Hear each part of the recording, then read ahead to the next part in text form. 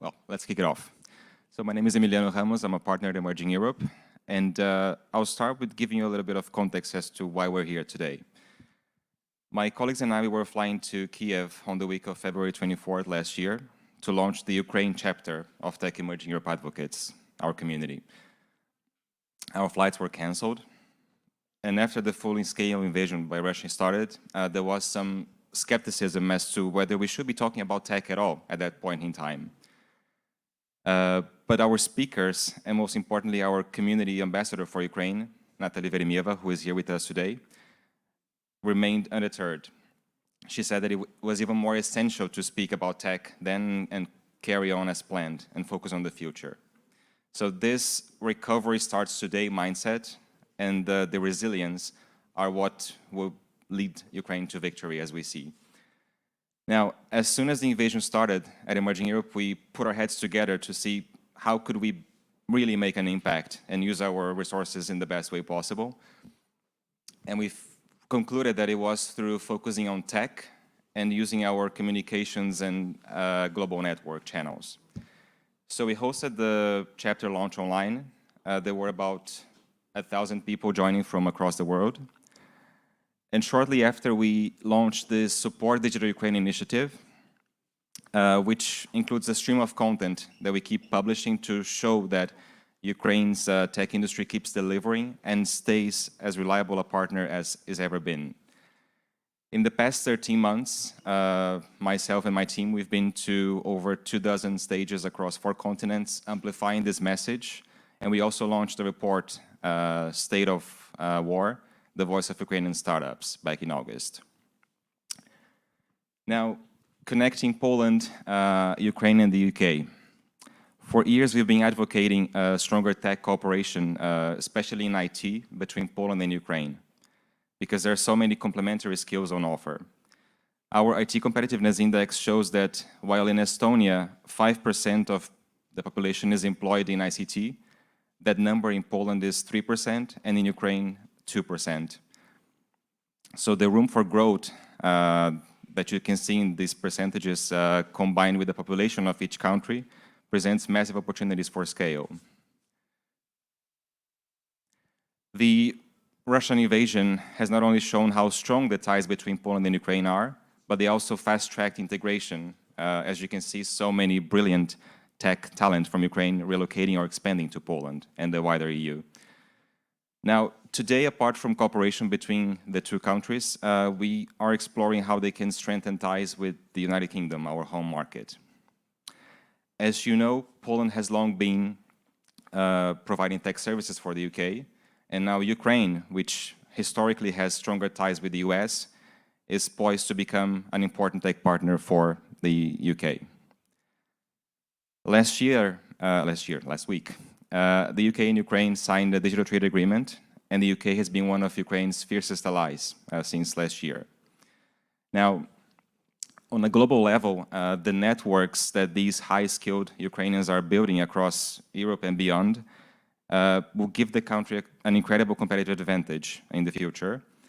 And the country brand that their bravery is building is just mind-blowing.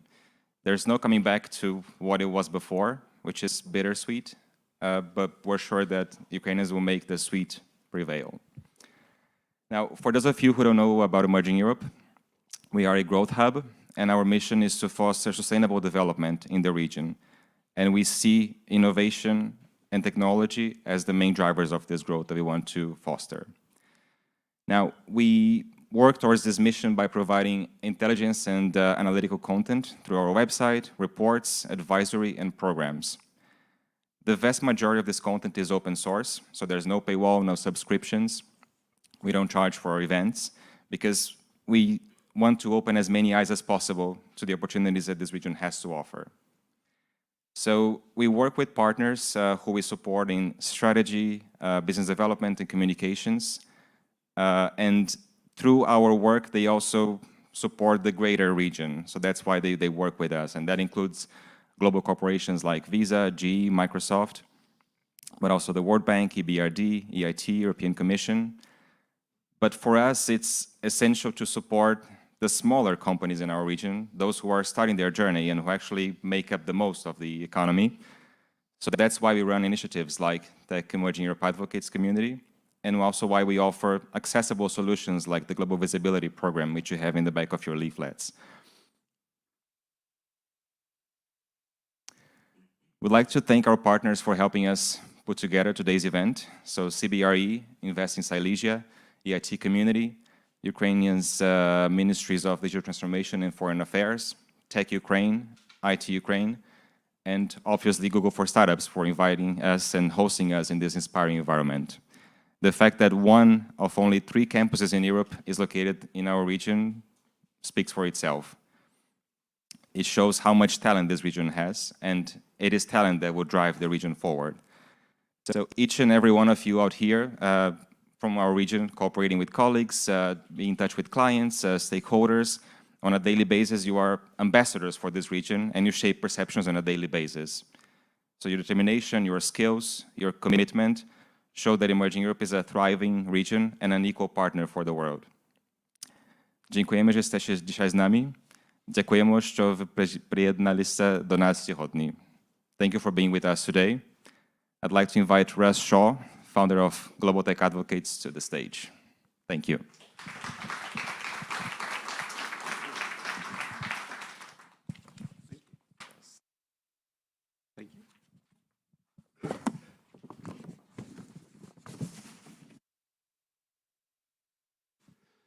Good morning, everyone. It's great to be here and great to see all of you. And thanks for coming to this important event, bringing together tech leaders from Poland, Ukraine, and the United Kingdom. And congratulations to Emiliano and to Andrew for their leadership of Tech Emerging Europe Advocates and having the vision to bring us together for these discussions during this significant moment in our history. Let me also add my thanks to Google for Startups and the many partners and sponsors who are supporting today's event. We can't do these events without your support, so thank you very much. As Emiliano said, I am the founder of Global Tech Advocates. We're an open, inclusive community of diverse tech leaders, all operating as volunteers, including me. Our aim is to promote startups and scale-ups and be an independent, grassroots voice to media, government, and key stakeholders about the opportunities and challenges facing tech hubs around the world. Our motto is, we champion, we connect, we support. Now, I started this journey 10 years ago, launching Tech London Advocates. The community welcomes entrepreneurs and founders, investors, corporates, universities, professional services, students, teachers, and so many more. And in 2015, I set up Global Tech Advocates to bring this open, inclusive network of tech leaders working as volunteers to various tech hubs around the world. Today, we have 30 groups in our global community across the UK and Europe, Asia Pacific, the Americas, Middle East, and Africa. And we're now across every continent except Antarctica and number more than 30,000 globally. We held our very first Global Tech Advocates Summit in 2019, traveling to Shanghai and Beijing. The summit was supported by our Tech China Advocates Group in order to learn more about China tech and build strong relationships on the ground. This past November, we held our latest GTA Summit, as we call it, and this time we traveled to Bengaluru, Hubli, and Mumbai, led by our Tech India Advocates Group. So we've really started our journey focusing on 2 of the largest tech ecosystems in the world. Now, Andrew and Emiliano interface regularly with our Global Tech Advocates leaders to ensure that Emerging Europe is understood as a vibrant and dynamic tech ecosystem. Poland and Ukraine both have strong tech sectors underpinned by good leadership and a very skilled pool of talent. Tech Emerging Europe Advocates spans more than 20 countries, and a number of our country ambassadors are here today, including those from Poland and Ukraine. Later today, you will hear from Natalie, who leads our Ukraine chapter. She represents the brilliant leadership of this community, and I will never forget her efforts to launch the Ukraine chapter of our community on 3rd of March last year, 1 week after this terrible war began. With over 750 advocates from around the world joining us virtually, we all witnessed the remarkable strength and resilience of tech leaders like Natalie, who not only focused on the immediate situation, which they had to do, but were also discussing how to rebuild Ukraine with digital and technology at its core. And here we are 1 year later, bringing the Poland, Ukraine, and UK tech sectors together to discuss how we collaborate going forward. Now, one of the reasons why I set up Global Tech Advocates was to ensure that tech hubs from different points around the world have a community for collaboration. Research from Startup Genome in San Francisco and other think tanks have demonstrated through a lot of research that tech hubs which connect with other tech hubs become stronger, more dynamic, and ultimately create great startups and scale-ups. Now, I'm based in London, and I've seen firsthand how the UK tech sector has grown through collaboration and partnership with many other hubs around the world. Tech London Advocates, which I've led for 10 years now, is also a co-founding partner of London Tech Week, alongside London and Partners and Informa, and you'll hear from Prue Ashby later today from London and Partners. Our 10th anniversary of London Tech Week kicks off on the 12th of June, and I want to extend an invitation to all of you to come to London that week. You will see how London and the UK tech sector works hard to connect with other global tech hubs to enrich our collective ecosystems. So it's great to be here with you today for this very, very important event.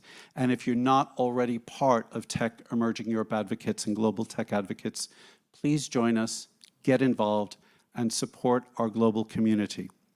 Thank you, and glory to Ukraine.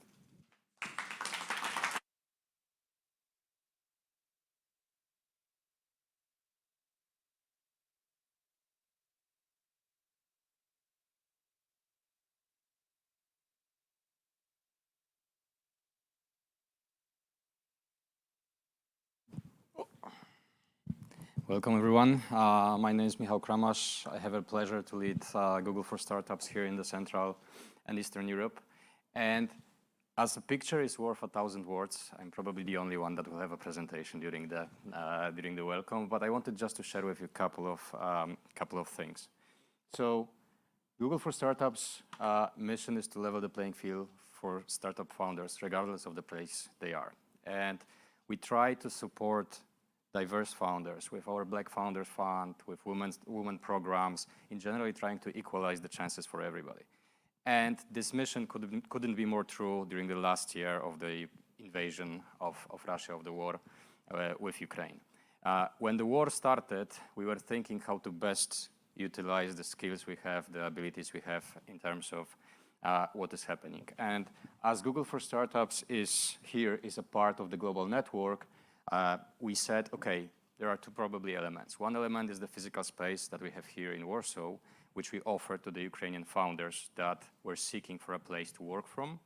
And we now host around 60 founders from the Ukrainian startups that work from here, but not only from Ukraine, also from Belarus that fled during the war. But we also said that let's try to support with the things we know best, which is mentoring, workshops, but also financially. And we decided to launch a 5 million Ukrainian support fund, which is a non-equity fund. So we offered the startups up to $100,000 per startup to support with the funding, to support with Google Tech products, including cloud credits, but also mentoring, workshops, and what is last thing, but very important, connecting together and helping to maintain the power of the community, because the community is the thing that really helps you strive and survive. And I just want to give you a couple of numbers. When we launched the fund on 30th of March last year, we received 1,700 applications from the startups from Ukraine. We selected 300 startups, and we were initially planning to support 50. But the quality of the startups was so good that we said, let's try at least to support more. We couldn't support 100 or 200 because then the amount of financial help also would be very low. So we decided, let's really look for the best ones that we can support, that they can grow and rebuild the Ukraine after the war. And here are some numbers that recently the startups share with us about the year 2020. Like, founders often say it's challenging, the economic situation, the financial part. Ukrainian startups supported by the fund received 10 million funding during 2020, during the time of war. They hired additional 216 employees, only this group. So out of 600 people, they are now 800 people. But what is also very important, their revenue year on year during 2020 grew 100%, which means in the challenging times of war, which means in the situation that you really have to show the resilience, they were able to achieve amazing results. We had yesterday a Ukrainian Support Fund Summit, which was kind of our brackets for a year of our support and our collaboration. And you know, the nicest thing we could hear from the founders, because all of them showed here, or most of them showed here, was, wow, we're feeling like in Kyiv before the war, which was like, the community is there. We are working, we are supporting each other, and we are surprised by the quality of our other startups that we have here. So this is an amazing thing. I hope that after the war, the ecosystem of Poland, Ukraine, and UK, as we're here today, will bond even closer together. We have amazing skills, we have amazing people. Let's try to work close. And one more thing connected purely with the online topic. We also supported the people that wanted to reskill, that wanted to find a new way to work during the war and hopefully after the war. So we also run, as Google, an online program for reskilling, for the people that lost their jobs due to the war, but stayed in Ukraine, but want to work and build their own companies to learn the new skills. 32,000 people trained during 3 weeks with 3,100, I would call it positive reviews, meaning 10% of the people, because you know how it is with the positive reviews, like rarely people write them. So you often write the negative reviews saying, I didn't like it.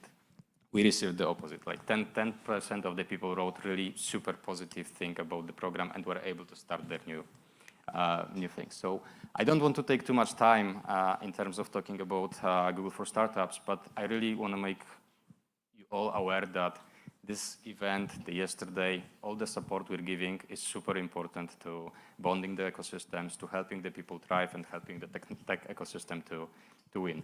If you want to learn more about what also Google for Startups is doing, please sign up for the newsletter. We're not spamming, we're sending in once a month, but with all the things that are happening here, with all the programs that we're doing, but also with the stories of the founders and interesting investments and things that you can learn about the ecosystem. Now already about Poland, Ukraine, and Central Eastern Europe. So thank you very much, and giving my voice to Andrew.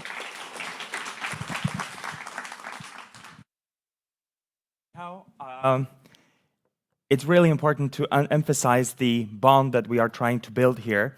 We're going to take you on a ride today. We're going to look at a number of different sectors. We're going to start with the IT sector, and then we're going to look at fintech. We're going to look at tech for peace. We're going to look at the ecosystems as well. But to start the first discussion, I want to invite my panelists, and I have just 4 of them. I can see 3 of them sitting in the 2 first rows. So Carrie, please join me on stage.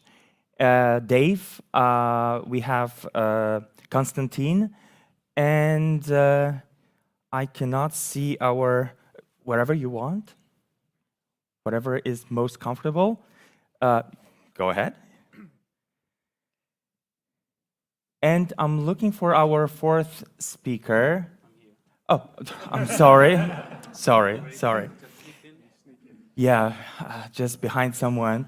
All right, so we're starting this first session with one very important topic, which I believe has kept Ukraine going for the last 12 months.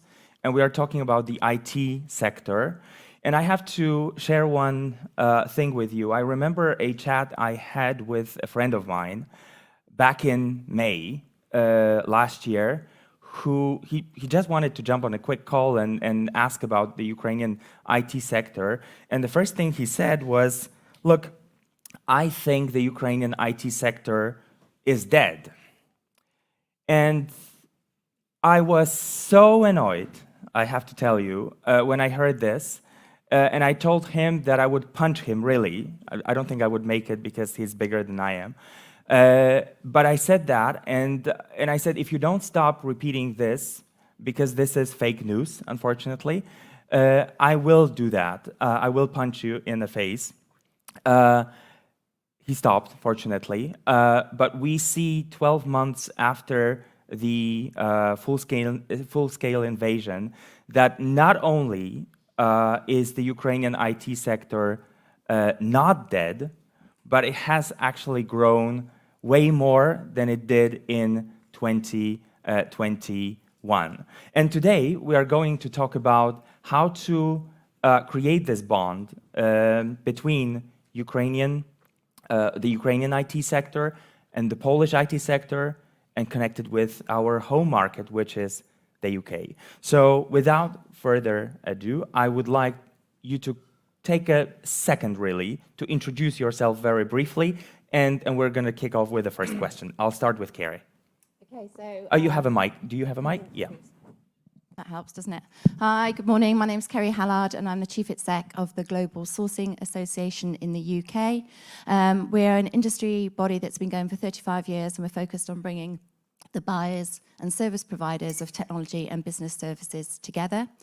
In addition to that, I am the chair of the Global Technology and Business Services Council, which is an alliance of 12 of the leading industry associations around the world. Delighted to say that Konstantin is a member of that alliance, as well as IAOP in the United States, BPESA in South Africa, IBPAP in Philippines, and ABSL, in Poland. You've run out of time, sorry. Okay, right. I'm kidding. Dave, go ahead. There's another one. I think each of you has a mic. Oh, no, sorry. Okay. There you go. All right, one each.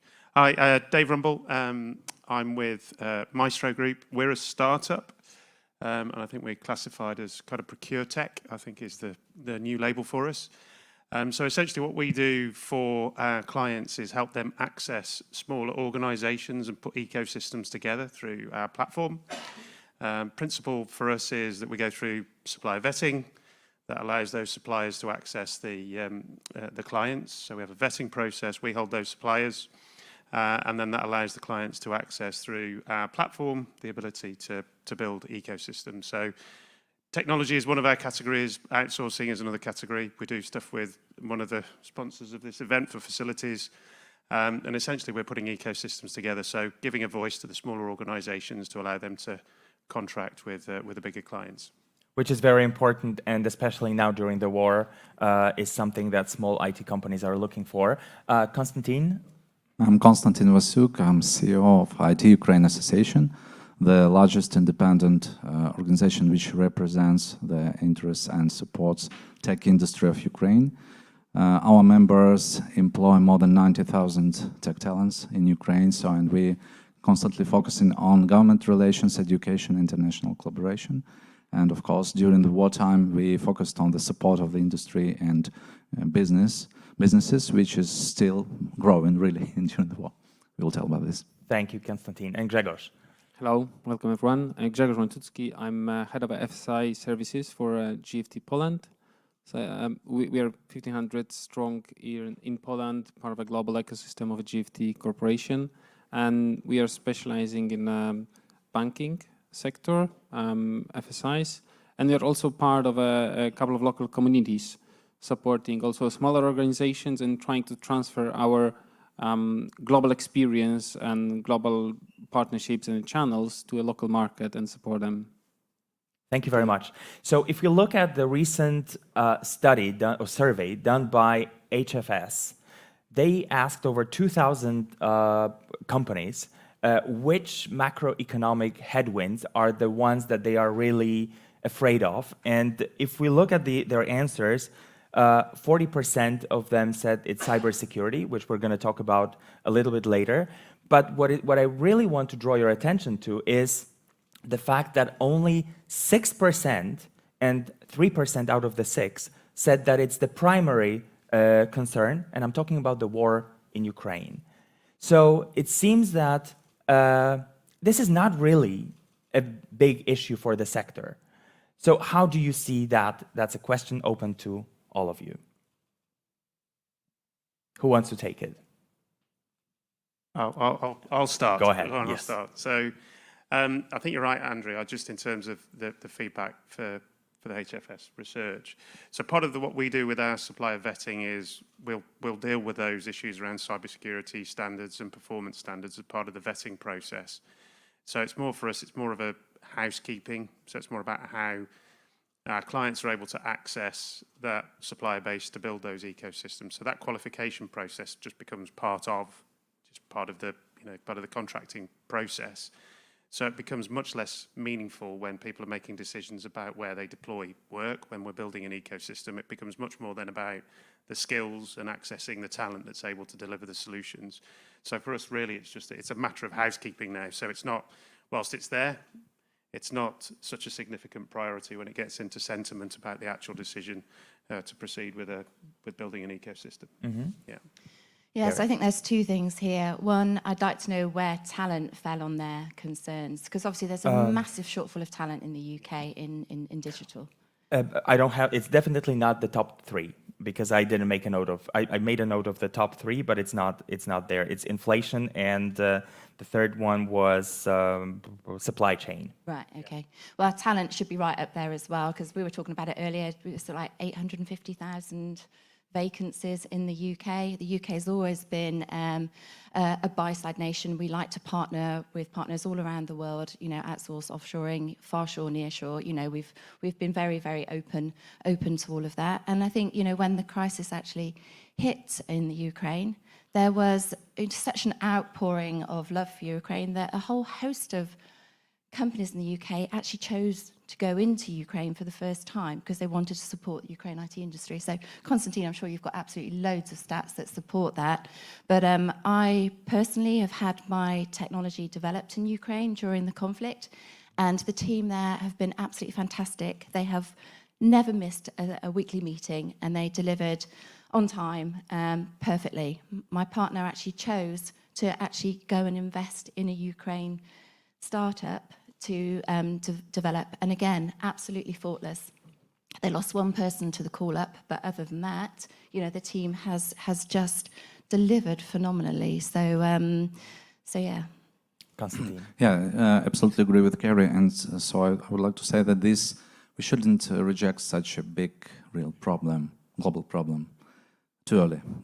I mean, this is good that business focused on the most, let's say, actual and critical issues by now, but we also should look forward, and the lack of talents. And so, for example, if we will not preserve industry, if we will not keep talents, and this talent pool, which is Ukraine really one of the largest talent pool in Europe, so how we will work and what we will do just a bit later. I mean, I'm speaking about not far horizon, and this is very important to keep in focus, not just the risks, but the understanding what brings this talent pool like Ukraine today, even during these unbelievable hard circumstances.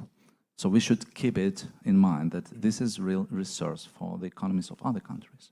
Well. We're going to talk about the connection between Poland and Ukraine and the UK, but before we do that, I would like to look at both countries. And Konstantin, I'll come back to you. Can you tell us, briefly, how you see it from your perspective when it comes to the growth of the sector over the last 12 more than 12 months? Yeah, this was really challenging period, and let's look at the indicators which we just received now, and which we will come here, like Ukrainian industry. So it's the growth of impressive 10% during the war, and also it's $7.4 billion of export. And this is okay, but we understand that situation will be changing and depends on many factors. But regarding the Poland and Ukraine, I would like to say that we have initially have no borders, like in terms of businesses, because a lot of people of talents relocated here, and we like have a merged market, talent market now. And the issue is really much more deeper, like how to collaborate and how to be. So I mean, in this market, there are competitors and customers and talents and people and community. So I mean, this is new configuration, and out of this configuration, we should build up some new efficient model. And this is the next challenge, because the first challenge was to overcome these circumstances with the invasion, and it was shock. But then business is ongoing, and so we should build up the new models of partnership, real partnership. We're going to talk about partnership in a second. Grzegorz, I will come back. I will start with you because I haven't asked you a question yet. Can you tell me a little bit about the Polish IT sector from your perspective over the last year? I mean, obviously, traditionally, Poland has been very well received, I would say, in the UK. How do you see that growth in the country? So it's happening. Just giving example of my company. Over the last year and a half, it almost doubled the size, and keeping also the significant chunk of a UK buyer's business, which is still around 60%.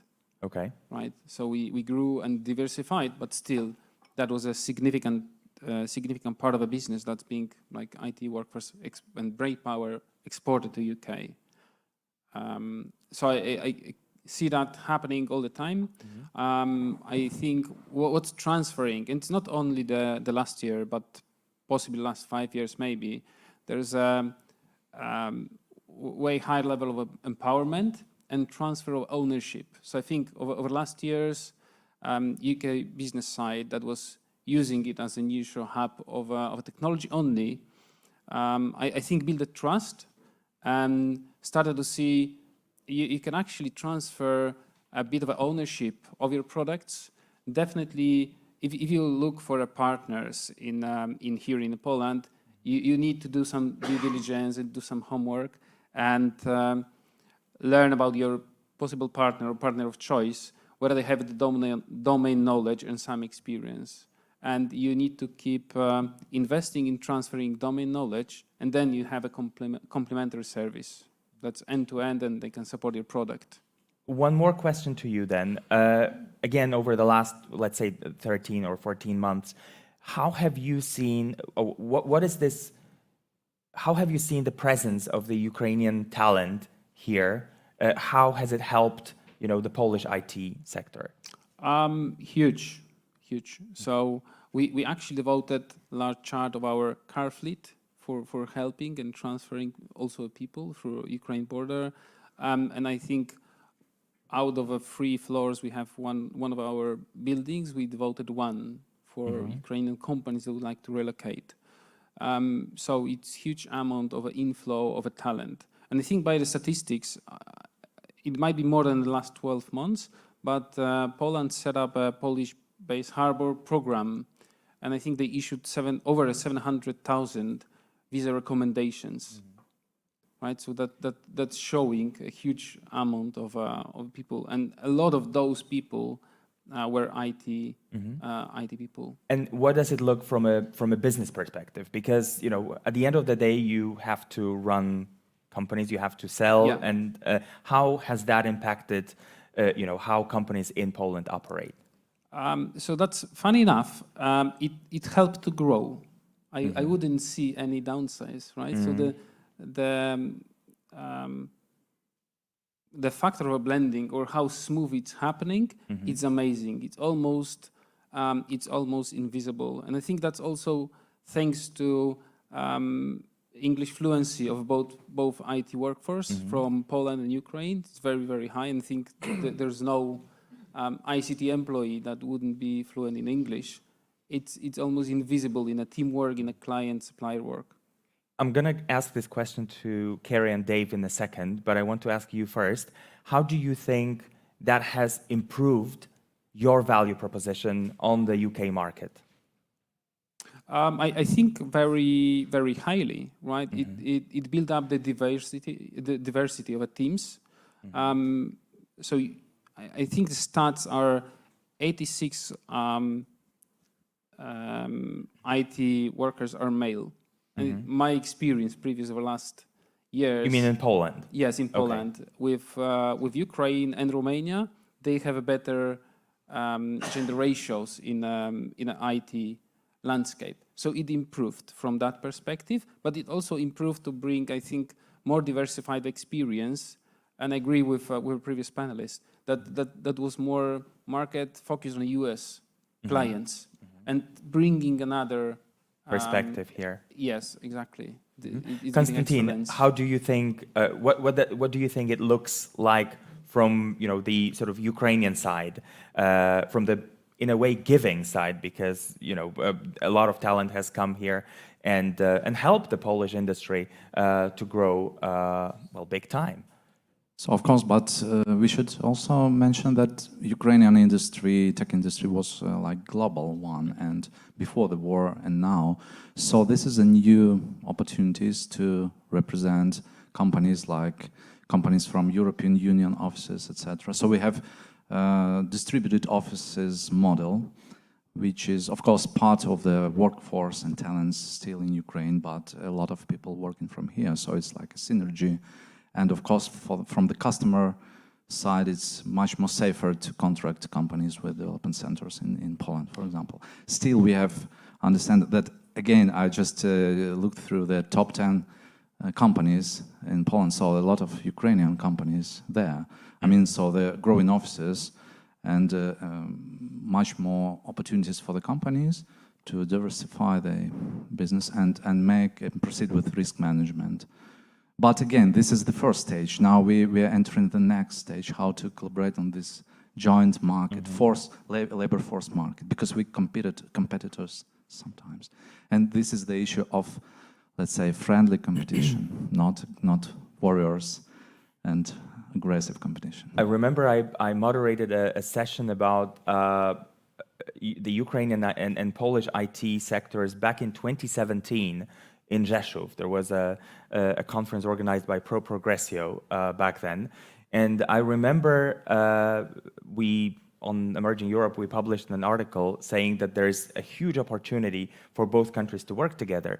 And there were quite a few comments underneath like, oh, we don't need each other. We're strong enough. But I want to ask Dave and Carrie, how you see this joint value proposition on the UK market, considering the lack of talent and also some of the changes that are the result of Brexit. That's a huge topic as well. How do you see this suddenly new value proposition of those two countries working together?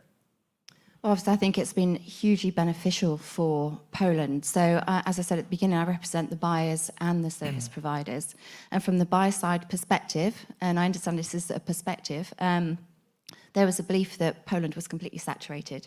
So that they felt that Poland, because of the attrition and because of the pay increases of like 35% in the space of 1 year, that there was a perception that there was no more room for development in Poland. So obviously the influx of skilled IT talent coming in for Ukraine actually opened opportunities again for organizations to look at investing and working in Poland. So it's very, very positive collaboration. But if you have a company that has never worked with Polish or Ukrainian providers separately, and then now suddenly they have this value proposition, which is quite complementary. I mean, they complement quite well each other.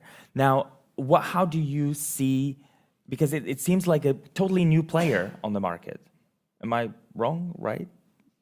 I don't know, I think there's lots of new players constantly on the market. So, you know, we're talking Indonesia at the moment. Oh, we're talking yes. Mexico. We're talking Portugal. So why on earth would we not be talking Poland, Ukraine? We absolutely are. So, Dave? Well, at the risk of getting into a big conversation, macroeconomics, so industrial revolutions, we're on the cusp of an industrial revolution. And economic migration is a big driver of that. So access to skills, whether you import the labour into your country, or whether you, you know, you follow an approach where you move the work and you buy in those services from other countries. You know, that's a big part of those big economic policies, hence the reason for the EU and why we've got Brexit in the UK. So I think from our perspective, and Kerry's already highlighted, access to talent to be able to deliver into the big changes, the big industrial revolution in tech. You know, having access to talent, come back to that access to talent, you know, the economic migration, people who've been displaced as a consequence of the conflict into Poland, it just brings more capacity. It makes it much more visible. As Kerry's mentioned, sentiment towards Ukraine is exceptionally positive from buy side. And I think we've got a series of dynamics that came post-Brexit, post-COVID, that people are prepared to accept work from anywhere. Now, the Poland-Ukraine markets are competing with other markets. Africa is another big one that we've now got. So if it's purely price, you know, the emerging markets in Africa are starting to contribute to the conversation there. But I just think there's a kind of a unique set of circumstances that just sits around the historical relationships with the UK, Poland, and obviously now with the addition of Ukraine capability, that brings it very much more into the front of the dialogue around the value proposition. And that's very important for where we are now.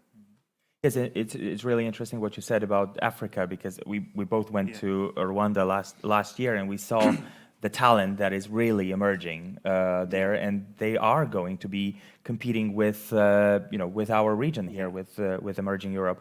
I want to again ask the both of you now about the British buying market.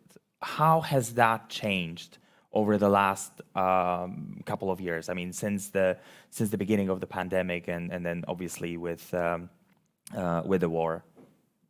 okay, so we've got to be careful how we say this. Don't want to sound gloatful in any way, but the outsourcing industry absolutely booms when there is any uncertainty, when there's a recession, geopolitical issues, So our industry is on the biggest economic growth platform I think it's ever been on. So the opportunities out there are huge. Every buy-side organization is currently looking at how they can drive digital transformation. They can, use technology-enabled business processes to improve the customer experience. So the appetite for partnering across the tech industry is absolutely massive at the moment. And I think there is a bit of a sea change going on. So, buyers are trying to build resilience, so they're changing their global delivery footprints. They're blending them in a completely different way than they did before. But they're also looking at bringing smaller companies into their supply chain.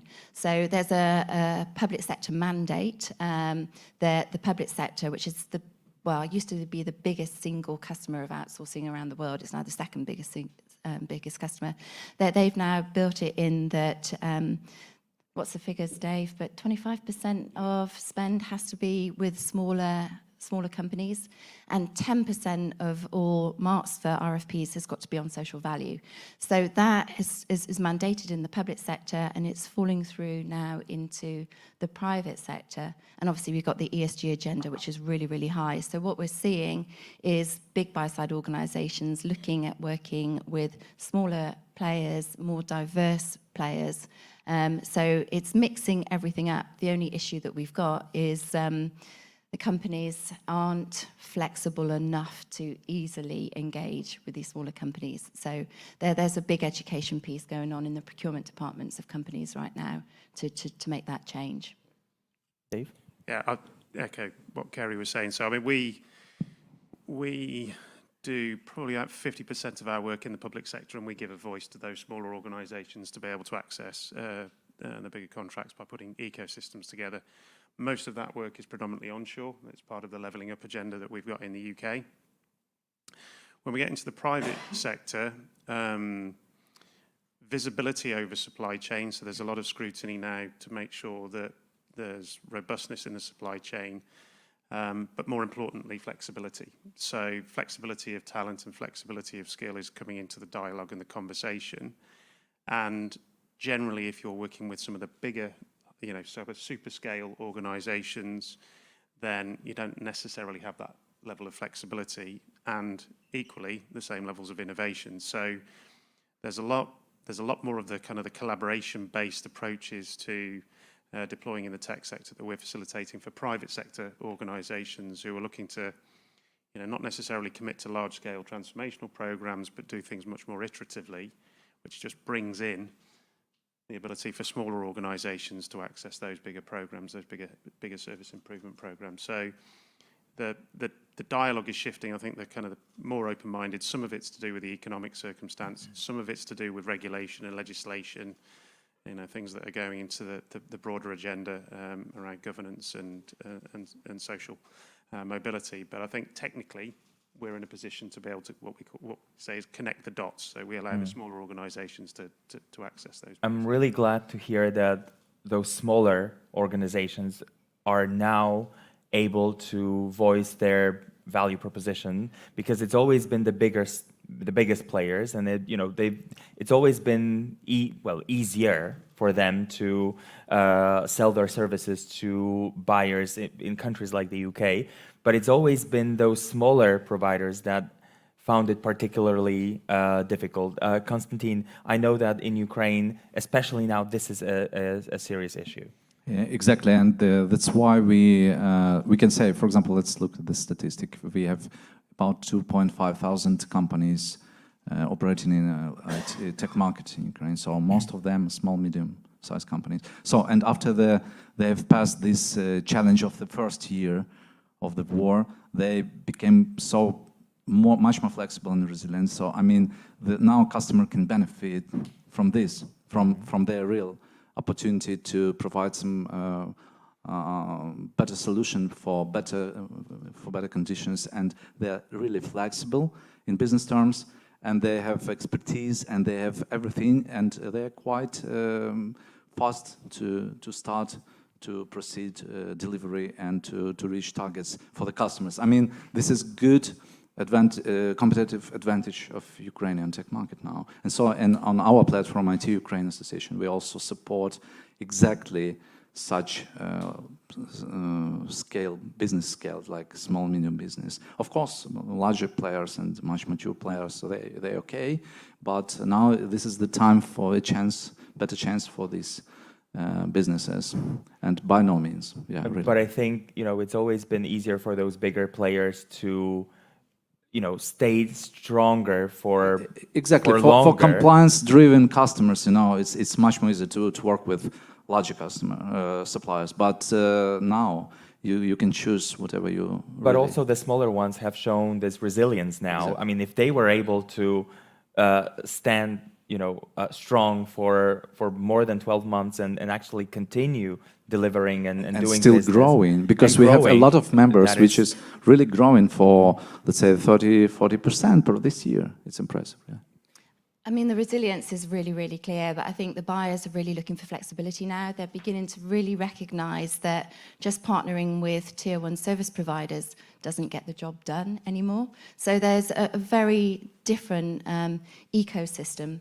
And, I always use the case study of GSK because I think it's phenomenal. They're obviously a massive pharmaceutical company, and they were 5th in the world in terms of revenue, and they fell to 9th. And the reason why they fell to 9th was because digital testing of drugs was approved, and they were partnering with tier one service providers that couldn't actually get their products to market anywhere near quickly enough. So they were losing market share to new startups that were working in a digital environment, bringing products to market incredibly quickly. So they actually turned the entire way that they partnered on their head and moved away from 6-month RFP processes to 6-week RFP processes. Contracts were 4 pages long, and they paid on day 14, making it really, really, making them the most attractive customer in the world, really. And it turned their fortunes around. And I think lots of organisations are now looking at case studies like that and going, we want some of that. So they are reinventing themselves and trying to change their due diligence processes and their compliance. But, I'd be interested to hear what Gregorich says about that. It's more difficult in the financial services industry than anywhere else because of the regulators and compliance. But the market's opening up big time. Gregorich? Yeah, that's true. But I do believe that those companies that would be raising in the revenue size and then the fluency in working in the market, they would be more attractive to be a partner. And I think organizations like Emerging Europe, like IT Ukraine associations, have a big deal in doing that, in making it very fluent and educating those companies, right? How to work, how to cooperate. And I think that could actually consolidate both Poland, Ukraine, probably Romania as well, to be offering regional services. And then I think we are probably higher in a size than perhaps Brazil or Africa, right? That would be very big and competitive player in the market, and that could help maybe to make consolidated offers. Maybe it doesn't need to be company by company, but you can run a consortium 4 or 5 companies, then make a legal work around that and be a partner for a bigger player. I wanted to go back to what Kerry was saying, that this education is needed because there are changes in the procurement sort of processes taking place, but companies need to be educated. But who also needs to be educated is the small providers. And they probably have to be given some advice related to probably how to approach those buyers. Would you share some tips, perhaps, to those smaller providers who would like to reach those bigger clients in countries like the UK? Kerry, Dave. Yeah, I'll go first. So we run a program called the Knowledge Partnership, which is free for suppliers to attend, and we will take topic areas for particular buy-side sectors. And we run the programs there to help educate the smaller organisations on how to access and, more importantly, talk the language of the buyer. So quite a lot of these things get into the technicalities, and it's actually understanding the language and potentially the misinterpretation of what the buyer is asking for that sometimes kind of trips suppliers up. So we run partnerships. There's a whole group of organisations, GSA as well, that help with the process of engaging. But I'd say it's much more about investing in understanding the source market. So if you're a small startup and you're looking to try and access, don't try and do everything. Just focus on the source market and the source opportunity, and try and research that to develop the language and develop your competence to win the work. It's a big market, and what tends to happen is people try and answer everything, and you sometimes just need to answer just a few things well. Kerry? I think you've got to be consistent in your focus. So yeah, you've got to understand the market, but don't just expect to market into it once and for loads of deals to land. You've got to consistently build your brand profile and awareness into that market, and it does take a bit of lead time. And we do say wherever possible, have boots on the ground in the UK. So you might not want to open an office, but you should have a partner or a representative representing you there, because it builds so much more trust with potential customers that they've got somebody that they can turn to that represents you in the UK. But then there are additional things that we're doing to help. So we've got a standard contract, that we're really pushing, so that it's easier to engage with UK buyers. And we do market introduction programs, which actually introduce brands into the UK. So a number of different sort of initiatives to help companies get into the UK mindset. And at the same time, we're trying to change the UK buyer mindset. So we've got a code of conduct for working with small companies that we try and get our buyers to recognise that, we've got this big conflict in the UK buyer side market at the moment, and that is everybody wants to have supplier diversity in their supply chain. And, we've got CBRE is one company I know that work with you. 30% of their spend is to be with diverse suppliers. Yet you go through due diligence with these organisations and they won't work with a company that turns over less than 50 million. So, you know, there's a big conflict going on at the moment that I hope will get resolved in the next couple of years. We need to wrap up. So for us, as the last question, I would like to ask you how you see that collaboration between Ukraine and Poland and the two sectors, or the same sector in both countries, once the war is over. Because now we're talking about a situation, you know, at wartime. A quick answer how you see that, you know, after the war. Who wants to take the question first? Konstantin, I can see. So of course we're dreaming about this, and after the victory, we have to rebuild the economy of Ukraine, and that's why the most important thing is to keep our potential, keep our talents, keep our businesses alive, and not just alive but powerful, to join this rebuilding. And of course it's a lot of things to do, but now the Polish and Ukrainian markets, like, they're quite successful by themselves. Yeah. Now, if it will be founded some new model of collaboration, which will allow to support, let's say, to provide services for UK markets, other markets. But after the victory, we should be focused on the rebuilding of the economy of Ukraine. So we again will attract back businesses. I mean, not physically, maybe also part of people, of course, will return, but just to attract our expertise, our resources for the new projects, which is digital projects on the main component. Digital component is growing, so all the businesses which will join the rebuild of Ukraine will need digital expertise and digital transformation continuing in this. So I mean, we can pay attention, we will pay attention how to attract all available resources back to Ukraine, let's say. And again, with new collaboration model with Poland and Polish companies as well, why not? I think it can go various ways. So it's a tricky question. But I think what Kerry said before, like every unfortunate disruption is a huge opportunity, right? And I think it also connects to what Konstantin said about rebuilding the country.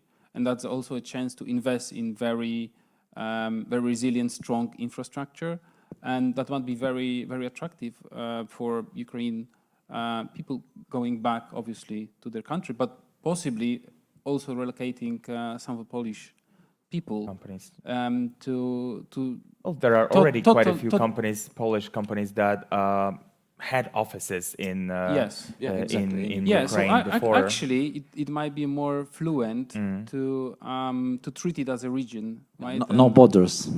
Yes, something like that. And perhaps the EU membership will, you know, help that. Kerry, a quick answer. Yeah, I think there's a little bit of concern about how many Ukrainians are going to repatriate back to Ukraine when victory does happen. But going back to the initial point, from a UK buy-side perspective, we need to partner into both Poland and Ukraine because we do not have enough available talent. So, you know, it will continue positively. Well, look, I see it as a great opportunity. I think, you know, inevitably the economic rebuilding of the country and the reconciliation that will take place will present a great opportunity for people. I think Ukraine will be rebuilding on a different industrial base. That industrial base will most likely be in technology, and so it will have a distinct competitive advantage. So I think I'd look at it on the positive side. Thank you very much for this chat. We set the scene for other discussions. Now I will invite my colleague Craig, who will talk about fintech and the collaboration between those two sectors in Ukraine, Poland, and the UK. Thank you, guys. Thank you.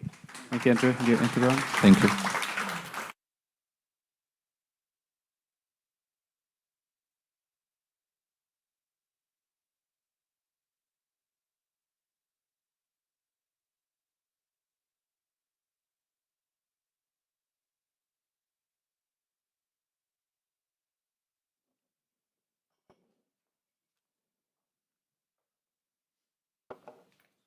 All right, good morning, everybody. Again, my name's Craig Turp-Balash. I'm the editor of Emerging Europe. So for this FinTech panel, can I invite my distinguished guests to the stage? Aliona, Russ, Sebastian, and Vitold. Morning, everybody. Everybody should have microphones, so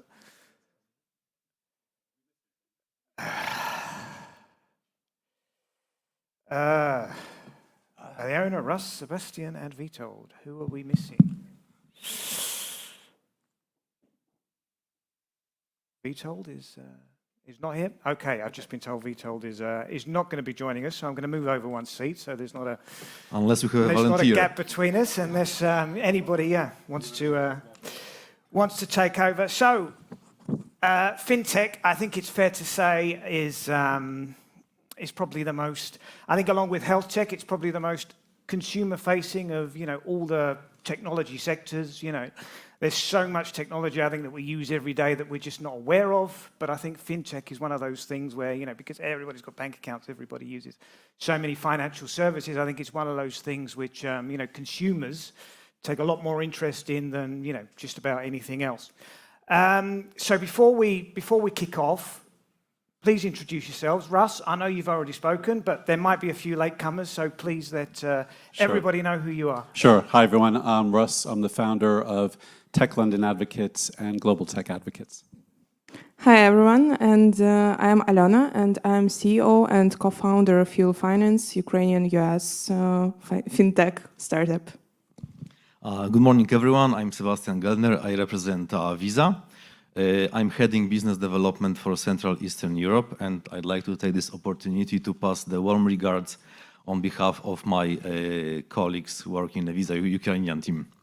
All right, that's great. Thank you, everybody. Look, the FinTech's Moment is the title of this panel, and the subtitle, why FinTech firms in Poland, Ukraine, and the UK need to seize today's opportunities. They might not come again. So I think the first thing I would like to hear from you all is, to perhaps tell me why these opportunities might not come again.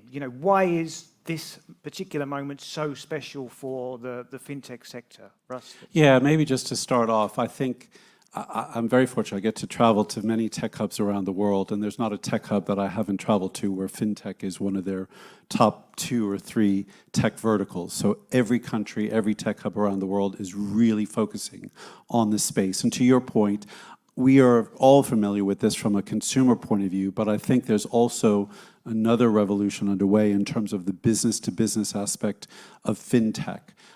So everybody's moving in this direction, and I think speed is of the essence because those players that move quickly and build quickly and scale quickly will have success over the longer term. So I think that's one thing. Maybe just to bring this to the UK perspective, because I think I'm probably going to be one of the point people on the UK here, is that there's an incredible amount of innovation happening in the UK in the financial technology space, led by a couple of really important organizations in our ecosystem. One is called Innovate Finance, which is basically a professional trade body that really focuses on all dimensions of FinTech.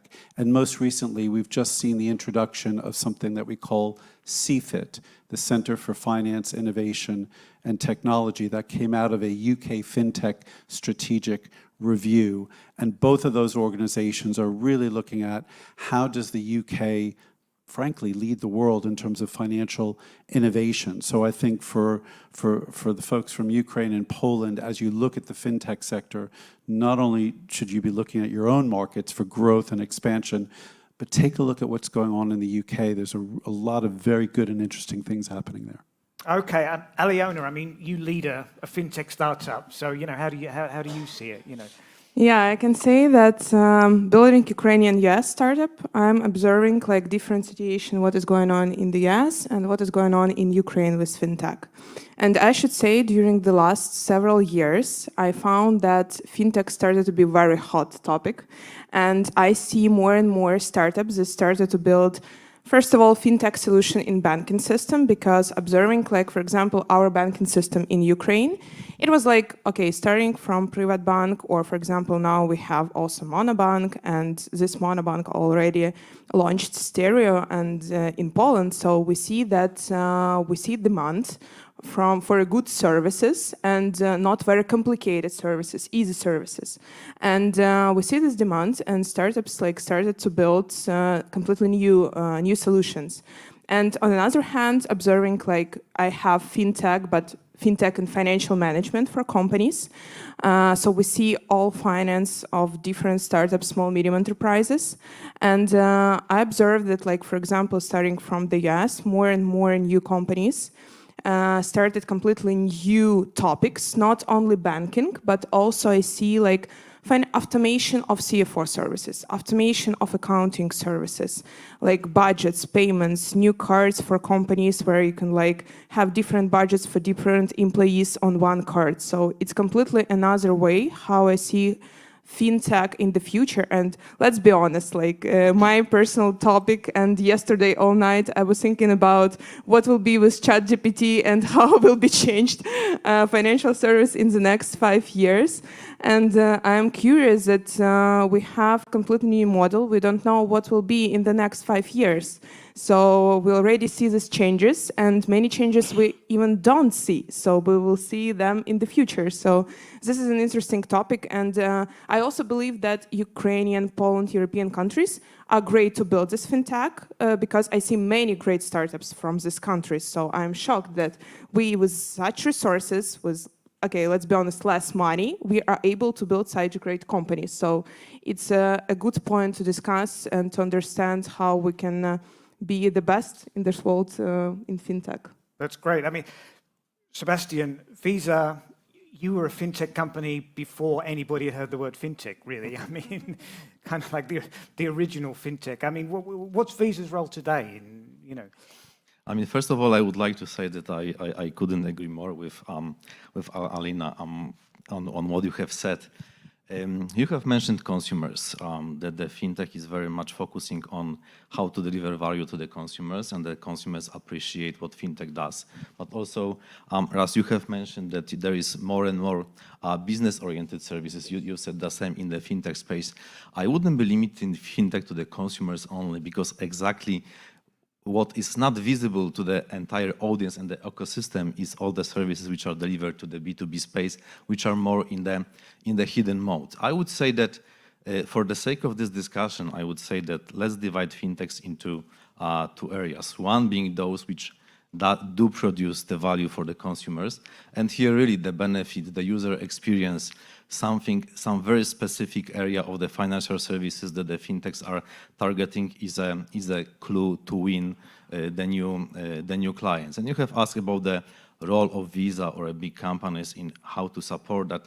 Yes, there is fintech world is a very specific. It is not an easy business, because there is a lot of investment needed. There is a lot of regulation. There is a lot of pretty complicated ecosystem that the fintechs need to go into. And really on a very, very high level, I would say that the role of the companies like Visa is to really support those fintechs which do want to go into this kind of business space, either in terms of networking with the financial sector, giving access to the bigger players, providing technology and infrastructure, even supporting financially wherever it's needed. On the B2B space, though, I would say that, which is not very much visible, but there is a huge, I would say, area of fintechs which are developing the services for businesses, for banks. You don't see that, but many of the services you are using from the financial services are coming from the fintech partners who are delivering the technology behind. And that's another area. Okay, I mean, I'm going to stay with you to answer the next question first. You've all mentioned the B2B side. I mean, where is the next spurt of growth for fintech going to come from? Is it B2B or is it consumer? No, it's, in my opinion, it's still both. I mean, okay. I would say it's equally important. Of course, I don't have the numbers off top of my head to size the opportunities. However, if you look at the financial services in Poland and in Ukraine, we do have very, very modern financial services sector. Internet banking, mobile banking, all the channels which we are using to access the services, it's all so well developed. And if we do compare our two markets to the Western Europes, which do have some legacy systems, which do not necessarily are able from this perspective to provide this type of services, there will be still a huge growth of consumer-related fintech services, where these companies can deliver a better value to the consumers than the established companies. But for the business part, I am pretty sure it's going to be all the same.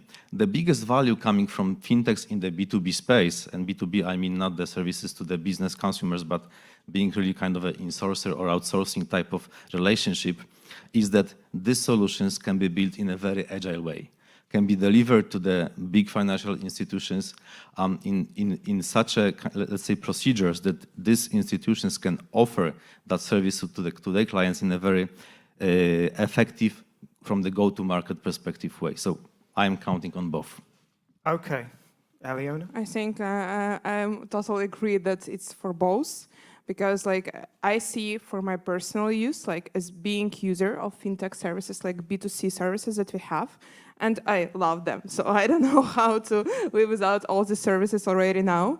And on the other situation, I see like the same situation for businesses, and they need more and more new instruments. And I should say is that like, for me, it's more next challenges. Like I was thinking always that all fintech companies, they have huge data. So what we will do with all this data for B2B and B2C to improve the services? So for example, like thinking about if you have like all data about the company and you can understand and predict like what will be like different financial metrics or other like cool stuff. So if it's possible to make, I don't know, less interest, like lower interest for these companies, or can we like create new credit instruments for them, like to develop business? Because we also understand that fintech for B2B not only about services, it's about developing and financing new businesses and make an impact on GDP, like in different countries. So it's also, I think, totally for both.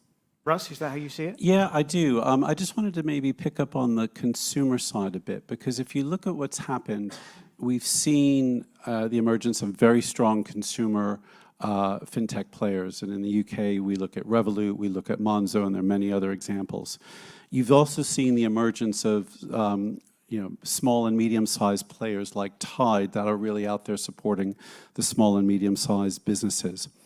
The one area that I think is still absolutely ripe for disruption is the high end of the market, the wealth management side of the market. And you raised ChatGPT, the whole focus on generative AI. And I actually think that is going to be where we see disruption in the high end of the market. Because if you look at what's going on today, you have the big established players that charge incredibly high fees. They try and offer a personalized service, and a lot of people are dissatisfied with that. Yes, there are robo-advisor organizations out there like Betterment who are working at a different end of the market. But as software and generative AI really collide to offer a service, I think there's going to be a huge frontier here for the high net worth individual and those players who can reach out using software. And this is where I think Poland and Ukraine have a great opportunity, because you have such a depth of software talent here to work with organizations. That's where the opportunity is.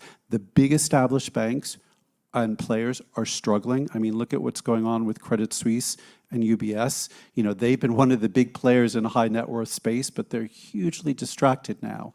Other banks in that end of the market are struggling. So the next 3 to 5 years, I think, is going to be the last bastion of consumer opportunity reaching out to high net worth individuals.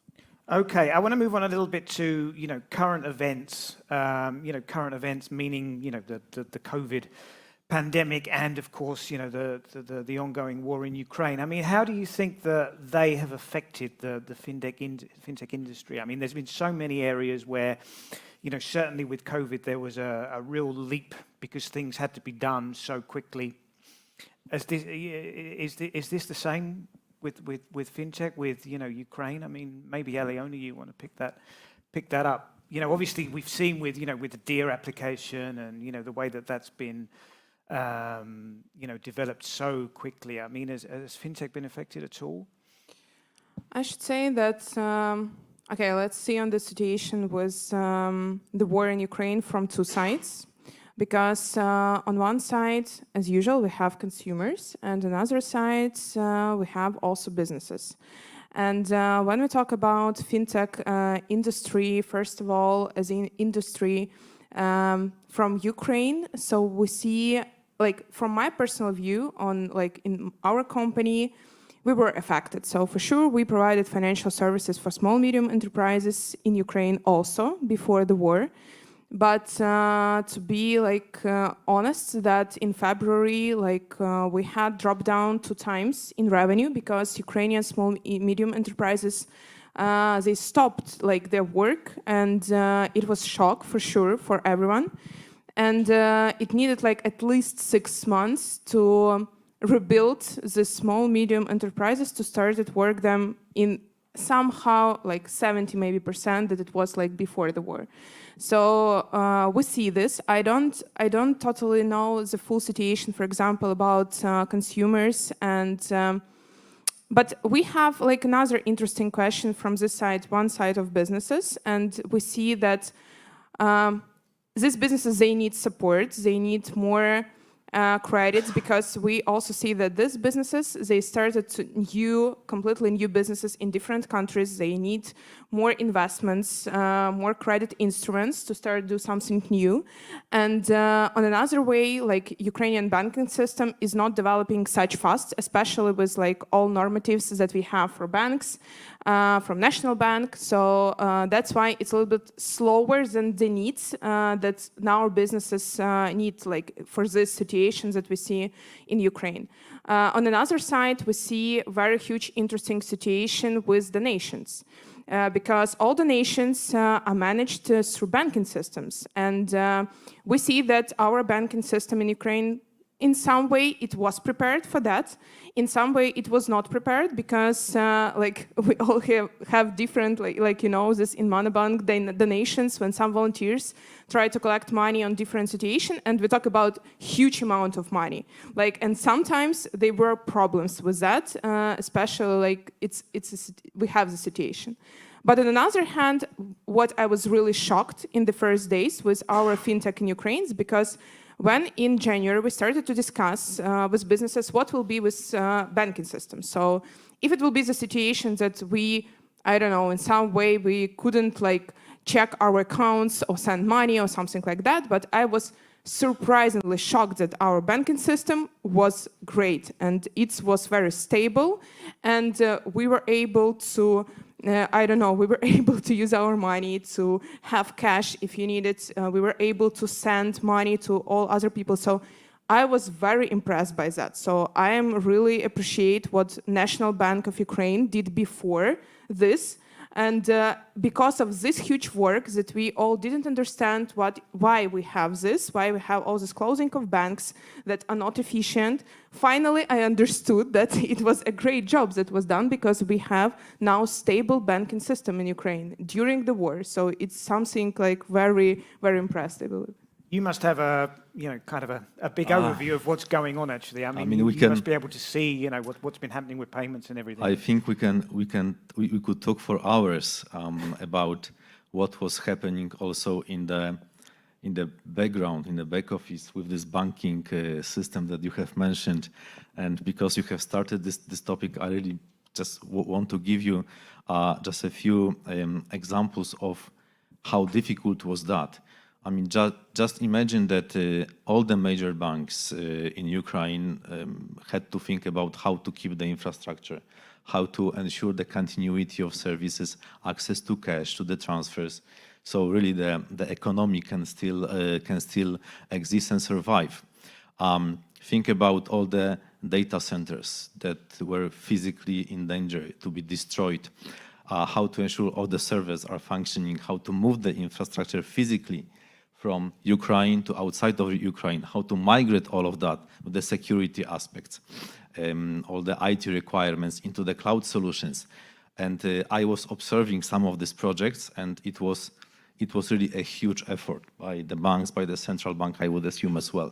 So yes, coming back to your question, I think it affected a lot, but I would like to touch more maybe on a positive note of that situation, because Well, we certainly want to keep it positive. exactly, So. because also Konstantin in the previous panel was saying that how much important it is for the Ukrainian economy to keep the companies operating, but not only operating, but also growing. And I think that what is happening nowadays is that many, not only, you have mentioned Stereo, right? They have made a decision to expand outside of the Ukraine. It seems to be kind of a natural direction for the companies which do have their clients in Ukraine, and now they can also serve the Ukrainian society which is living in Poland or anywhere else in Europe. But I think the same is happening with some Ukrainian fintechs which are making decision to expand geographically, somehow being pushed by the situation, but then of course that creates a new opportunity for them to expand. And then Europe is pretty good place to expand because of its regulatory framework in the financial services. It is, while you are in one of the markets kind of connected or part of the fintech ecosystem with certain licenses, regulatory licenses, you can very easily start offering your services into other markets. Okay, maybe not the UK after Brexit, you need to have a separate licenses for that, but still That's going to be my next question for the Russ, entire actually, Europe is kind of open for that. So I think that yes, this is what is very much happening. This is what is affecting the fintechs from Ukraine into coming to Europe. But also, I would say that the fintechs, financial services sector, not only fintechs really, which are established in Poland and in Europe, also observe not only the opportunity, but also the need to support Ukrainian people living here with the right level of financial services, either language, or the channels, or the products, but also how to, for example, send funds, you touched on that as well, in an effective way from Europe, from Poland, back to Ukraine, to make it, quick, fast, and so on. Many of these fintechs, just the last word, are working with us as Visa, because we really can support them to enable the financial services in the market, money flows, Visa cards issuance, connecting to the ecosystem. Can I just, before you throw me the other question, just jump in and say, it's so heartening to hear these two examples of how, through a very challenging and difficult situation, you worked together, you managed through the situation. I know it's still not easy, but it was just so heartening to hear that. And I was sitting here I was smiling a little bit, because in a very different way, we've just had a huge crisis in the UK with the demise of Silicon Valley Bank in the US. So whilst you're dealing with the practicalities of the war on the ground, we're watching rising interest rates, caught Silicon Valley Bank completely off guard. They closed their doors. We were impacted in the UK because Silicon Valley Bank in the UK closed its doors on a Saturday morning, and we nearly lost a third of our technology startups in the UK because they all banked with Silicon Valley Bank. Now, I think many of the other fintech startups and players in the UK have certainly stepped in. Obviously, HSBC, within 48 hours, stepped in to acquire Silicon Valley Bank. So on Monday morning, for pretty much everyone, it was business as usual. But if there was an upside to this situation, and hearing how you all work together through your difficulties, I've never seen leaders across the tech sector in the UK come together the way they did over a 48-hour period. There were literally well over 100 of us on a WhatsApp group working together, trying to assess the impact of what would happen if Silicon Valley Bank didn't open its doors on the Monday morning, fed into the government, to the Treasury. The Prime Minister got involved, and on Monday morning before business opened, Silicon Valley Bank was saved. So a very different crisis, but really showing another example of how leaders from the digital and tech community can come together quickly to deal with crises and to demonstrate great leadership. Well, another crisis was Brexit, and certainly fintech was one of the sectors that certainly had the potential to be most affected. I think things have turned out relatively, well, perhaps as well as could have been expected. And I just want your view on, the role that places like Poland, perhaps less Ukraine because it's not, an EU member, but certainly how much Poland, played in that in terms of, taking over a lot of the work that was being done in London. Oh, I think it's been hugely important. And, because all of these fintech players had to get the passporting facility so that they could operate in the EU, markets like Poland, other markets as well, I'm thinking of Lithuania and Latvia, all stepping up, engaging with our fintechs to make sure that they were getting the support that they needed, that they were getting access to talent. I mean, coming back to the last conversation and listening to David and to Kerry about the whole issue around shortage of talent, it's such a huge issue in the UK, which is where I think both Poland and Ukraine represent an incredible opportunity. We have talked about, I think it was 850,000. I've heard that there's 1 million job vacancies in the UK, of which 150,000 in the tech sector. And obviously, a good subsector of that is fintech. So for me, Poland, also Ukraine, and the talent that is here in these markets can help fill that void, specifically for fintech, but more broadly for the technology sector. Yeah, Brexit's been a challenge. It still is a challenge in terms of how the realignment happens, but there's a resiliency that I see to British entrepreneurs, British fintech leaders who are just getting on with it and saying, look, and I often joke, I'm an American, I've lived in the UK for 30 years, I often say British entrepreneurs are probably the most resilient in the world, maybe number 2 after Ukraine now. But we had Brexit for a number of years, the difficulties and the uncertainty around that. Just as we were getting clarity, we had a global pandemic hit. So the fintech businesses, the startups and scale-ups in the UK are incredibly resilient. And so for me, this whole pivot around Ukraine, Poland, and UK tech sector collaboration in fintech, but more broadly, is now more important than ever. Okay, regulation, which we briefly touched on, is obviously a key issue in fintech. It's one of the most heavily regulated parts of the tech sector. So Aliona, I just wanted to know about Ukraine, how regulation is there, how the government has over the past few years actually made it easier for you to to actually operate. From my personal experience, we have, one more time, we have Ukrainian US companies. So about regulation, so we don't have fintech as basic banking, fintech. So we have financial services fintech. And I should say from regulation side, from my personal view, I don't feel pressure or something like that. And I see much more from government side, I see much more initiatives for startups, for fintech companies to develop. So I see much more opportunities than just pressure. And it's not because of the war, but also because of development of our government and also because of our maybe digital transformation sector, and Ministry of Digital Transformation, what we see, because it started to be much more easier and easier, with all updates that we have, with DIA, with all other instruments, provided, first of all, from government, and but also we see that with these instruments, we have much more easier situation, to develop business. We have better maybe some circumstances, even during the war. So I don't think that I feel pressure from my side. Maybe some other companies more in more regulated in banking sector, but personally to understand from my community also of founders and from more regulated sectors, I see much more opportunities also from their side than pressure. So I couldn't tell honestly what pressure we have now. So I don't feel that. Sebastian, you must have an overview of the entire region, really. Where is when it comes to regulation, which countries are leading the way? Or do you not want to say? I hope you don't mind, but I will challenge a bit this because, and then I will answer.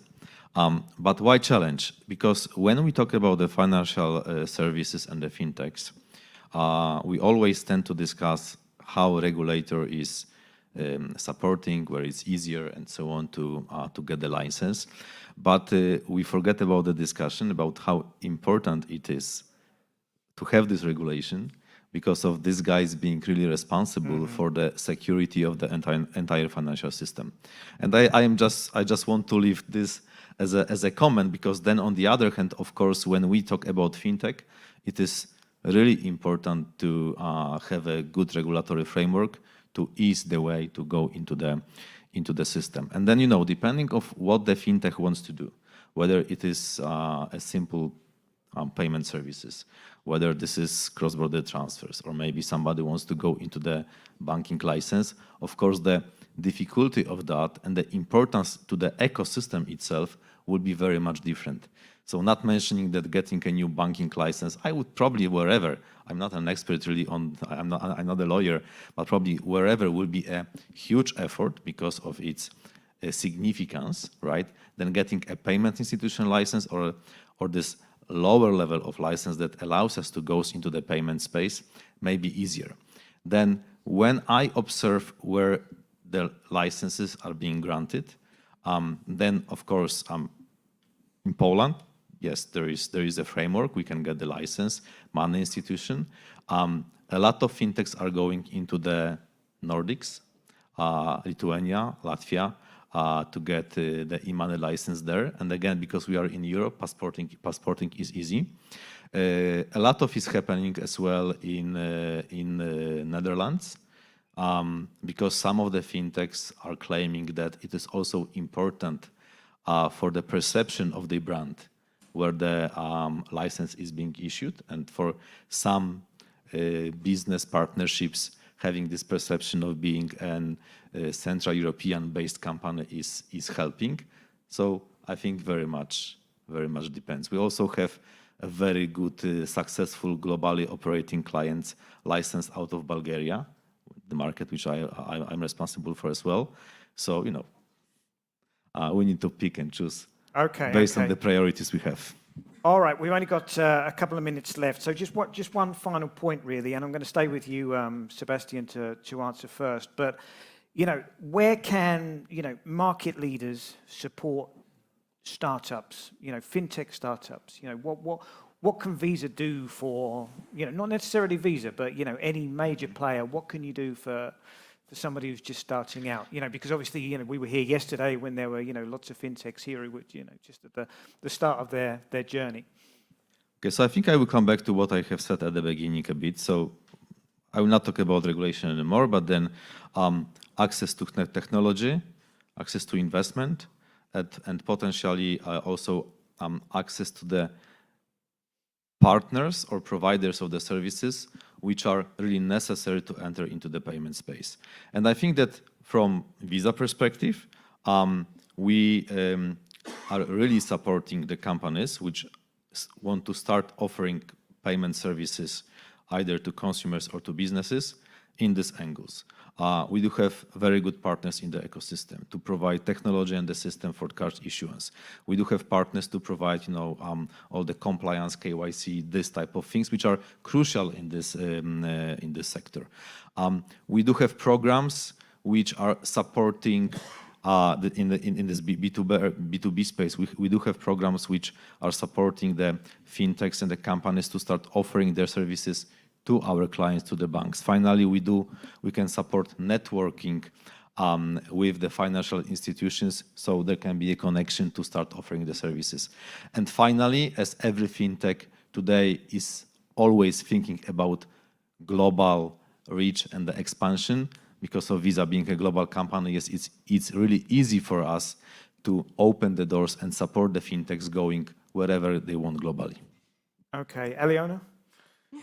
I can say from startup perspective, like what startup founders need. So from my personal view, we practice partnership, especially with fintech companies. And I should say it's a great opportunity because, first of all, for startups, it's a very important question, like really go-to-market strategy and technology and creating products. So, and from go-to-market strategy, I see like great opportunities for collaborations and partnerships and help from like huge fintech companies in that side. And from another side, we also see that we have many challenges in product development. In some areas, we are not very cool yet, but we want to be. And it's great to have this mentorship and to get this support from more experienced people who already did that before. And I think these two key priorities, from my side, are the most important now. Final word, Russ. Yeah, I just think the last point I would make, because I think my two colleagues here spoke very well about that, would just be to say we need a mindset shift from the larger players. And some of them are already moving in that direction, but others really need to step up. They need to embrace areas and topics like open banking. They need to, and building on the point made, really encourage businesses to expand internationally. As much as the larger organizations and financial institutions have a very important role to play in the startup ecosystem, I sometimes do worry that they can also get in the way. So they need to really think about what is innovation, how do they support the startup ecosystem, how do they learn from that, and how do they not squash some of the innovation that potentially could be game changers in home markets and international markets. Russ, Aliona, Sebastian, thank you very much. Thank We're you. going to be Thank taking you. a coffee break now.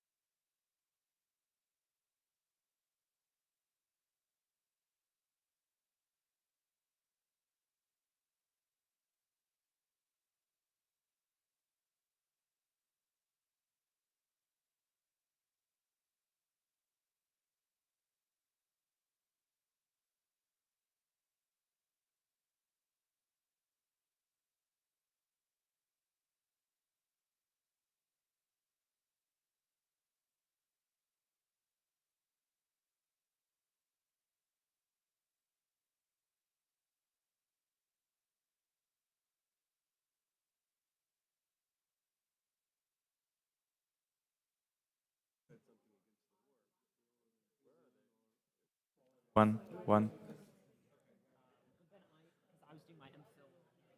Ladies and gentlemen, we're starting the next session just right now, so if you could make your way to the auditorium, please.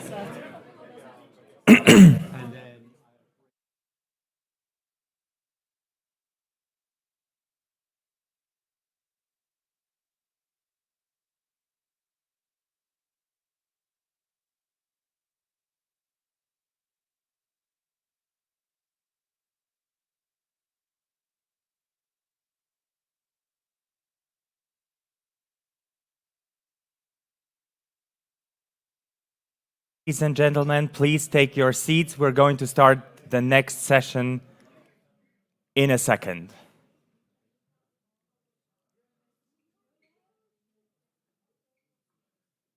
Yeah, take your seats already. Please take your seats. We're starting the next session right now.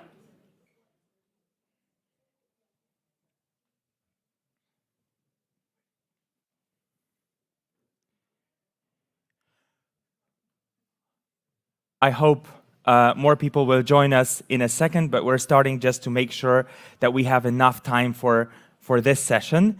The session is really important because of the topic. Over the last 13 months, we've been facing this brutal war, and we see how much Ukraine has developed its military competences and capabilities, and we feel that it is absolutely important to discuss cyber crimes, cyber security, and the development of military tech in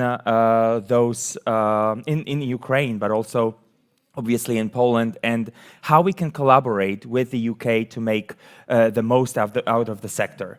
So before we start the panel discussion, we've invited Mircea Joanna, who is the Deputy Secretary General at the North Atlantic Treaty Organization, to send us his introductory remarks, to also tell us what NATO is currently doing to support Ukraine and the development of the sector in the country. So we're going to play Mircea Joanna's message before we start. Hello, everyone from NATO headquarters here in Brussels. When Andrew Roble asked me to take part on one of his great events of Emerging Europe, I always say yes. So hello, Andrew. Hello, dear friends from Ukraine, from Poland, and from the United Kingdom. Our support for Ukraine is absolutely solid and for the long haul. But as we are helping Ukraine to win this war, we're also thinking, and we should be thinking together, about what kind of Ukraine will have after this bloody war would end. And this war would end someday. So I think the ingenuity of our Ukrainian friends in the military, in the civil society, in the private sector, is nothing short of unique. I run the innovation here at NATO, and we are very proud of what we have established lately, the Defense Innovation Accelerator for the North Atlantic, Diana.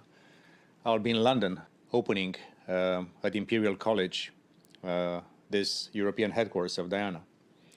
We're also very proud of the fact that we are now registering the Innovation Fund in NATO, which is the first multinational sovereign private equity fund. Sounds a little bit bizarre, but this is what we do.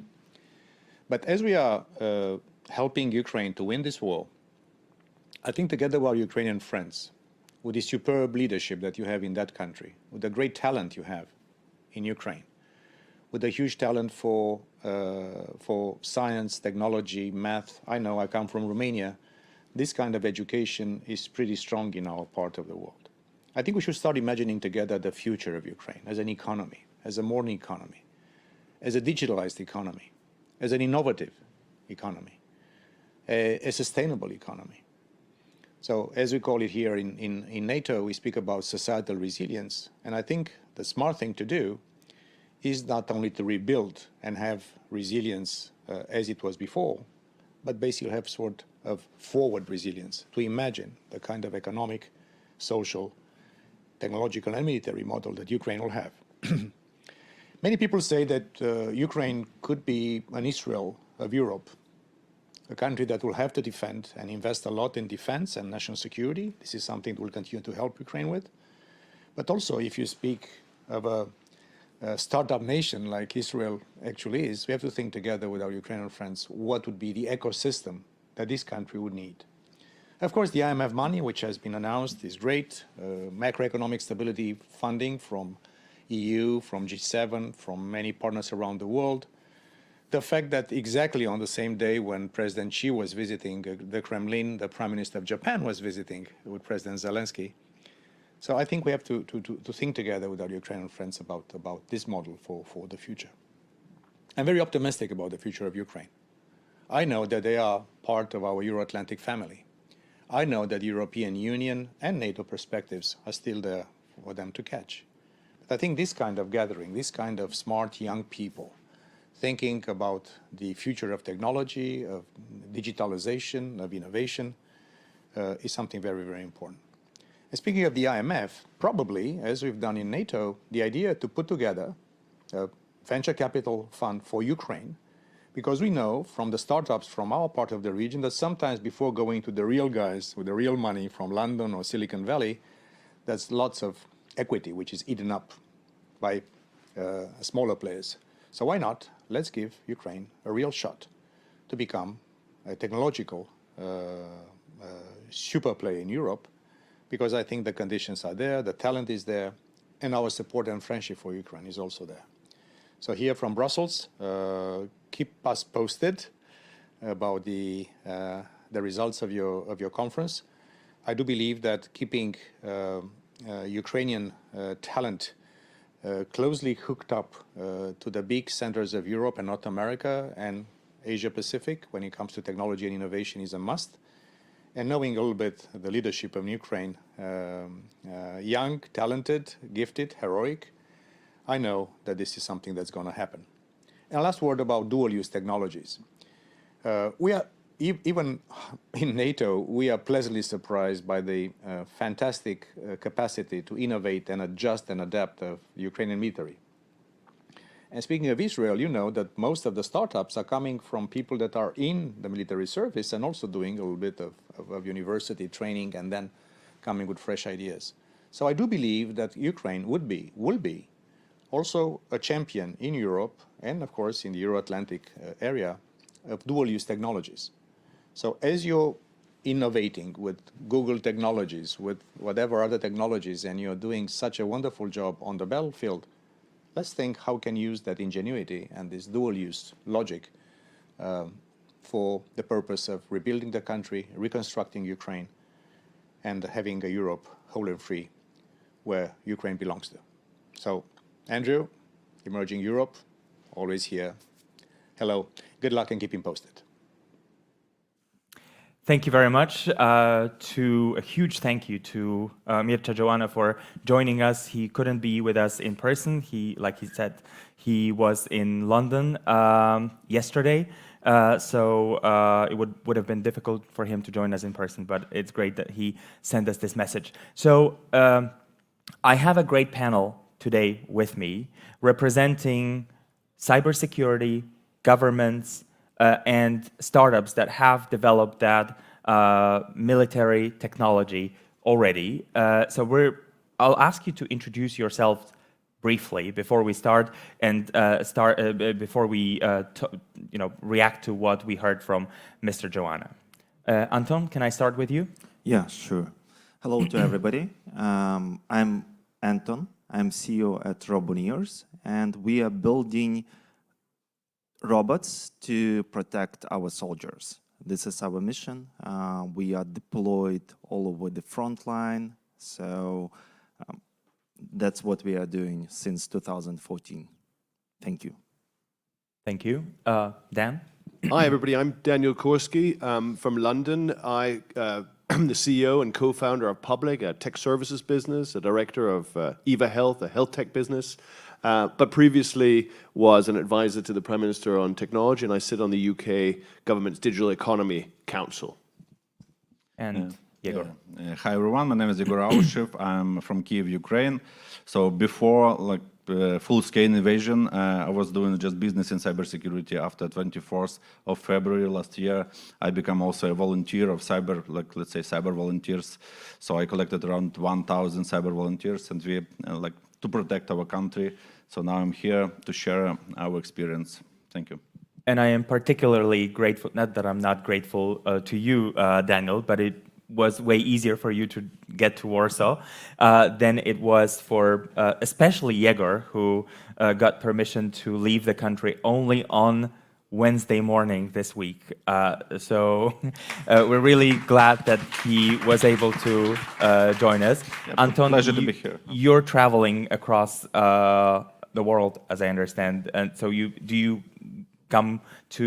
go to Ukraine on a regular basis as well? Yeah. I'm every week in Ukraine and then getting back to Europe, London, like every week. Thank you. I have to tell you that, like I said at the beginning, this session was particularly important, but it was also the most challenging one in terms of securing the speakers. So I'm really, really grateful that the three of you, made it today. All right, so let's look at what has been going on for the last 12 or 13 months in Ukraine right now. And I'll start with Anton. Tell us a little bit more about what you're actually building and how that is supporting the army right now. Maybe I will start a little bit with the overview. When the full invasion started, there was not a lot of companies who produce something really that our army needed. So there was 7 companies that I know personally that doing different stuff like armor, like drones, like planes, like robots. Comparing to UK, for example, we can count more than 20,000 of double tech companies. So it's like empty space. There are multiple reasons why it's happening, not all investors interested in investing in double tech and mil tech. There are complications with regulations and so on and so forth. But that was the February of 2022. And actually a lot of engineers from tech, from IT, switched on the first day to support in different manners because of their main skills, like Igor mentioned. There was others in AI, in robotics, in different spheres. They united into the groups and starting building something, starting building software, starting training AI networks, starting helping, starting building drones. So now we have around 160 companies that helping our army in different capacities. So it's, once again, it's nothing.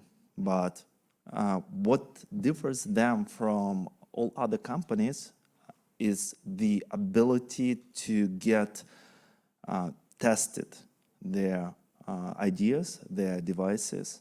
So I've been recently, around months ago, in Abu Dhabi on a big Mil-Tech exhibition. And most of what is there will not survive a day on the front line. It's very theoretical. They just do not get requirements. They do not understand that they will stop working like in an hour, like that will be destroyed in an hour, that our enemy, he is smart. This is the first war of robots by the fact. So we have really great opportunity to build this industry, to reshape it, to find great partners in UK. Yes, yesterday I was also in London finding partners to build the better products together, to help militech companies from Britain to get into Ukraine in the right way. And this is the way to go. Like, we need to think about next security of our society, because what did happen, it's worse than 11th of September for the world of security. Because there will be a lot of things that could be done on remote. And this is actually threatening because there is not only about some particular software or some particular products, but it's about like city security. And we need to be, every producer needs to be a little bit paranoid. I want to pick up on one thing that you said, that this is a war of robots, but it is the first digital war that has ever been fought, right? And what are the conclusions that we can draw from this war for our security going forward? I can see, I mean, one of the things that you said is that currently we have this place where we can test these technologies. Unfortunately. Unfortunately, yes. What other conclusions can we draw? Because if we look at cyber crimes, for example, for the next 3 years, it is estimated that it's gonna cost the world some 10.5 trillion euros. What is going now will cost more, and I will explain why. The current war is so dynamic that something that works today will not work in a week. Because the situation is constantly changing. So as an example, let's say we have Starlink. It is working now, like in most closed area, not on the front line, but close area. But on the previous week, our soldiers found devices that are already designed specially to put down Starlink on remote. So how long it takes them? Like, not so long. So like, I mean, and there are like hundreds of such examples of the dynamic changes that is going on. And in the past, all military or double tech or defense tech, whatever call companies, they are like, have some assumption, some great idea, from R&D guys. Because R&D guys, what do they like? They like to do R&D. This is a typical story. Then they come in with like invest in this idea months and months and months and years, and then they produce this idea, giving to some division in US Army, in UK Army, in whatever, testing on the field, receiving feedback, then slowly doing some changes, and then it will not need it like later, like in most cases. And now it's completely different. Like, now I need to invite you to join the conversation, Dan and Yegor. What kind of conclusions are we able to draw from this current situation, unfortunate, as we have said? Well, look, first of all, hugely honored to join a panel, and thank you so much for the work that you do, and anything we can do to support you in this fight is frankly not enough. We need to do as much as we can. One of the things I think is really important in what Anton is saying is the war over Ukraine has been a geopolitical awakening for the alliance, but it has not yet been a technological reawakening of the alliance. What we hear when we hear the Deputy Secretary General speak is the beginning of the alliance realizing that what's going on in Ukraine isn't just important for Ukraine's sake, but could potentially be transformative for good and for bad for our own military capabilities. But we're only at the very beginning of that realization. Some of the things, Anton, that you're talking about, I don't think anybody outside of very small communities have begun to appreciate.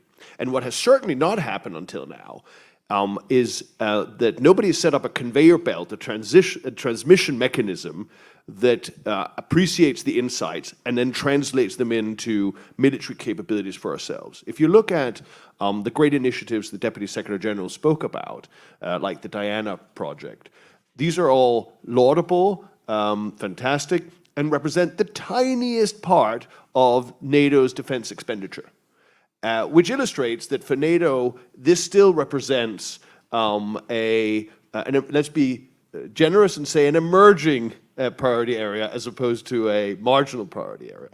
And what I think really needs to happen is we need to set up this transmission mechanism of insights and technology.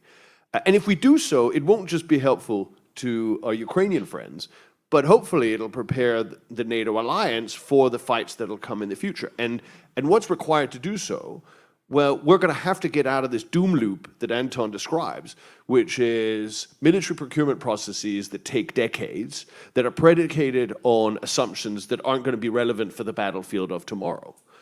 Incentives inside the system of defense procurement that militate against early and fast adoption and agile development. And so really, what, representing kind of the UK on this panel, what I hear are we must be careful we don't take one conclusion alone away, which is how do we support Ukraine?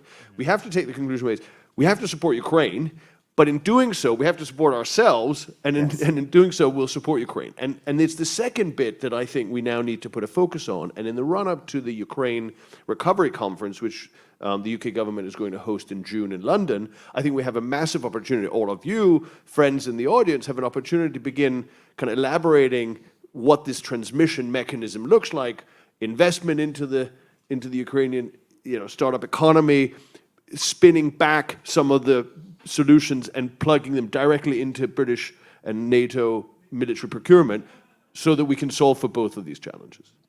Yegor, what's your take on that? So first of all, I want to say that all we Ukrainians in Ukraine, we really feel your support for Poland and UK. You are our best friends now, and we really feel your support. We are tired already in Ukraine because this war is very difficult, but please don't stop to support us because we need the support as much as possible.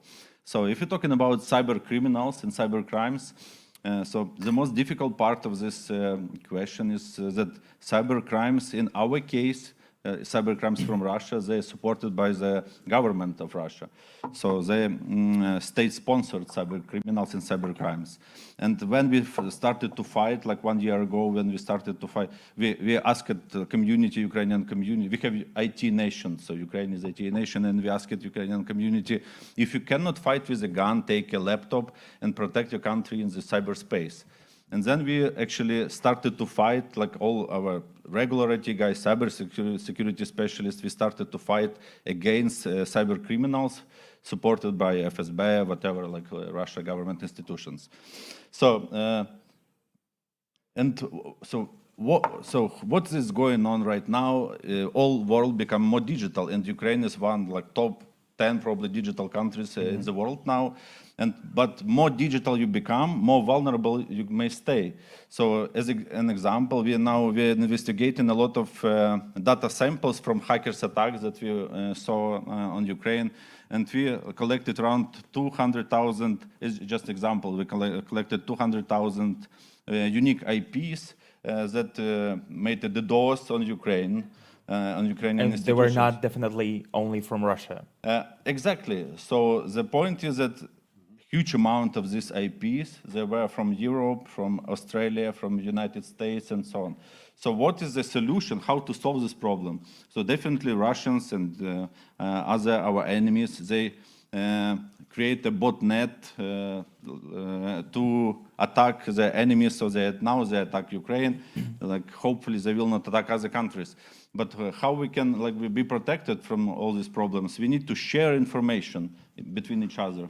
So sharing information is the most important part of this war. So we need to share information between our partners, between our companies, between our countries. And as a part of this program of sharing information, maybe we should create some kind of digital ambassadors in our countries. We need to collect this information, we need to share this information, and we need to spend more time on cyber diplomacy, IT diplomacy, because IT, cyber, and technology, it's a new reality. Like, we should make a community around this. So I can see that one way of collaborating between, Ukraine, Poland, and the United Kingdom is actually this information sharing process. Exactly. And can I make just one Sure. point about that, which I think is critical and at the heart of what Yegor is, I think, implying, which is right now, these nefarious networks are targeting you. But they're the same networks that have in the past and will in the future attack us. We need to learn from the way that they operate now. We need to understand who they are, how they operate. And we have seen, of course, in the UK, most recently with the large ransomware attack on the NHS, our health service, that a lot of the same actors are somehow, connected to the kind of networks that are attacking you. So this isn't just and I know we've said this a couple of times on the panel, but it bears repeating. This isn't just something we need to do to support Yegor and his colleagues or Ukraine. It's something that we need to support all of us in our struggles. Yeah, actually, this cyber weapon can become visible when we will open the card between each other. So we should show each other. So what's happening in my country? Yeah, basically. transparency is a way to win this war. Mircea Joanna was also talking about creating specific funds, VC funds, to make sure that we see this development of military tech, of dual use technologies as well. Later today, we're going to talk about the Ministry of Digital Transformation in Ukraine, which has been operating like a startup, really. Do you think that we should take this approach to dealing with cybersecurity, with military tech, with this whole area that we're discussing on this panel, to make sure that we actually develop those technologies and also make sure that they are, future-proof? As we said, some of them are not. Definitely, and I think that it's already happening because Digital Transformation Office really deeply involved in transforming our army capacity. They are cooperating with MOD on daily basis.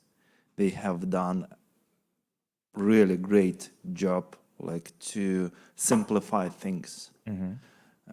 They bring agile to the administrative offices. So that's potentially also the next step. Or maybe we just do not know and they already doing that. Can I jump in on the point of investment?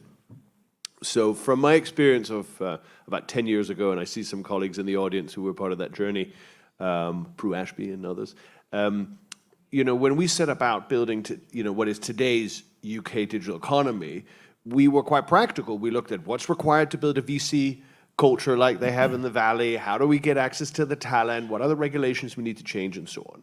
And it strikes me, looking at Ukraine today, that we're dealing with a fantastic, albeit nascent, ecosystem. And particularly on the investment side, there's a thriving VC and angel network, some of which is represented here today, but it's still a fraction of what it needs to become in order to sustain some of the innovations that we're seeing. I was really excited to hear earlier in the conference that up to 16 different funds are looking to raise money in order to invest in Ukrainian technology. Even if only half of that number succeed in the first round, that would be fantastic. But to your point earlier, 16 or half, that's still not enough, right? And so what I think is hugely important going forward is that the international community support the development of a genuine VC ecosystem. And while it's important and laudable that lots of money is being committed to more physical reconstruction and more traditional post-war recovery, I think it's hugely important that decision makers realize the value of LPing and backing VC investment, because that's exactly what's going to help this Ukrainian ecosystem thrive and build itself up over the long term.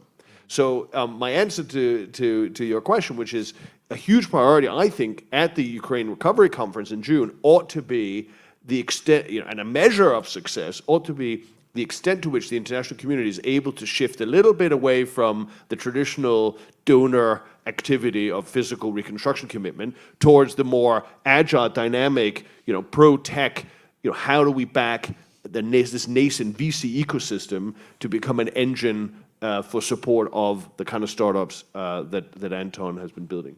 And the government is now, I'm talking obviously about the Ukrainian government, is now setting up a military cluster. How do you think activities like that will support the development of all those technologies? And how can we from outside Ukraine support the government in their endeavors? So the government only formalizing what already happened informally. So this cluster already exists, because we have our own cool community. How it could be helped? I think some outside clusters could become a partners. For example, I really know make Defense UK great example that should be partnered with. So other such clusters from other countries. What else? And then organize also some procurement of the not only investments, because investments they're good for R&D, for building factories, but there should be also the demand and procurement from outside even to NATO countries, procurement for Ukraine, all those things will help. Also some may be advising on legal stuff, because defense tax, very specific. Actually, any industry, fintechs, healthcare, own regulations, own rules, and those rules are not obvious from outside. Not all of guys here know what is ITAR, what is other regulations, and definitely startups from Ukraine also do not know about them, mostly, until they will face them, and then it will be too late. So this tech cluster needs to have also support from some legal consultants, from those who want to help companies to succeed. Also maybe backed up by some VC fund who will just react when somebody raise hands, hey, I'm ready to be financed. So as an example, we are opening round in June, for 30 millions we want to raise. So you're welcome. Daniel, before I let you speak, if we have a question from the audience, please raise your hand after Daniel finishes, and there will be a mic most probably, so you can ask this question. Go on. I just wanted to add one small element, because you're so right that what we need are these large procurement systems to become more open about buying from cool dynamic startups. But we also have to be realistic. That takes a lot of time. They are pre-programmed to operate differently. Their incentives are different. And so we have to go on a journey of reform in order to get that. But in the meantime, we have to ask ourselves, what can we do now? And I have a very concrete point I want to add to Anton's point, which is I think governments ought to look to their traditional supplier base of a particularly larger corporations and put a requirement onto them that they help facilitate the adoption of some of these technologies, or the showcasing and the piloting of some of these technologies. I can only speak for the UK, but UK MOD spends billions pounds a year with companies like BAE Systems, Raytheon, Lockheed Martin, Babcock, and I could go on. And I think in the short term, it would be sensible to go to some of those companies and say, what is the Ukrainian piloting scheme that you are operating. We expect you, with all the billions that we're giving you, to allow a certain number of technologies to be piloted on your platforms and through your procurement setups, so that we can get to a place more expeditiously. Otherwise, I think it'll take too long to reform all these systems to get what we want. We need to act fast, Igor. Yeah, so one day, recently I realized that like part of our life in Ukraine become let's say, hackathons. So all the time we produce new ideas, how to solve some problem, how to help our military, how to make some analysis and so on. And we actually create a new, like a lot of new, like, let's say, it's not a project, but some ideas or concepts. And what is the next? When even when you create a product, you need somebody buy this product, somebody buy the services. And our idea is now, my idea is, I absolutely agree with my colleagues, we need to create this demand. Somebody should start buying these services and products and so on. And it's not easy to sell it from Ukraine right now, because as you, like now I have approvals like to come here for a couple of days. I need to go back to Ukraine. I cannot go like somewhere to the conference and sell these products and so on. So we expect that you, our like friends from Europe, you will open the market, even from government side, from private side, to buy Ukrainian products and services. As an example, after World War II, it was created coal and steel community when they created open market for coal and steel. So what is the next coal and steel in our life? It's technologies. So let's try to create new communities around the technologies. And it will allow us to be like much more forward in comparison with our enemies. Do we have any questions from the audience? I don't see. Can we ask the audience questions? Yeah. How are you guys? Are you ready to answer some of our questions? Mircea Joanna was also talking about dual use technologies, and how do you think we can sort of support the idea of creating not only solutions that will work not only now for the sake of winning the war, but that they are also used for other purposes, and maybe that is a way of encouraging that support for military tech solutions. So they all could be used, like for space industry, for agriculture, for healthcare, for any other industries. Most of technologies, because it's technology. Mm-hmm. But when you are building a product, you need to be focused. So you cannot like focus with your limited time and resources on both like non-military and military. You need to decide like what is priority for you. Like for us, priority is like winning the war. And this is number one KPI for all of my businesses. So you need to decide. But later, of course, like I'm dreaming about like not to do what I'm doing now and like focusing on space and on the moon and providing some robots for working in mines and so on and so forth. So it's like there are numbers of way of doing like greater things, especially when we are combining it with AI. I was just going to add one thing. I think it was the Deputy Secretary General who talked about Israel as an example for Ukraine. And it made me think that there are some great things to learn from Israel, and there are also some salutary lessons about what not to do.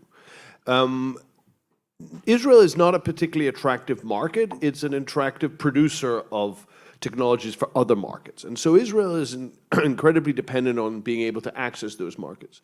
If you look at the volume of innovation that's coming out of Israel, and you look at what is being adopted in the UK, I can't speak for lots of other countries, there is a huge discrepancy.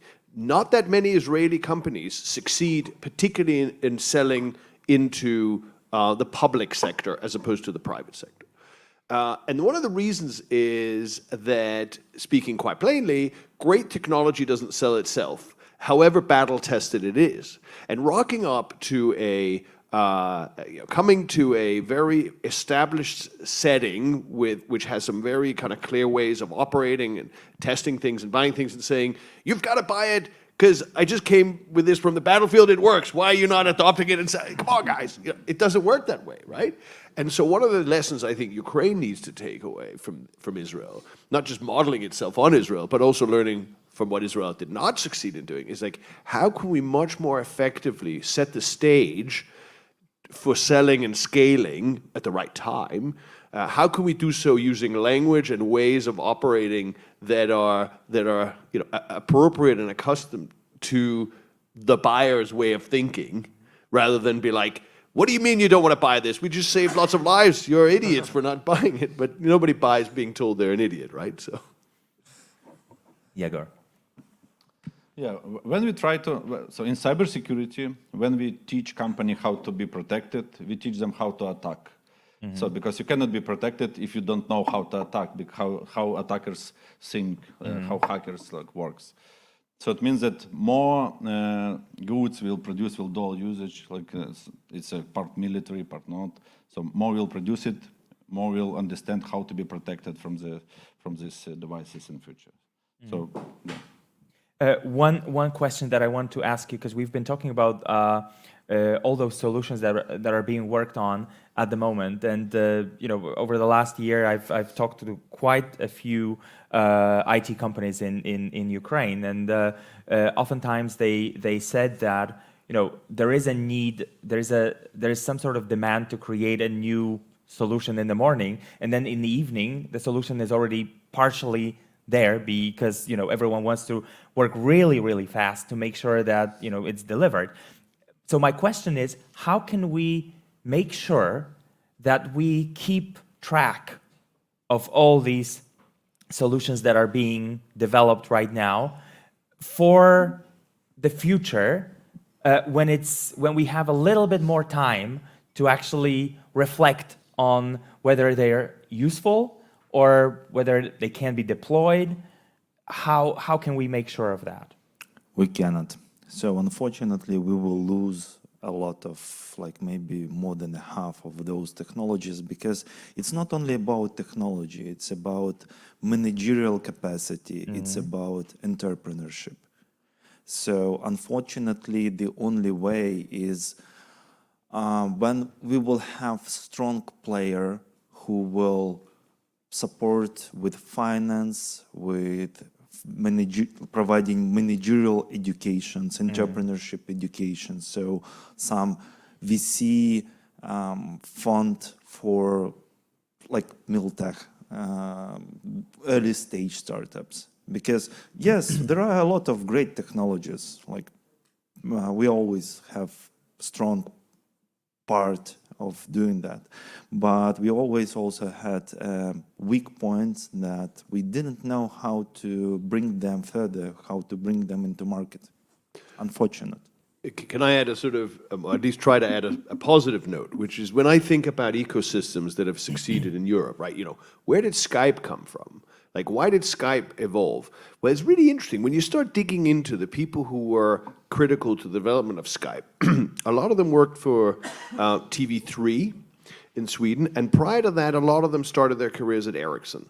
And so there was an extraordinary kind of mafia, inverted commas, that kind of got developed, that cut their teeth within one kind of largely kind of Swedish anchored, you know, ecosystem, and then they sort of gravitated largely with each other, and at the right time with the right leadership built up, you know, Skype, which in turn, you know, became so critical, not just in terms of the kind of technology, but also, you know, it led to Nicholas Zennström building Atomico, one of the most important VC funds in the UK, and on the back of that built, you know, a new generation of companies, right? So the success came from this cluster that, you know, 25 years ago involved a bunch of young engineers at Ericsson, and then they got sucked to TV3, because TV3 in Sweden at the time was led by an incredibly innovative CEO who kind of was willing to push the boundaries, and from that they sort of gravitated towards entrepreneurship just at the right time. What's the point I'm trying to make? That we may be losing a lot of these things, but what we are gaining are people like you and others in the ecosystem who have worked together, you know what good and bad looks like. And I think that what's the critical conclusion for us? Yes, this conversation has been a lot about the things, the bits and the bytes and the technology, and how do we get money into them and how do we get them to sell and the rest of it. But let's not forget, this is ultimately going to succeed around people like Anton and Yegor, and we should ask ourselves, what are we also doing to support that cluster of talent that is emerging? And once the war is over, we'll also need support and to be able to build further on. So I just wanted to add that. May I add one thought here, like before I pass the microphone? I worked a lot with Israel companies, Israel great startups, like who received money from Sequoia, and we helped them to build their my other businesses. And what I noticed that most of the teams get mad serving in the army. Like at least 1 or 2 founders, like they get acquainted, they work together, they have positive past experience, like in California it would be Stanford probably, in Y Combinator, yes. Maybe in Ukraine there will be also this kind of the meetings, because I've met so many people whom I would not have a chance to meet if this unfortunate event. I think we're dealing with a situation that people are important on a number of levels, but also for the development of this sector going forward, people will be truly important. Guys, thank you so much for this session. We could continue. It's a super interesting topic, and I'm quite sure that in the next couple of years we're gonna talk about Ukraine as as an example for other countries. We'll not refer to Israel as one that has developed military tech or dual use tech, but actually as Ukraine will be that country. Unfortunately, the reason for that is not positive, but there might be something very positive coming out of it. Thank you so much. And thank you. And now I would like to invite our colleague from CBRE to. Okay, perfect. Please join us for the short session before we start our lunch. Konrad, you can take the stage, please. Oops.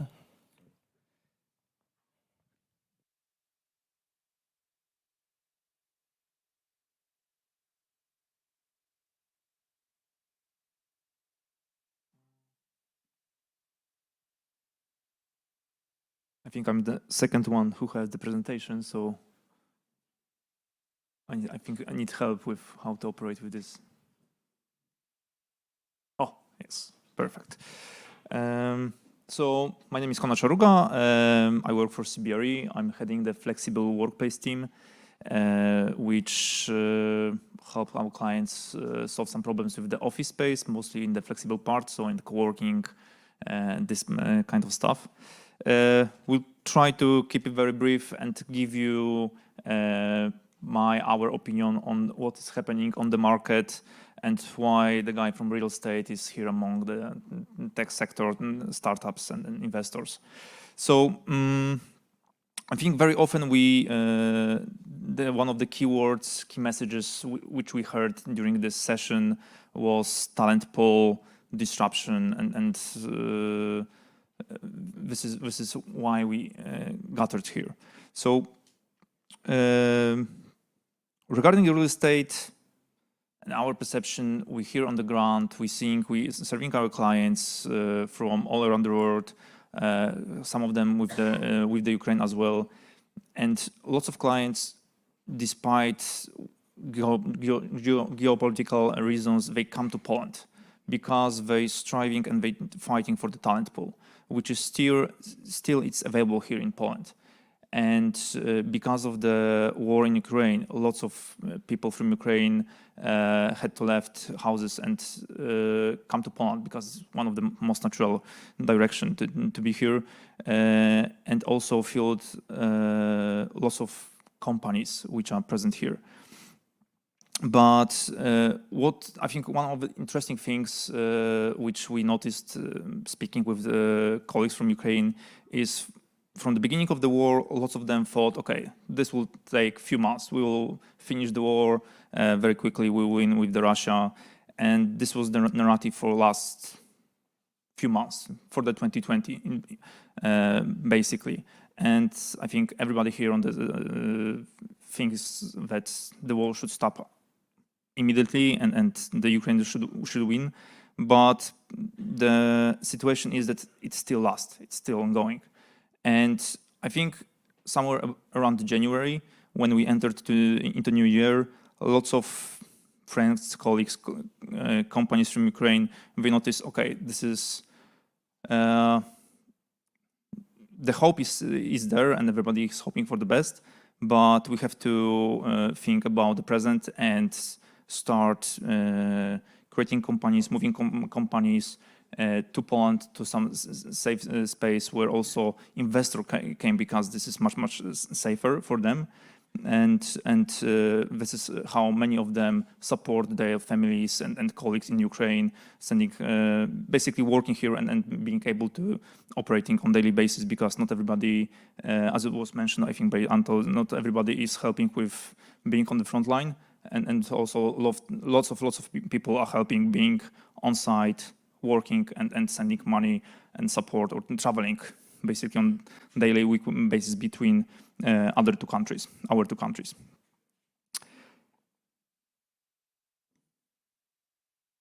I think everybody here knows what is co-working and how it operates.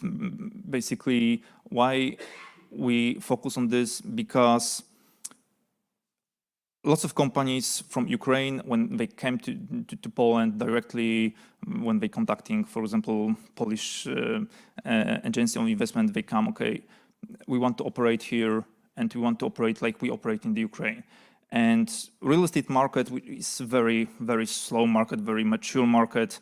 And this is one of the few markets which is very slow in adapting to the situation. So this is the reason why lots of companies who want to start an open office, which should be very easy in Poland, they struggle with this, because having the lease or buying the property, especially in big cities, in more mature markets in Poland, is much less difficult for the newcomers, and especially newcomers from outside of EU. Because of many regulations and many perceptions things from the investor who want to have basically the assets who are as safe as possible. And this is basically this doesn't enable lots of companies to enter the office market, which is very, very difficult to understand for many clients, but this is how it is. That's why the loophole, the best way to set up the office and start working is flexible space, co-working space, which is plenty of them in Poland, in Warsaw, in big markets. Why Flex? We don't do this presentation very often for our other companies' clients, and of course, saving, flexibility, especially for the tech space.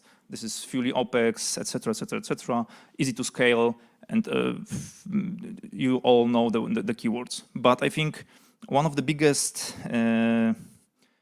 drivers, and right now, especially among the tech companies, is and more important and less visible, especially from the spreadsheet perspective, is the community.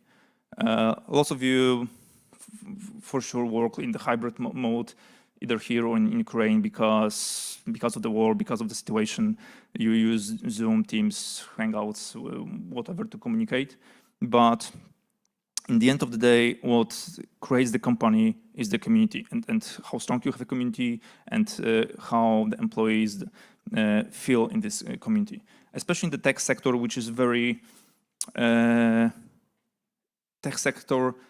think I will use this word, spoiled the employees, because also what we heard many times during these sessions, lots of companies, big tech clients fighting for employees. We work usually with the big companies, which you can see here, but when they come to Poland, and very often when they looking for the Europe, CEE is one of the destinations because of the talent pool. Poland, as the biggest country in the region, is the most often chosen. Among them, they very often came to Poland with big footprint. They mostly open the tech centers or fintech centers, and they're targeting the same pool of employees. And if you fight for the employee with the big players, you will lose usually with the money which you have to pay for the employee. And we're seeing how many employees using this for their benefits, and it's not their fault. Everybody wants to make money, but more and more our clients came to us and say, we want something more. We want like more fancier, better office because we want to keep employees in the office. And we start telling them that, guys, okay, this is real estate. Of course, we can help you have the biggest office in the biggest tower, whatever. But if you want to create community, nobody will come to the office. And we have plenty of examples on the market, not visible on this slide because I promised to not talk bad things about companies. But lots of US companies which are very strong in Poland and also in Ukraine, which we're not talking about, especially and at the level of the scaling up. So this is not exactly startups, this is more scale-ups. They come, they have plenty of investors, they lease plenty thousands of square meters, and nobody showing up in the office, and they have a huge problem. And also, this is a problem for the newcomers who want to have office or presence in Warsaw, in other cities, because they cannot find the office space because of the COVID, and which was huge disruption for the market, the war in Ukraine, which is very counterintuitive. The office market is full. It's very hard. You see plenty of cranes and news towers in the city center of Warsaw. Most of them are leased. Even if they're not occupied, they're leased. And it's very hard, very difficult to have the office space. Even if this is the space for very few people, just to come to the office and work, or as the place to meet with the colleagues, etc., which is not used on daily basis for everyone. There are few short snapshot on the market. Don't want to dig into the deep details on the numbers, but what we're seeing, what we're observing, is basically what I mentioned. The office market is full. Flex space is the like the loophole to come to the office, to have the space for the employees, but also lots of flexible providers struggle with leasing the space and having the space. So it's very hard to come to the market and have the space for the employees.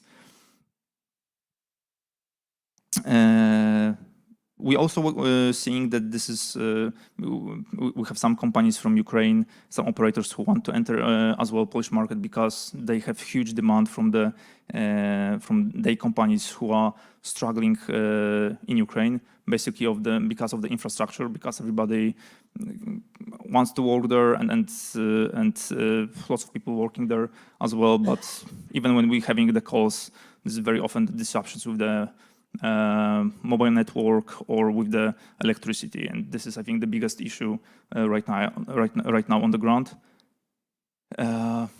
Even they struggle to come on the market, and basically this is how I would want to summarize this: that we all seeing these opportunities, we all seeing that market is has this potential to help. With the Ukraine, there's lots of investors who came from UK and lots of from US as well. They fighting for talent pool.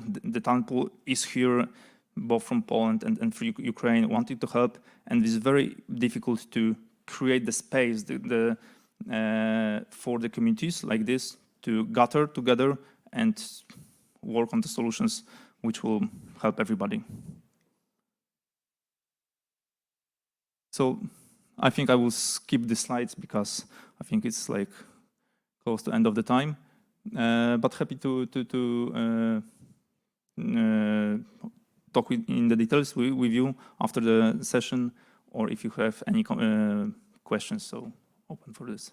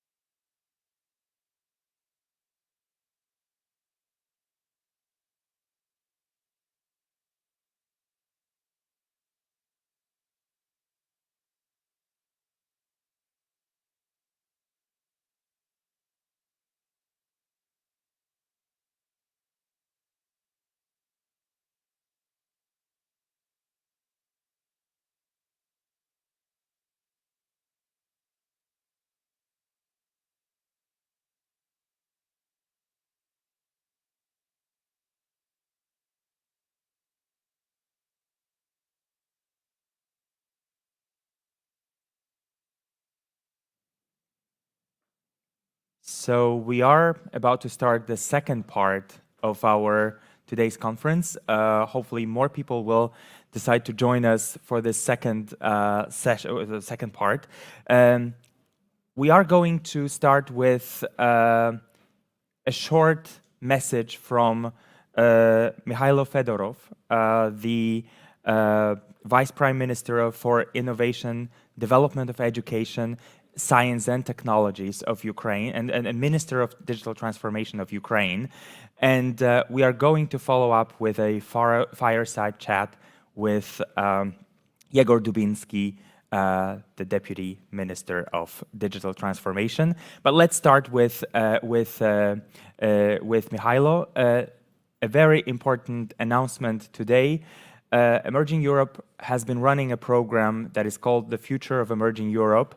And this program has been going on for the last 6 years. As part of that program, every single year, we announce the public figure of the year, and it always happens on the 31st of March, and it happens to coincide with today's conference.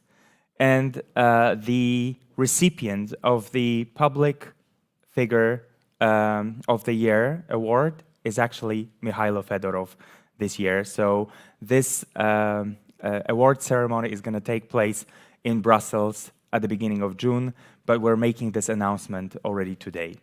So without further ado, let's listen to Mikhailo right now.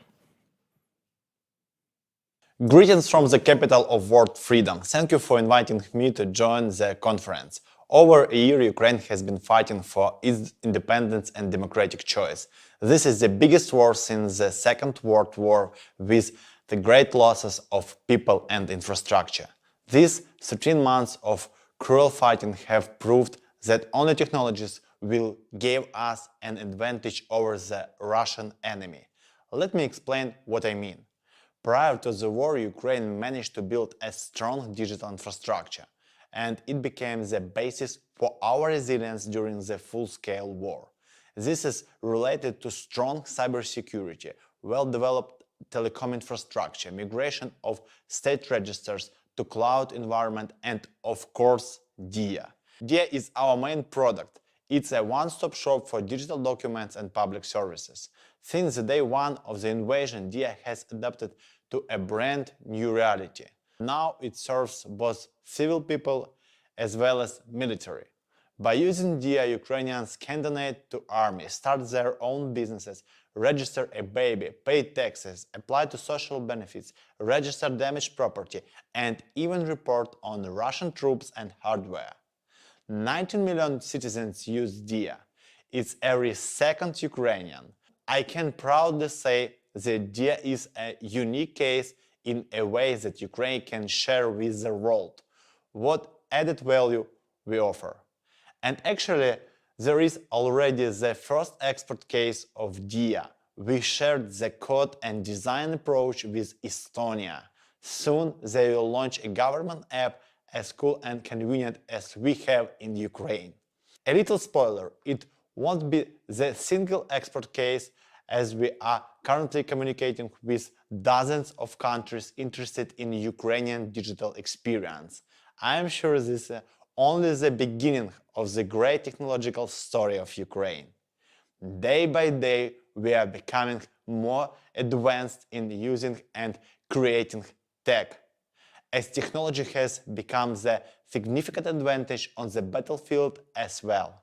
That's why we are focused on developing the MilTech sector, and it's not some of the our hopes to become next Israel. Systematic changes has already started within the drone industry. The rise of drone sector lead to even more ambitious plans. Next month we will launch a MilTech cluster. This will be a unique ecosystem that will connect developers with clients, provide high-level military expertise, as well access to scaling production. We can't miss any product or IT solution that is able to bring Victory Day closer. I can talk about our projects for hours, everything matters now, but hopefully I made it clear that in new Ukraine we are fighting for and we are building today will be different and unique. Digital also kills corruption and unnecessary bureaucracy. Believe me or not, while working in government, I still hate officials. The less, the better. And launching more digital services is a key for global changes within all government agencies.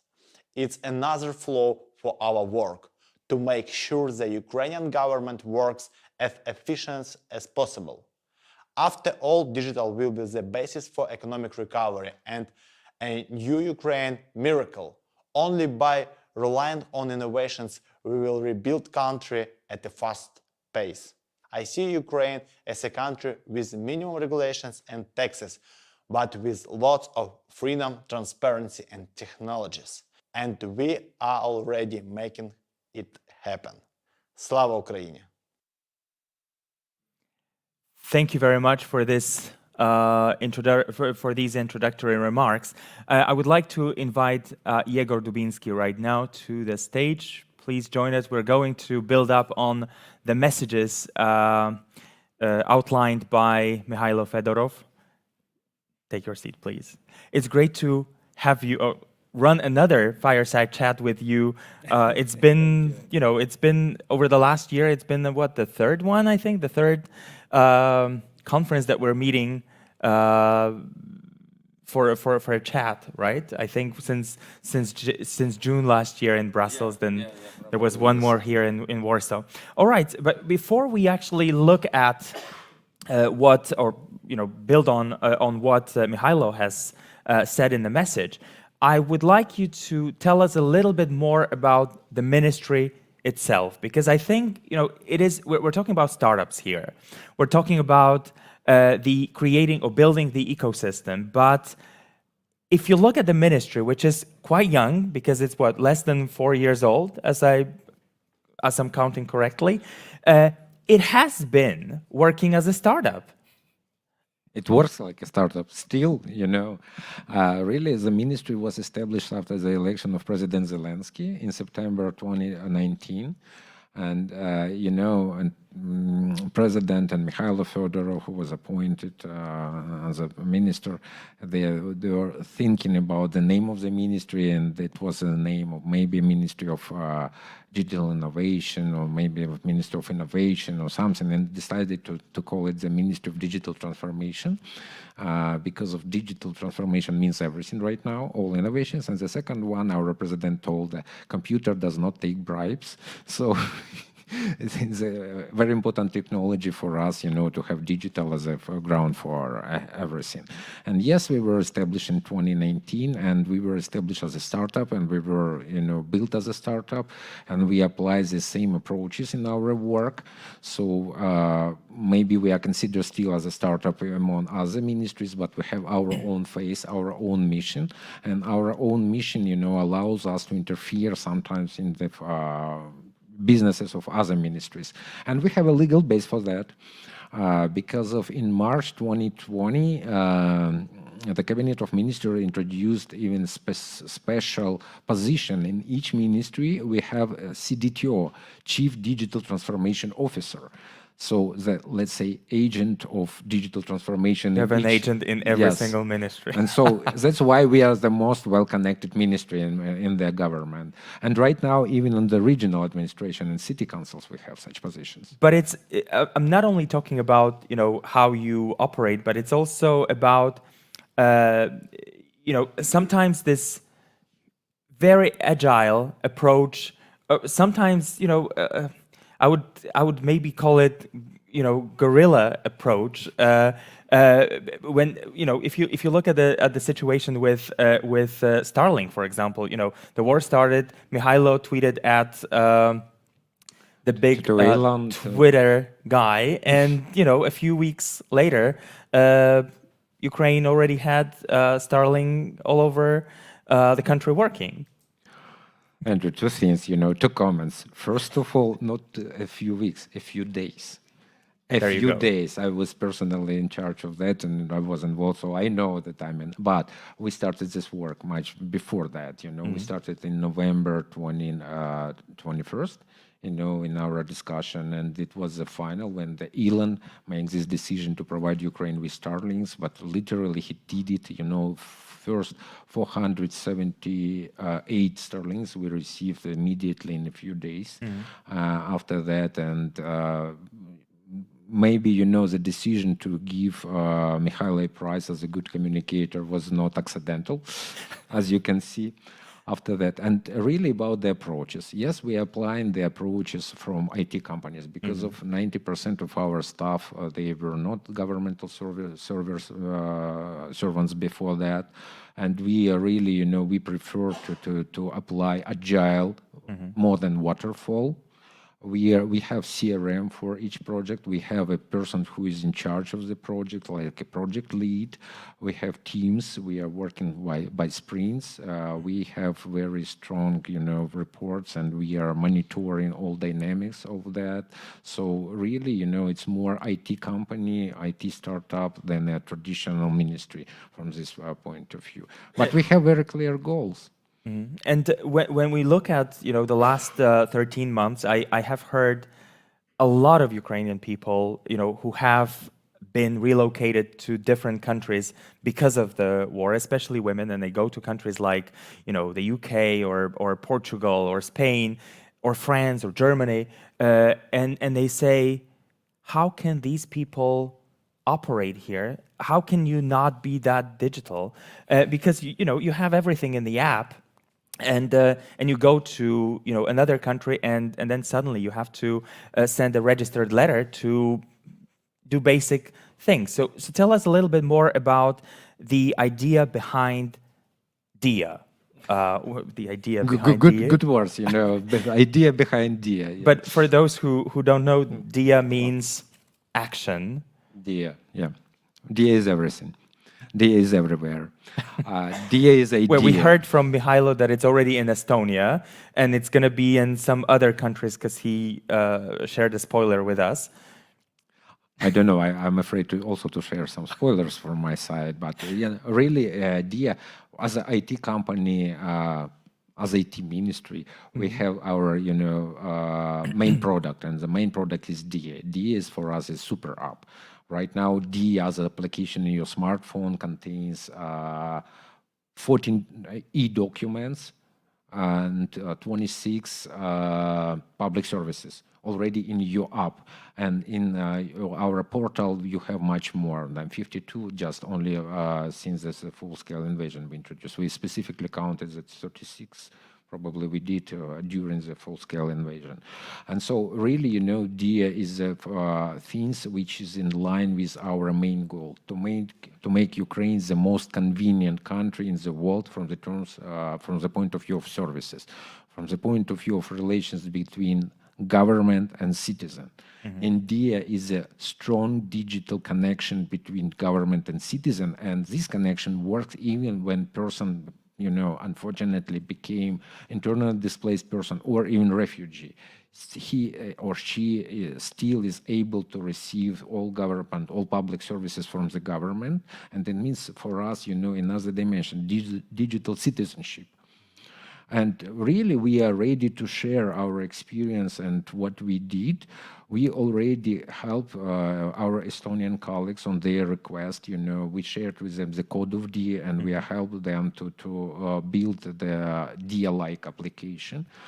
And small spoiler from our side, when we presented DIA in the United States and the USAID, the administrator of USAID, Samantha Power, she was so keen and she was so surprised with DIA application that she decided that USAID will support DIA, and USAID will help DIA to spread to other countries, particularly, in Africa, Latin America, and even in Europe. It's not a secret, many countries, they unfortunately do not have the DIA-like application. Yes. We are ready to contribute. It will be our contribution as a candidate to the European Union. We are ready. Well, the UK is no longer part of the EU, but I can say that my driver's license is still a plastic card.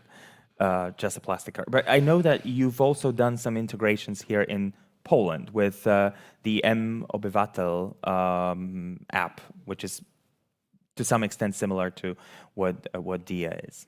You know, many people who unfortunately, this invasion we did not expect. I mean, regular people, they did not expect invasion. Exactly, they became refugees. Sometimes they even didn't have any paper documents. And they came, but for them it was so, as a daily experience to have DIA in your smartphone.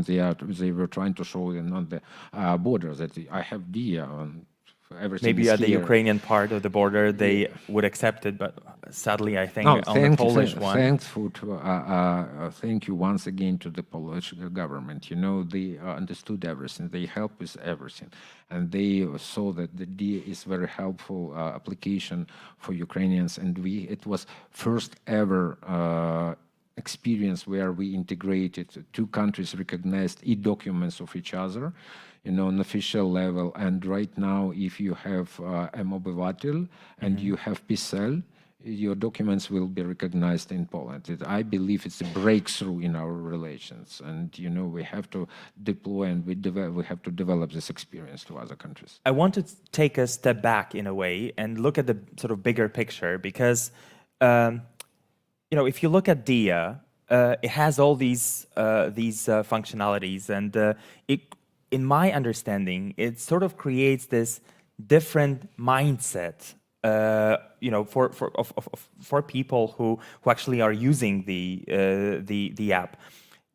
What do you think will be the consequences, positive consequences for Ukraine of having this app operational for quite some time already? What will it mean for how the country will do business? How different services will be exported? How do you see that impacting all of that? First of all, as I told you, it will make our country more convenient for citizens. More secure, probably because of also DIA has very strong cybersecurity, and DIA provide you the, let's say, secure entry point to digital space. So the next step is to extend the functionality of DIA to make DIA 2.0 or DIA Super App, which will be helpful for business. Already helpful because of, we have some program to reduce number of licenses you have to receive to open business. You can open your business through DIA. You can open your bank account through DIA. You can sign all documents through DIA. So we actually already have DIA Super App. But the next step probably will be DIA for governmental servants. So where you can so easily not to digitize bureaucracy, but to remove bureaucracy and to change the business processes and the governance. So I believe it will bring us closer to our goal to make Ukraine the most convenient country. But once again, we are serving as a testing bed for many very brave technologies, and we are happy to share this experience with other European countries to make it our contribution. We're going to talk in a bit about the ministry's mission and where the ministry wants the country to be in the future. But I want to look at what has been going on for the last 13 or 14 months, how all that has been possible. Because what I'm talking about is the growth, is the resilience, and is this constant access to all the documents that, for example, DIA gives us access to. But my question is, how do you think was it all possible? Because from what I know, a lot of your data has been migrated to clouds, and for a lot of businesses, especially now, that are at the beginning of their way to digitalize, to use the cloud to increase their cybersecurity arrangements. How have you been doing that with the cloud, and what are you going to do in the future? It's an important question, and unfortunately, during these 13 months, we are building a so-called digital resilience. So we were our cyber war since 2014 as a physical war. And cybersecurity was very important for our country. But now we found that not only cybersecurity as the core of the system, but also we have to secure our data. And literally on the third day of the war, Russian cruise missile hit our central data storage. Thanks God, or thanks to our parliament, which adopted the special law on cloud services in the week before the full-scale invasion. It allowed us to quickly move our cold backups and data to more safe places, let's say.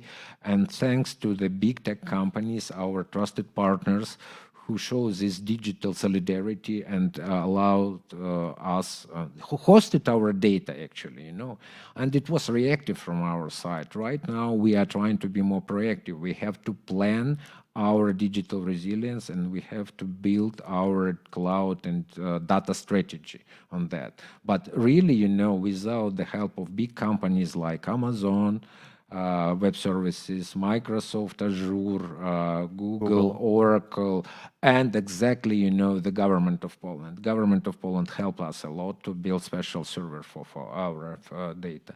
Without that, exactly it will not be possible. It means that the data security is another dimension, very important dimension of digital resilience. How are you able to maintain connectivity in the country? Very tricky question, with very simple answer. So actually, when Russian came, we found the strange thing. They were ruining our cell towers. They ruined, they cut it fiber optics, deliberately, to cut this occupied territory from the digital space of Ukraine. So we understood, and they ruined, before the full-scale invasion, Ukraine was one of the most digitalized country in terms of telecommunication. We have coverage of 4G on the most of territory of Ukraine. And after the full-scale invasion, the Russians, they ruined more than 30% of our telecom infrastructure. And naturally, we had to replace it somehow. Besides that, exactly, we had satellite telecommunication, but Russians attacked Viasat. And so we were not able to use Viasat. And why we applied, we asked Elon Musk to provide us with Starlinks. And we developed a strategy how to replace by Starlink some existing infrastructure, how to deploy mesh radio, how to use existing rests of cell towers to install Starlink and to distribute some data coverage over the small towns and even sometimes cities. So we made a spare telecom infrastructure, and it's also part of digital resilience as well. So. Well, it's interesting to see people tweeting or posting from trenches as well. They have access to the internet while actually fighting on the front. I want to. Maybe, and it's important, to say not only on the front line, because of Russians attacked our energy infrastructure. We experienced so massive blackouts that people were simply had no electricity, no water, and no sewage, and but to prevent panic, we had to provide them access to digital space, to internet. Without that, without this access, without information, they just simply, they would start panic. And we deployed all over the country the points of digital invincibility, the specific points with batteries and equipped with Starlinks where people can come during, you can imagine the winter in Ukraine is not so, mild, maybe as in Poland, and they came and they had access to internet. It helped us to survive. It was a very important part of our resilience and our invincibility as well. I want to relate to the two previous sessions that I was moderating. The first one was about the IT sector, and how do you see the development of the IT sector going forward? I mean, we've seen incredible growth over the last year. how do you see that in the future? So I believe in IT, and I believe in the future of IT in Ukraine. Comparing with our traditional export, IT is growing, obviously, you know, and we have more than 1/3 of our export and services is IT. And we created as a ministry, we are trying and we are creating the most favorable conditions for IT to work.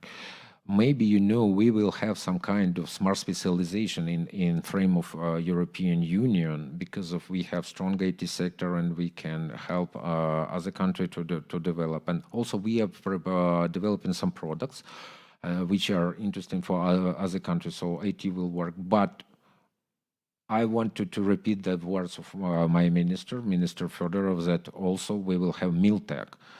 And this sector is growing. Unfortunately, it will grow. And we are, once again, unfortunately, the best place in the world right now where you can develop and test your, let's say, active cyber defense.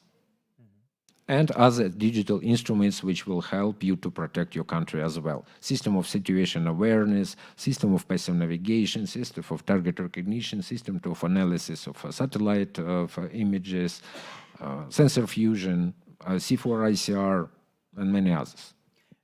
My last question to you now, during the Tech for Peace session, we were talking about, and it was Yegor Aushev who mentioned that we should share all our, you know, intelligence in a way with the entire continent, just for the sake of the future of you know, of future generations as well.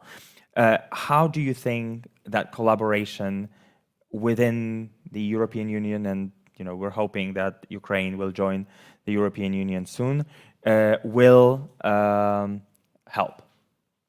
To obviously help, it's inevitable, you know, and we are working very closely with Yegor Aushev, and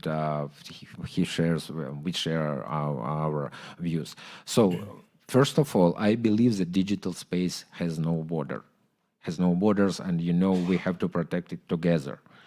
The second thing, yes, we have to share this intelligence, at least, you know, cyber intelligence, because of the threat intelligence is very important. When you see some features which give you a hint that it will start a cyber attack, you have to share with your partners.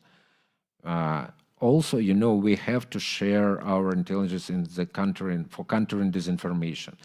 The disinformation is unfortunately one of the weapons of this warfare, together with cyber weapon, together with kinetic weapon, together with cruise missiles, and we have to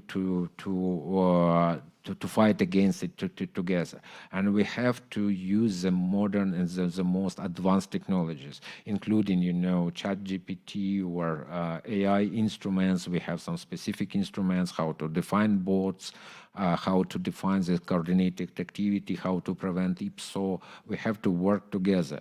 Otherwise, our digital sphere, our digital space will be jeopardized. So let's work together on that, and we are ready for that. Thank you very much, Yegor, and a huge round of applause, please, for Yegor and for the Ministry of Digital Transformation. We really need their work, and we've been really amazed by the achievement over the last 4 years. Thank you, Yegor. Thank you. Thank you so much. Today is really about communities, and Russ started his introductory remarks talking about how important building these communities really is.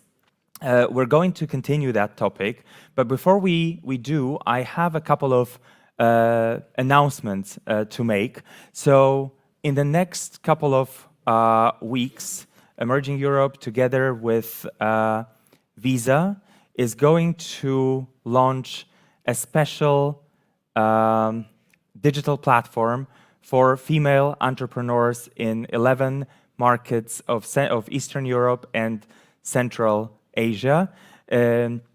You will be able to access this platform shortly. In the meantime, I can tell you that over the last half a year, Emerging Europe, together with Visa, ran a huge survey with over 2,000 female entrepreneurs from all those 11 markets. And 85% of those women are interested in joining a platform that will help them grow internationally and learn from each other. Let me just grab the clicker. I don't see it here. Can we change the slides, please, to the next one and the next one? So you will see some of the functionalities already. There are two main points. There is a website with country profiles of those 11 markets. We're also going to read and listen to multiple stories that female entrepreneurs in those 11 markets are sharing with us, and the digital platform, which you can see on the next slide. Yes, this platform will function as a very similarly to well-known social media platforms such as Facebook or LinkedIn. So you will have a messaging system, you will have groups and forums, and your personal profile together with a timeline where everyone will be able to connect with peers, basically, all over the region. And there's yet another announcement that I would like to make, and I will ask to change the, oh, I think I can do it now. Oh, Emerging Europe, together with a gentleman who I see sitting at the back of the room, Jacek Ratajczak, is also launching a group for founders, so emerging founders. If you're interested in learning more about that platform, that will attract founders from across the Emerging Europe region, please go to emerging-founders.com. What I would like to do now is to give voice to yet another community, and this is the EIT community. And in order to do that, I would invite Piotr Pavelec to share more details with all of you. Piotr.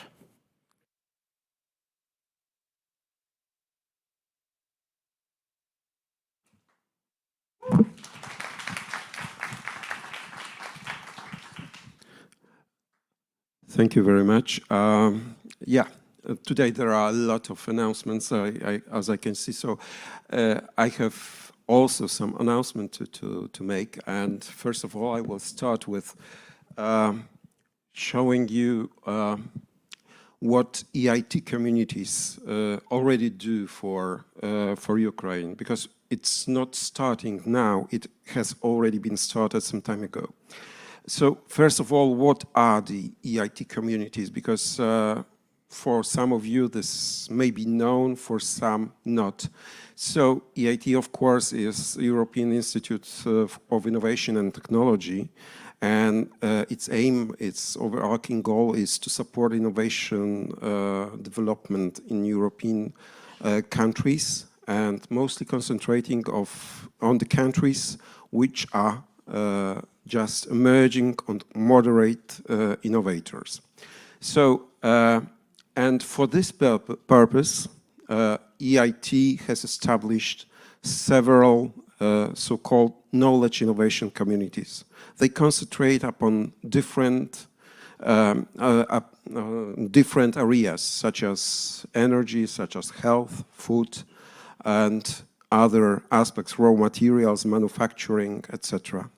But these communities work, apart from working alone on their subjects, on their areas of focus, they also unite to make some common activities on the very most on the most important issues, and such an issue is Ukraine. And what we do is trying to assist as much as we can do with our limited resources, but the resources which we're trying to multiply somehow. And this is, for now, over 30 acceleration programs which are already implemented, they are already started, and they are already active. So this is not which is starting right now. This is something which is already been going on for some time. And you can find information about running programs on the EIT site, website. Other thing which I will tell in a moment in more detail is rebuild cohort in the EIT Jumpstarter. EIT Jumpstarter is a program especially designed for future entrepreneurs, and that I will tell you in a moment in more detail. And we also want to make it very clear that we want to establish a hub in Ukraine, the hub which will represent interests of the innovation communities for cooperation with entire Ukrainian ecosystem and with knowledge innovation communities. The call for National Secretary, which will be the seed for the hub, will be launched in June. So stay tuned. It will be posted on EIT's website. It will be posted also on the websites of each individual kids. So very soon it will start, and we intend to be operated already in September. If nothing happens, and we are quite confident that nothing wrong will happen. And well, I've already mentioned EIT Jumpstarter. So this is a program which has won some awards so far, which is supporting future entrepreneurs, the idea holders who have sometimes very brilliant ideas, but have not earlier opportunities to make them reality. So we are supporting them where they can start in a competition. In the competition, they can win like 10,000 euro for starting their new business. But of course, this is not the only advantage of this competition, because it's in fact an acceleration program. We support from the very, very start with a team of of coaches and of mentors who support who support them. And yes, this is so far this will be more it used to be more thematic oriented. I mean, it was mostly concentrating upon area of interest of given kids, so it was either health, either manufacturing, raw materials, digital, it was also energy and other areas. But now we are, especially this year, we opening new area, and this is Rebuild Ukraine category. So it's open for Ukrainian citizens who have innovative ideas to rebuild Ukraine in the coming years. So it's the call is now open. You can apply. You can apply right now. You see at the bottom the website for application. The deadline for the call is for 16th of April, and so you are all invited. And please share this information, because as we want to train, we want to support as many skilled people as possible, to give them the chance to develop their businesses, to meet also other people from other countries, so that they exchange opinion, that they make new friends throughout Europe. Of course, it is not only this cohort which is open to Ukrainian. They are very warmly welcomed to enter any of the categories that are open. So for all the categories, you can apply as well. So not only Rebuild Ukraine, which is specifically devoted to Ukraine, but also to all other categories, which may be quite different. Okay.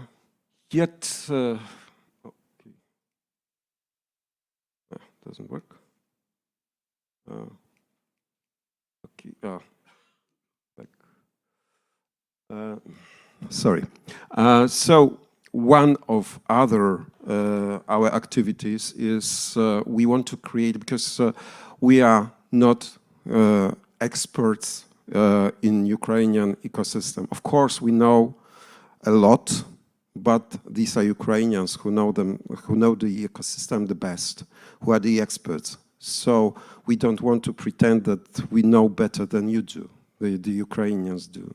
So we want to invite everybody, stakeholders from all the specific groups, like higher education institution, like RNA institutions, from NGOs, from industry, and also from startups, to be part of the advisory board. The call for the expression of interests will be launched very soon, in the mid of April, so in a few weeks, right from now. It will be a special body which will look for synergies that we can get from other activities that are led by knowledge innovation communities. This is to better understand what are the needs of Ukrainian markets, facilitate contacts with the stakeholders in Ukraine, and promote EIT in kids in Ukraine. So, but first and foremost, this is to help solve potential problems with implementation of the actions, so that we better understand what are the real needs and how we can really help. And last but not least, this is another announcement to be made by us. So this is something which goes hand in hand with the program that you just told us about from Visa and Emerging Tech Advocates. So this is also a program for women entrepreneurs in Ukraine, and we are also now looking for other organization that would like to partner with us in this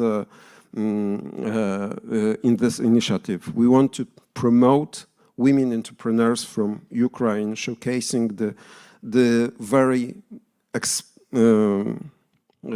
the women which can be some kind of examples for other women, how to develop their businesses, to show that they really can, that they are best, and that this ecosystem can develop with them. So each year we will promote 10 women, and we will label them with Red Kalina by EIT community. So you are all welcome to join us in this program, in promoting it.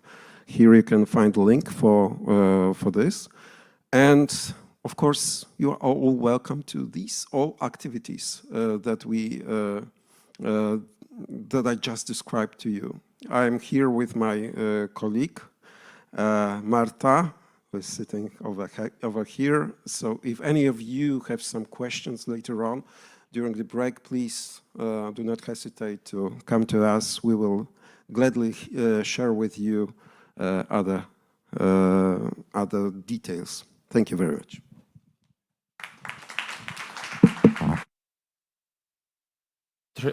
Piotr, you can actually stay with us here, and I'll invite Russ Shaw to moderate the next session and also invite his panelists. Russ, over to you.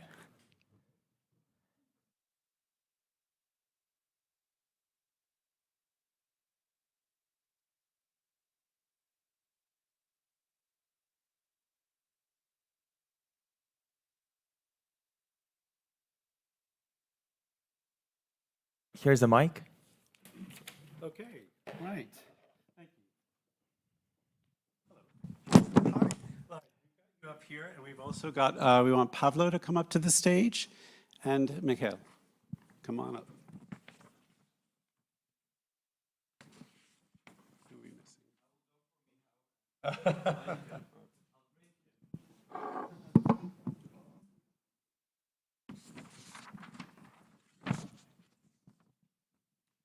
Right, while we're waiting for him.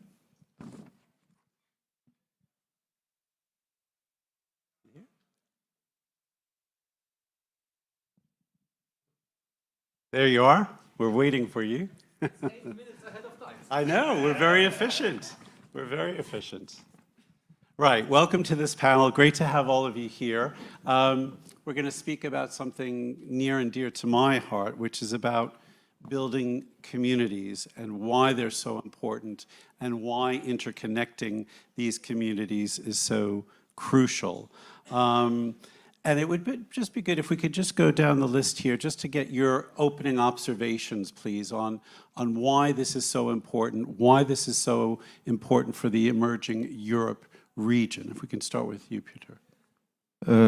Okay, I think this is a very crucial thing because cooperation now is one, we are just a global community. We are not living alone. And this war in Ukraine proved it, especially that this is this cannot be just one ecosystem because everything is interconnected. And this interconnection leads, you know, to if something happens to one part, then it continues. For example, when you spoke about today earlier about the banks crisis with Credit Suisse and SVB, this is also not something that happened individually. It happened, it stroked the entire startup ecosystem. Of course, in the United States and in United Kingdom, it was most visible, but it also struck somewhere else. In parallel, you can say that the Ukrainian war also hit not only Ukraine, but it hit entire Europe. Now, especially in terms of, for example, for other European countries, the focal point now becomes independence from Russian energy sources. So, and these all ecosystems working are just so much interrelated that we cannot just say this is Ukrainian ecosystem, this is Polish ecosystem, this is British ecosystem. These are all interconnected. So it's very important that we treat it as one and look for the relations. I want to come back and go deeper onto how do we practically interconnect them. But before we do, let me hear from Pablo and then Mikhail. Just kind of your observations on how to connect the startup ecosystems and the importance of building communities to underpin those. So your thoughts, please. Thank you so much. I like very much the name of the session. It's connecting startup ecosystem and not relocating. Because if at the very beginning of the war, there was a need of relocating because it was the beginning, nobody knows what's going to happen tomorrow. But now, we definitely need to do several things. And first of all, we need to save Ukrainian startup ecosystems, make sure it's operating well, and it has enough resources to maintain everyday activities. And this is very important what Piotr just presented, because actually USF is state-owned enterprise, and we've been involved in EIT activities already.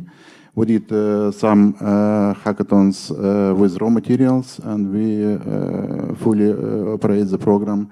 And now we are going to operate the program for food and agrotech. And also we became a partner of EIC, so we are going to sign memorandum.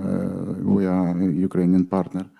And we are integrated fully into ecosystem already, but we need more and more initiatives to be available to students, to startups, to innovators, to make sure they have equal access to finances, to R&D centers, and to every opportunities which are provided in the EU. Great, thank you. And Mikhail, let me just bring you in here.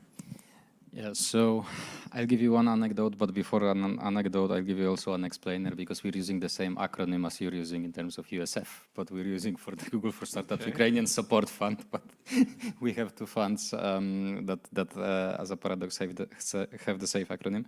But when we were selecting the startups for USF, we said we want to help Ukrainian startups. But the biggest challenge was, what does it mean, a Ukrainian startup? Like, how we identify the startup in a nowadays world when the interconnections are global, when the registrations of startups are often to the places that, for example, it's better to have investors, taxes, etc.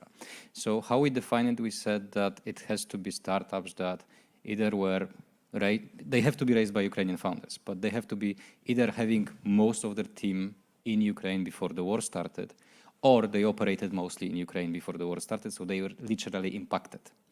And why I'm saying this, because connecting the ecosystem is actually connecting the people.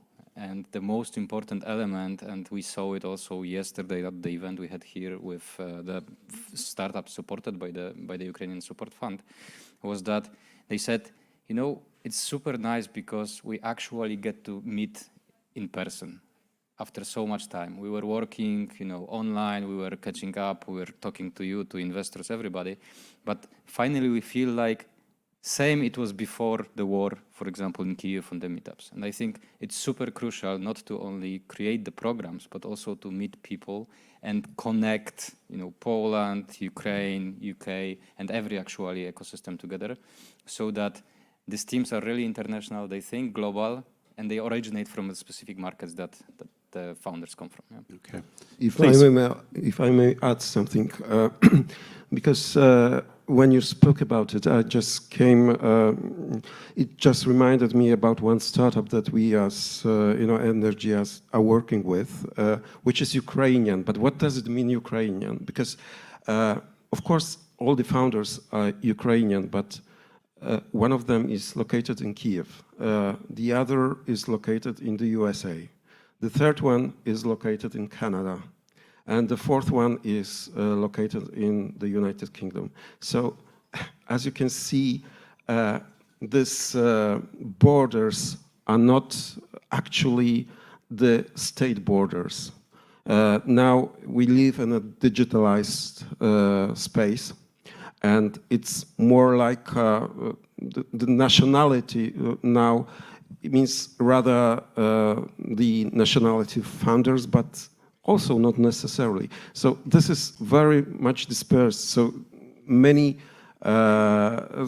sometimes it can be very, just saying name Ukrainian, Polish, British is not just, it's more like labeling, but not necessarily describing the very essence. We have in fact, one ecosystem which is somehow maybe divided, but still it's one. Please. Yeah, if I may, I just want to add, when we actually were launching USF and were designing our programs, we did it together with World Bank mission on innovations. And actually, there was different approaches to what to define what Ukrainian startup is. And basically, we considered different approaches, and our main approach is that it's not enough that startup has Ukrainian founders, because there are a lot of startups, even unicorns, which has Ukrainian founders, which lived and work outside of Ukraine for ages. So it's quite a specific approach. But our approach is you either have headquarters in Ukraine, main office, and actually, or you have R&D center in Ukraine, which has some added value, and also obviously you have to pay taxes in Ukraine. So that is our approach. And when we heard about Google for Startups initiative, it was amazing because at that very moment, that specific time, such assistance were needed because first of all, startups need to be relocated, and secondly, they get access to finance. But now we need to think about how we should actually add something to it because there is, after these startups, and I saw numbers today, and 1,700 applications, 340 startups were selected, and somewhere 58 were funded. Most of them relocated, and we never know whether they come back to Ukraine or not. So we need to fill this niche and to think about what about the others which stayed in Ukraine. Can we give them the same opportunities as those startups relocated to Warsaw or any other jurisdiction they have? So that is a main issue, and we need to make sure that we still saving Ukrainian startup ecosystem and giving the equal opportunities to everyone. Mikhail wanted to come in. And yeah, just wanted to add one thing to this because that's 100% true in terms of, like if we're talking about the specific ecosystem, we tend to think that, okay, you need to be based in one country, etc. From my point of view, it's most important that to contribute to the economy of the specific country. So exactly what you said, either R&D centers or headquarters, etc. Actually, out of the 58 startups we selected, a lot of them spread across the Europe. But actually, a lot of them stayed in Ukraine, meaning like maybe not the whole team, because we have founders that, okay, one founder is in Portugal, one founder is here in Warsaw, and half of the team or a lot of the people from the team are simply still in Ukraine. When we were launching the fund, some of the founders for the beginning were simply dialing in from Kiev, saying to us, okay, we are in the shelter, we have the power generator on, Starlink is working, we're happy to attend the sessions to help us, think about the new markets, etc. So from my point of view, exactly as you were saying, like the ecosystem is how the startup from the specific country can contribute to the development of the country. And that was also our intention in terms of the fund, that we wanted to select the startups that during the war, but also when the war ends, create the working places for people, contribute to the economy, but still think global in terms of, okay, I'm based here, I'm developing here, but actually I'm reaching out across the world and building the, hopefully unicorns, etc. Yeah, I totally agree with both of you because on one hand, it's great that we have a united, to some extent, of course, ecosystem throughout the world, or at least throughout some of the countries. But on the other hand, it is a kind of danger of the brain drainage, and well, this is something which is absolutely to be avoided, because that's not the intention to have all the wonderful talents that are in Ukraine to be moved somewhere else, and to, well, they can of course support other countries' development, but nowadays it's Ukraine that needs most support, and these startups can very much contribute to the development of Ukraine. And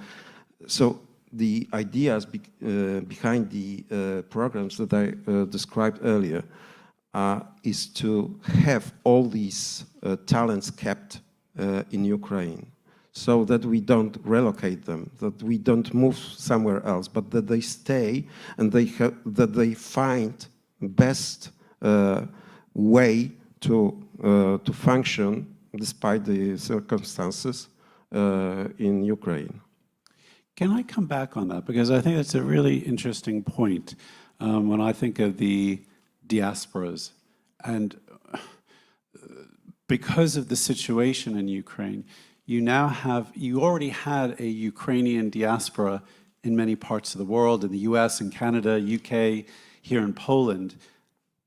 That has become much stronger now. So to your point, you don't want the talent to leave Ukraine, but when that diaspora expands, as it has, some of them will inevitably want to set up businesses in the UK, in Poland, in the USA.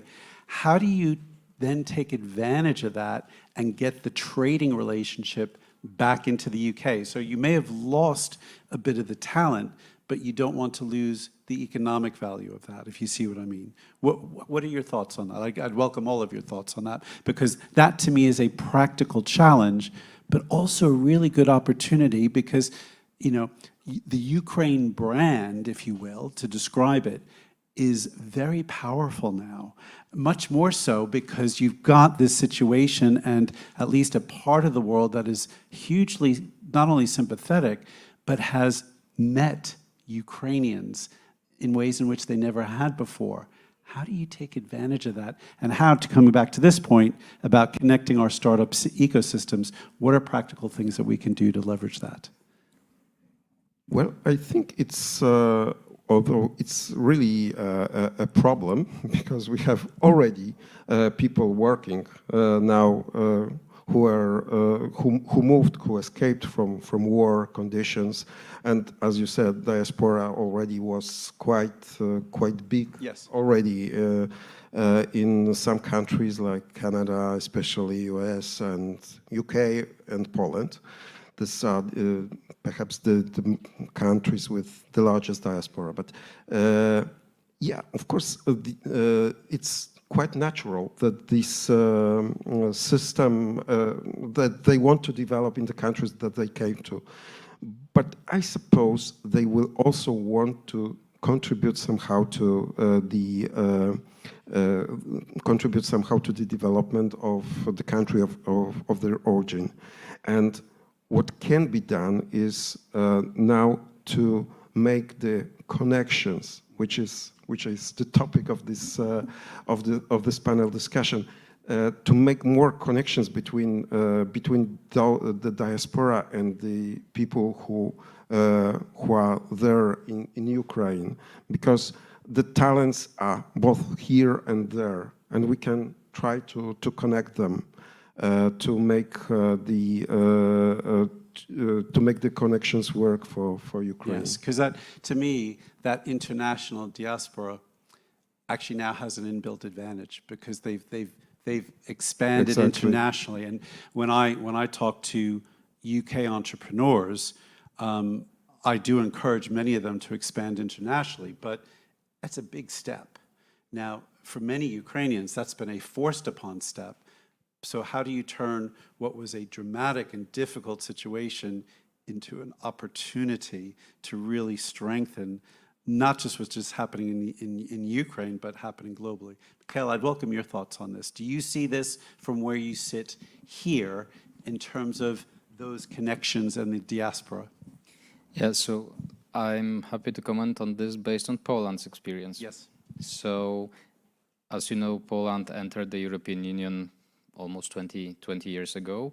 And when the European Union opened to Poland, it was exactly the story that, you know, a lot of people fled to UK, to Germany, to kind of start their businesses, not only the startups, yeah, but in general.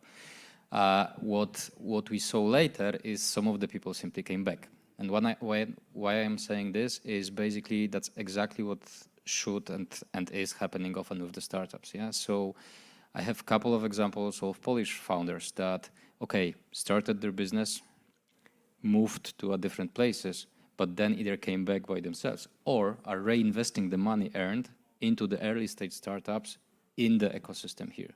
And this is also a huge potential. And this also should be like the advantage that countries should create for their founders, for the startups, so that even if you move, but some of the business is here, or you're developing the business like R&D, as we discussed, etc., to give you an incentive to invest in the early stage of the next startups. Because then the natural things that happens is when the money is invested into the same ecosystem on the earlier stage with more products, the opportunity of creation of more good companies is rising. Yeah? Please. If I may.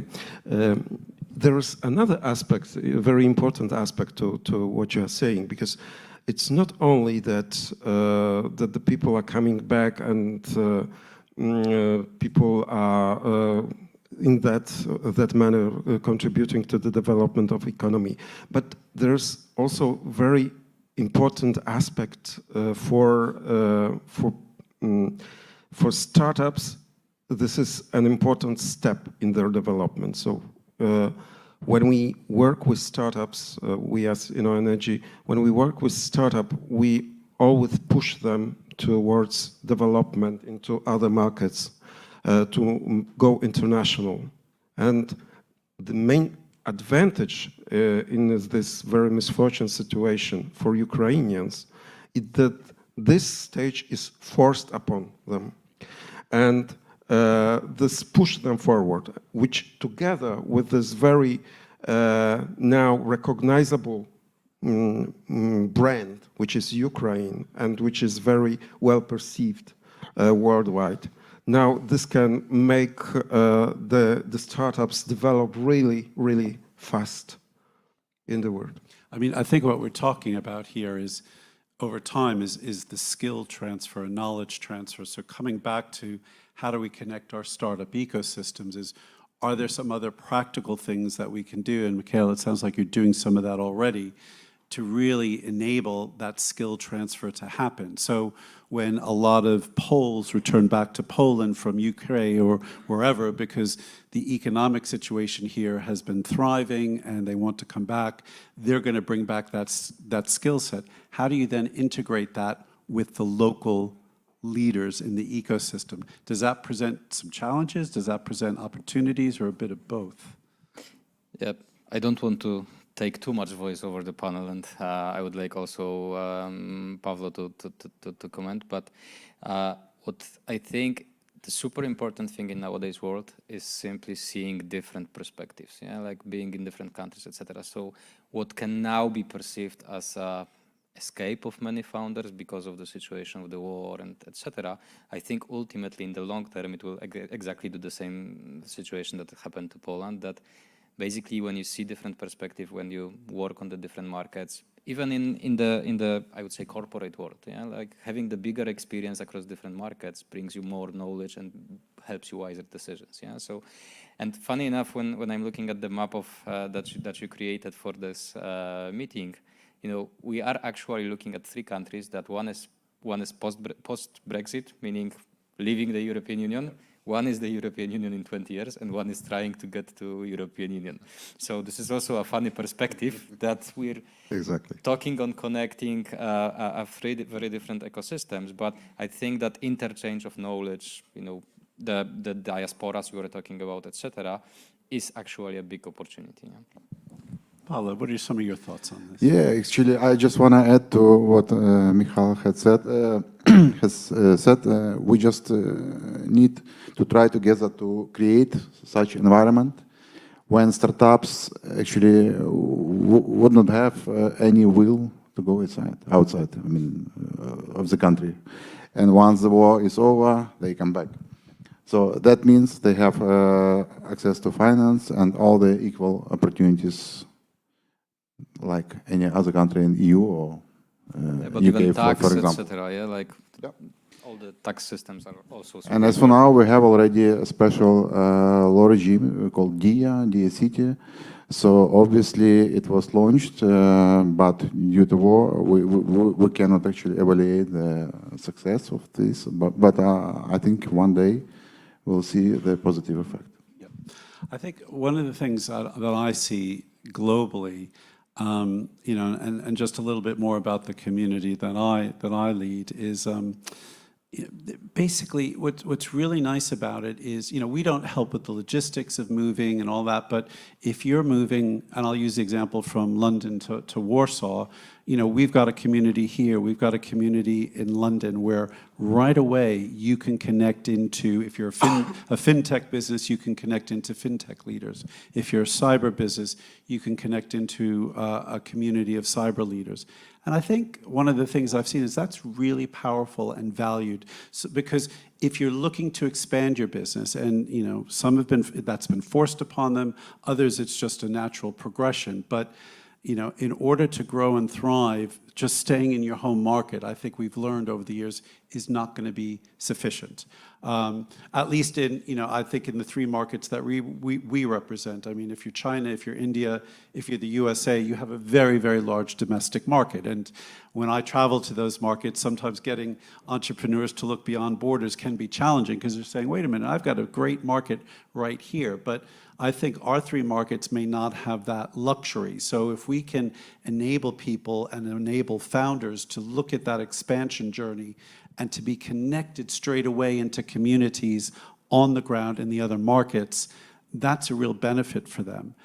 Are there some things, or there's some other practical things that you can think of or you've seen where you can connect people into other ecosystems if they need to be? Have you come across anything, to all of you, that you think is a worthwhile experience? I mean, Google, you do Google for Startups in quite a few places.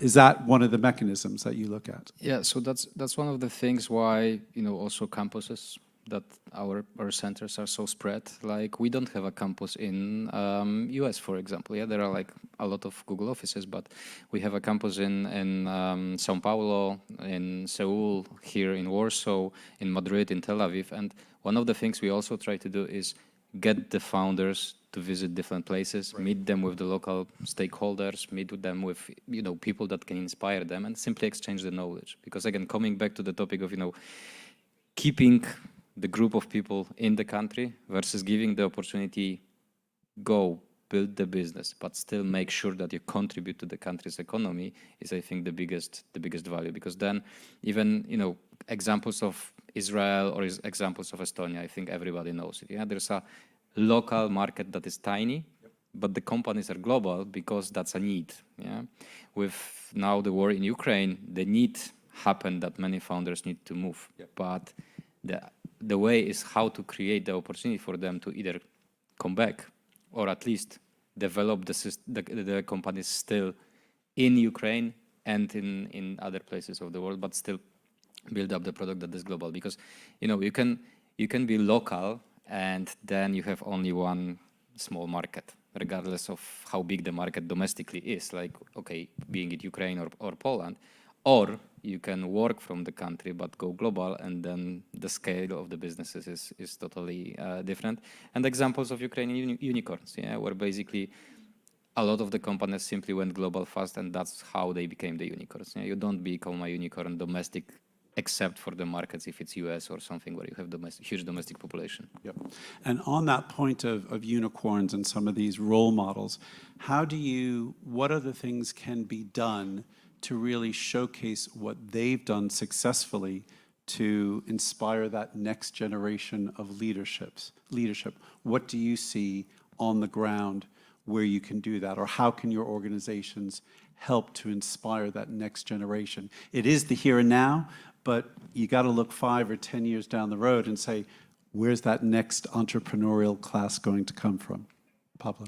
Sure. I just want to add, we have a very good mechanism, so we call it innovative voucher, where we bring in Ukrainian startups to the biggest tech event worldwide. So, for example, for this and last year, we did several delegations, and we attended TechCrunch, Tech Barbecue, Startup Grand Global, Web Summit, Viva Tech, Tech Barbecue, TechCrunch, and one in Canada, Collision, and many, many others. And this year we are going to bring delegation to London Tech Week. Basically, we are giving to all startups the possibility, first of all, to have a best PR ever, because all the media are there, and they can actually represent themselves. And secondly, they obviously have access to the biggest VCs. And we see that a lot of companies raise investment after such events. So this is what we are doing.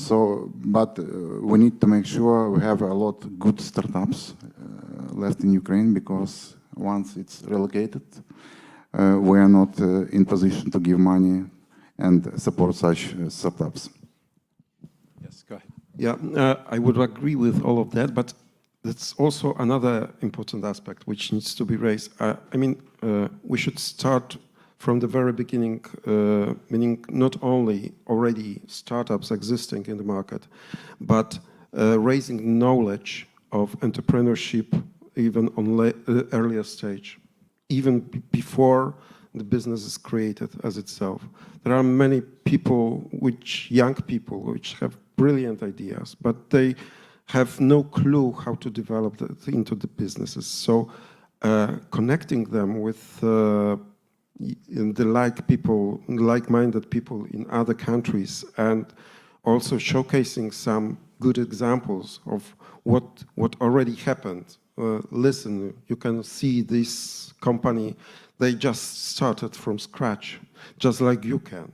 So, and now they are a unicorn, or just another very important player on the market that they started with. So this is also very important. So from the very beginning, not only after which is also very, very important when we already have these startups established, and they can develop, and they should get some knowledge on how the world looks like around, because it's not that it's their fault, but they are very narrow-minded. They cannot think global if they don't see how global looks like, that people are somehow differently approaching the subject they are usually dealing with.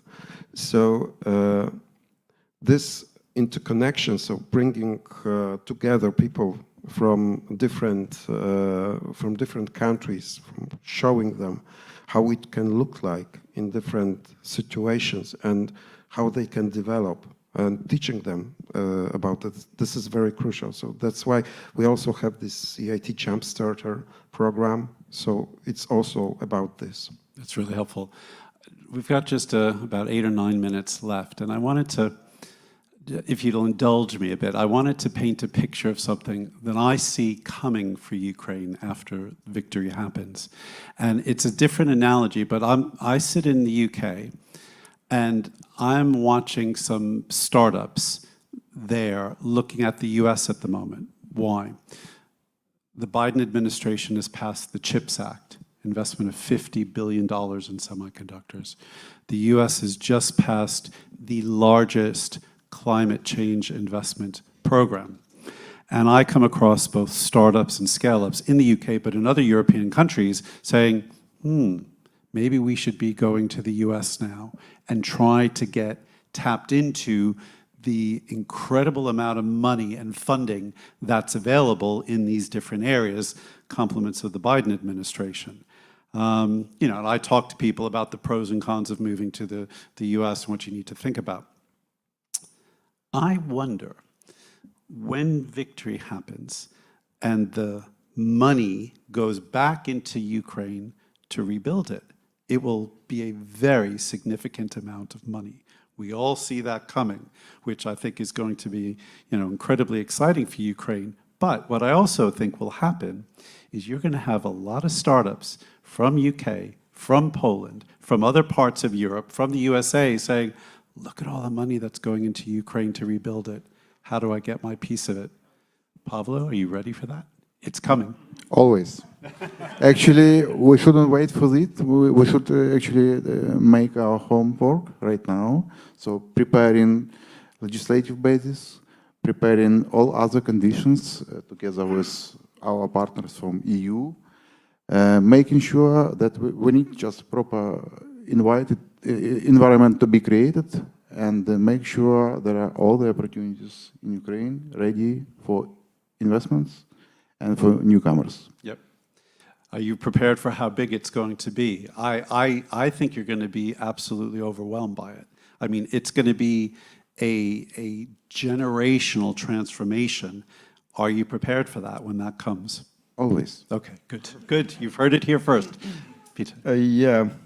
I think that's Europe has a very specific view on that, because we have a united market.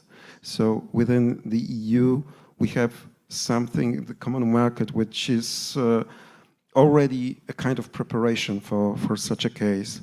And most of all, Ukraine will shortly join the EU, so it will become a part of this unified market. So there will be the flow of ideas from Ukraine to Ukraine, from different countries, and I think it already proved in European Union to be very exciting perspectives for the companies, for the startups, and it can really help to develop the countries. When new ideas, new companies come to given country from outside, they help to develop this economy.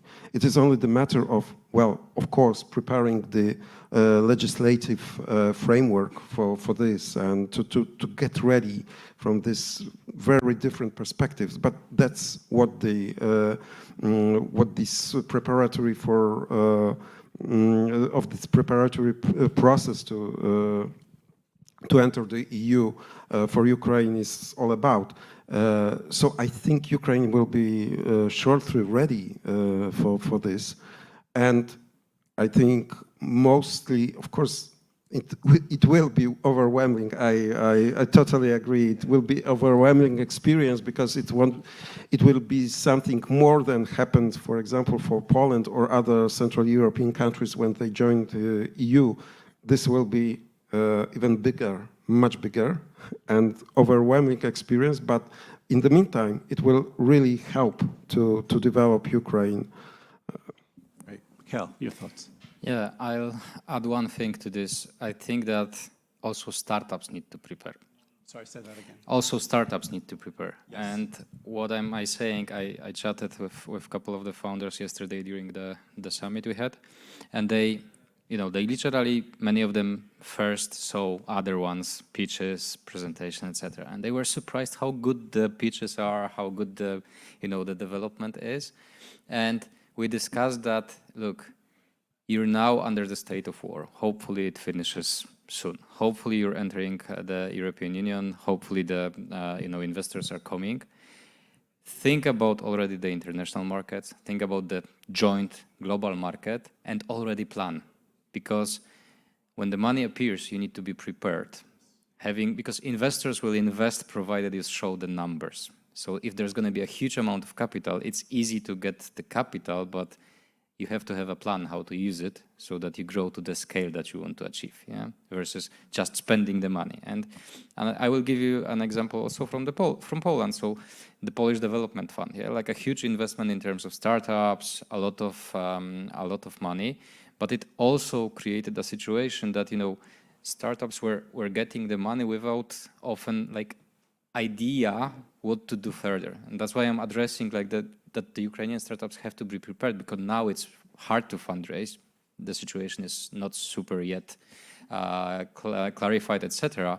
But when it comes, you need to be ready. And it's going to happen so quickly. It's going to flip from a dearth of funding to suddenly being overwhelming. Daniel Korski, who was here earlier and spoke, he came here because he wanted to get some ideas. He's going to try and raise funding so that money can go into Ukrainian startups when that moment really happens. So we're about to hit something pretty significant, which I think reinforces in the last point why connecting these startup ecosystems is going to be so incredibly important. When I spoke this morning, I talked about meeting Natalie from Tech Ukraine, who's our Ukraine chapter lead for Tech Emerging Europe Advocates, and I was delighted to meet with her in person here. But my message to her as well is going to be, when that moment comes, we don't know when it's going to come, but I think we know it's coming. Be ready, because everybody's going to be piling in. And what my network needs to do is to make sure that people, before they actually make that leap over, that they've got the relationships, they've got the connections, and a bit like you're doing, Mikhail, you're helping people to understand how they make that transition if they are going to expand to Ukraine or work with the startup ecosystem there. I think it's going to be an incredibly exciting period, but a sometimes overwhelming one and very different from what we've seen. We've got about just over a minute left. I just want to go back very quickly through each of you. One final thought from you, if there's anything else that we've missed or one other thing you'd like to see done to better support the startup ecosystems. Peter. So maybe one point that was missed, and I'll be here a devil's advocate. The situation with overwhelming situation with all the money coming to Ukraine is also very important moment for investors, so that they don't get too excited and don't lose their money with just, you know, it's good because it's Ukrainian, it's good because it's helping to develop Ukraine.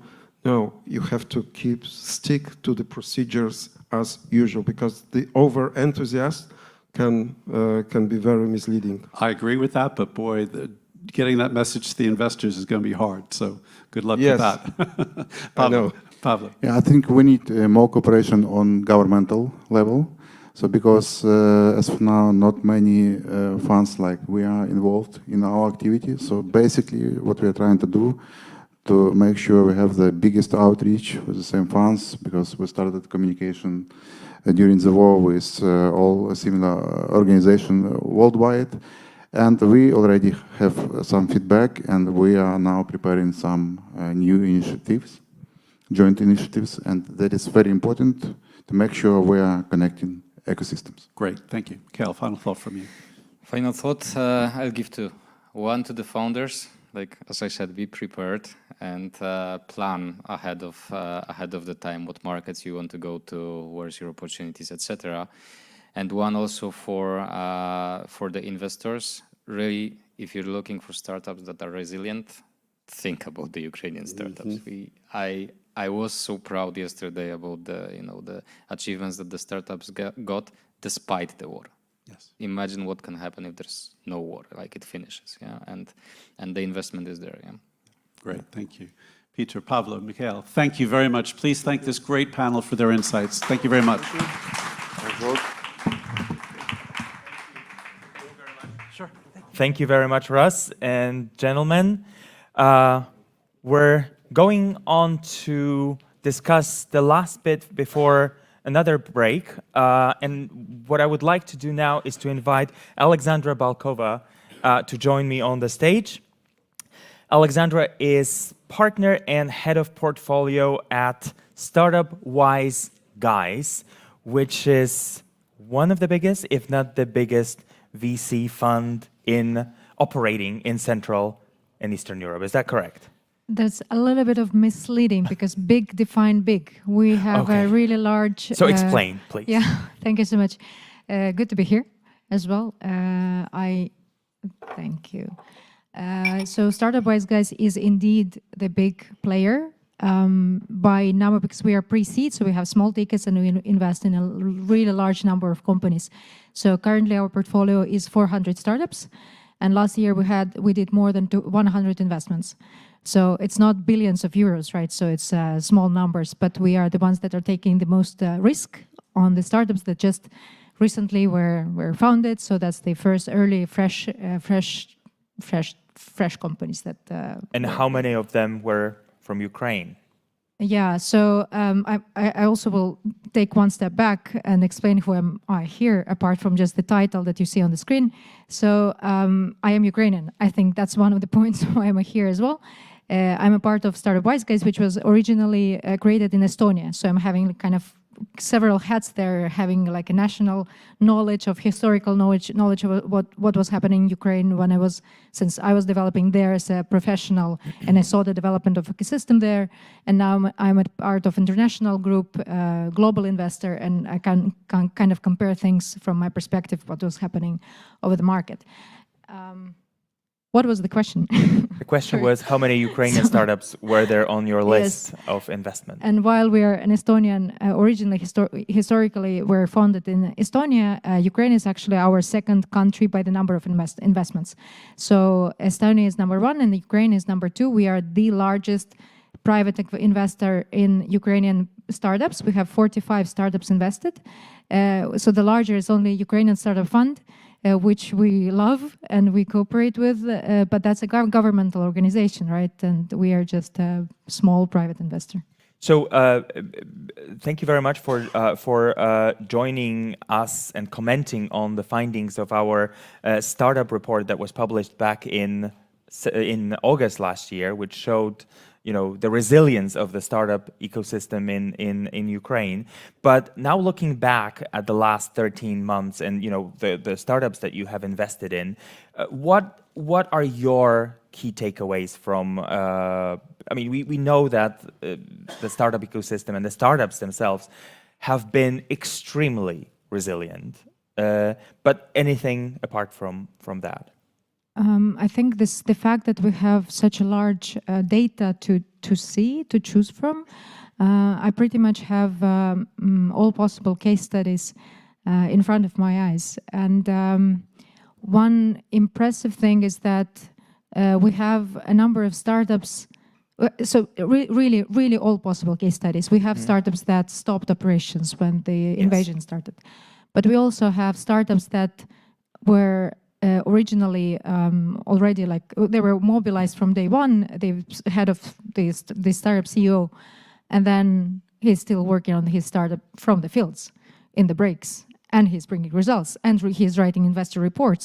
We're like, okay, that's quite good.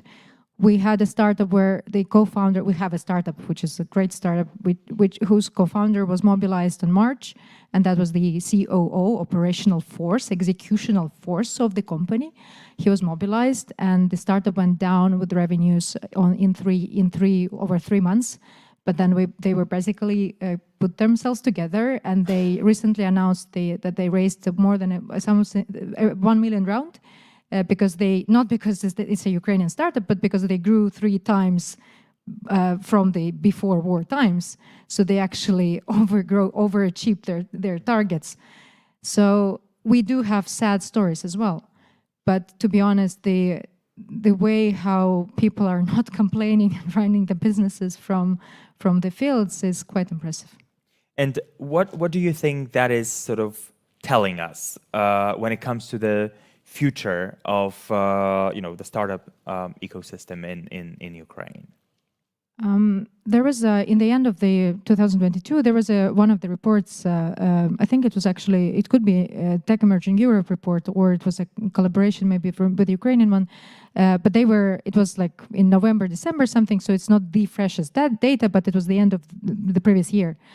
And it actually showed that despite everything, meaning, for example, the funding, the VC funding, venture capital funding in Ukraine dropped dramatically in the previous year. And despite that, not startups, but IT ecosystem managed to grow 10% despite having the lack of funding, not even the lack of funding, like almost no funding. The gross volume, the gross value of startups was more than 3 times higher compared to 2021. 2020. So despite, basically, that's kind of the bottom line, is that most of the startups, talking back about the case studies that I just mentioned, almost 50% of the startups are expecting the business growth in this year based on the results of 2022, because basically if you manage to operate and overcome and overachieve your milestones when the invasion happened, there is a chance that you can succeed a little bit further as well. In normal normal circumstances. Hopefully. I mean, we've been talking about the resilience of the entire tech sector since the morning, really, and be it the IT sector, the startup ecosystem, and I'm really curious to hear your opinion about how you see the tech industry in Ukraine, let's say in the next 5 years' time? I mean, obviously we know that there is no other way but victory, but how you know, what have these lessons taught Ukrainians?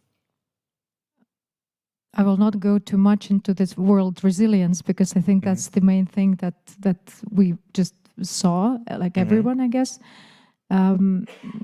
But also going a bit step back on the governmental support and the ecosystem development. The funding, the amount of funding that Ukraine as a country started receiving, like attention from international investors, started only in 2017. So in Estonia, for example, the Skype exit was in 2011, when it boosted up the internal ecosystem, creating the new layer of angel investors, of second-time founders, of people who wanted to give back to society and to create the new ecosystem and to boost it.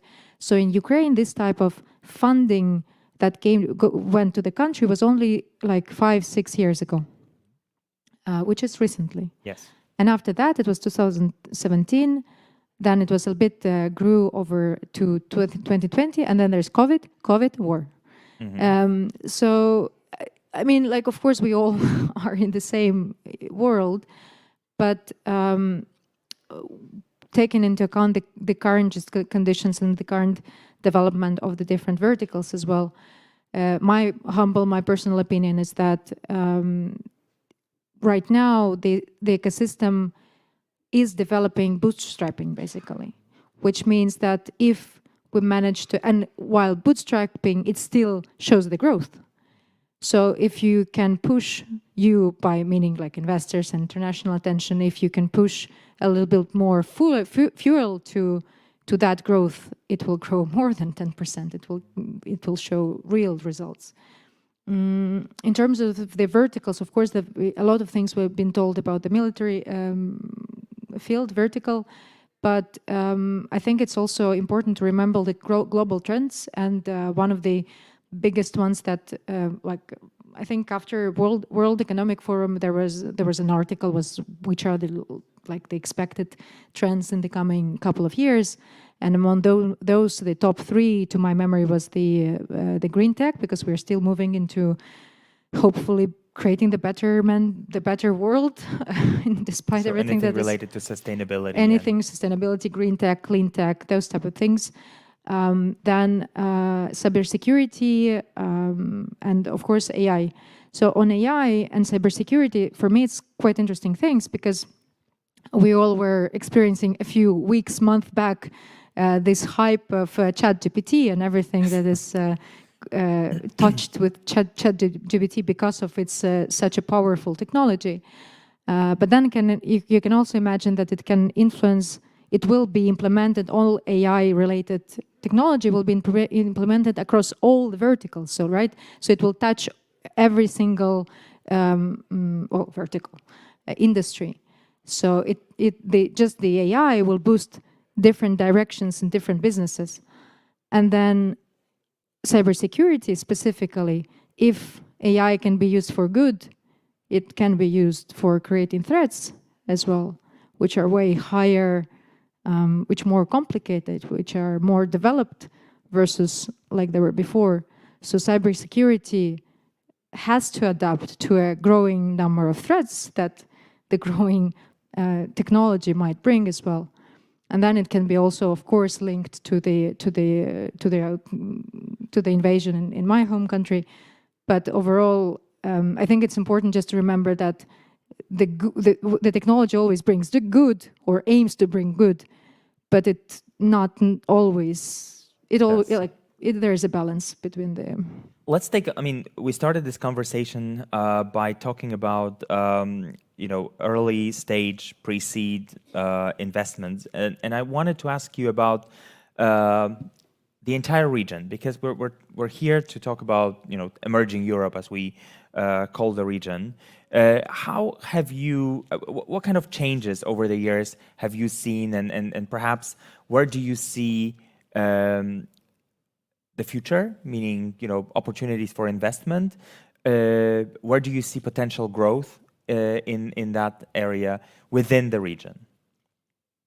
I think it's so one of the things that hit hard last year was the US market, right? And Europe was like historically more, what's the word, more conservative.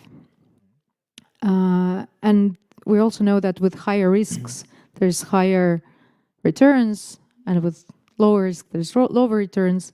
So, but nevertheless, we still will, from my perspective at least, Europe is already feeling and will feel more the results from the previous year, because last year, and I'm talking as a pre-seed small investor, right? So last year we heard a lot of news on Series D, E, large unicorn companies, that those valuations were hit, and pre-seed and seed startups were not too much affected. And actually, like if you see the charts, the valuations from the later rounds were growing like dramatically down, and the valuations from pre-seed rounds were actually still growing a little bit up. So right now they're somewhere flat.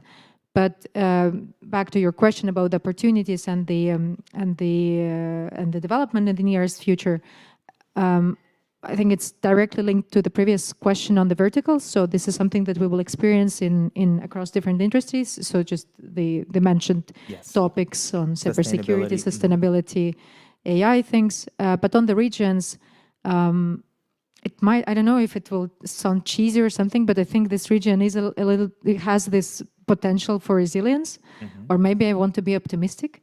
But I think we've seen things here. There's been some proof that we've seen. There is some case study that prove that we can survive maybe in some difficult times.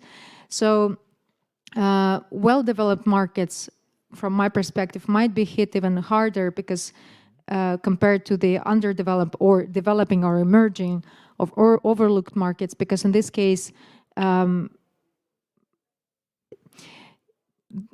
historically, if you keep investing in the riskiest times, if you take this risk, you're getting the results as well. And the regions, and usually statistically, investors would rather play safe in the times of uncertainty, right? So the potential for early stage startups that are always the riskiest is a bit vulnerable. Nevertheless, at least from my perspective, I would encourage people to take the risk, because that's the small businesses who boost the ecosystem. The small businesses who are very flexible, that don't have fat to cut, that don't have too much human resources that they have to go with layoffs. Which means that while they're the most vulnerable, they're also the most mobile, and they can find their way up. And if you look a little bit across the region, if you look at emerging Europe, that's quite a region. There's 23 countries within Tech Emerging Europe Advocates. We're talking about 25, including some Central Asian countries, which obviously also offer a lot of opportunities, and there's a lot of startups. But if you were to look at some of these countries, would you see any specifically interesting? I do still believe, I might be a little bit biased, but I also have right now in front of my eyes some reports and like graphs that I'm trying to remember. So Baltics is something that will keep developing. So Estonia, Lithuania is showing amazing results. Ukraine, I hope, will keep developing because of the results that it is showing right now. In Poland was like it was mentioned also in the previous panel that Poland was the Polish governmental money were here for early stage startups for already like up to a decade, right? And it created the competition for early stage investors, which was quite hard for private investors to invest, competing with free money of the government, which is not a bad thing, but it still creates some challenges. But right now, being here in Warsaw in this week, talking with the local players, I do believe that this is there is a place for the coming change as well, that Poland will attract more private money, more like in pre-seed stages, right? So I'm not talking only about the later stage, but in the early ones. There was a lot of, according to some data statistics,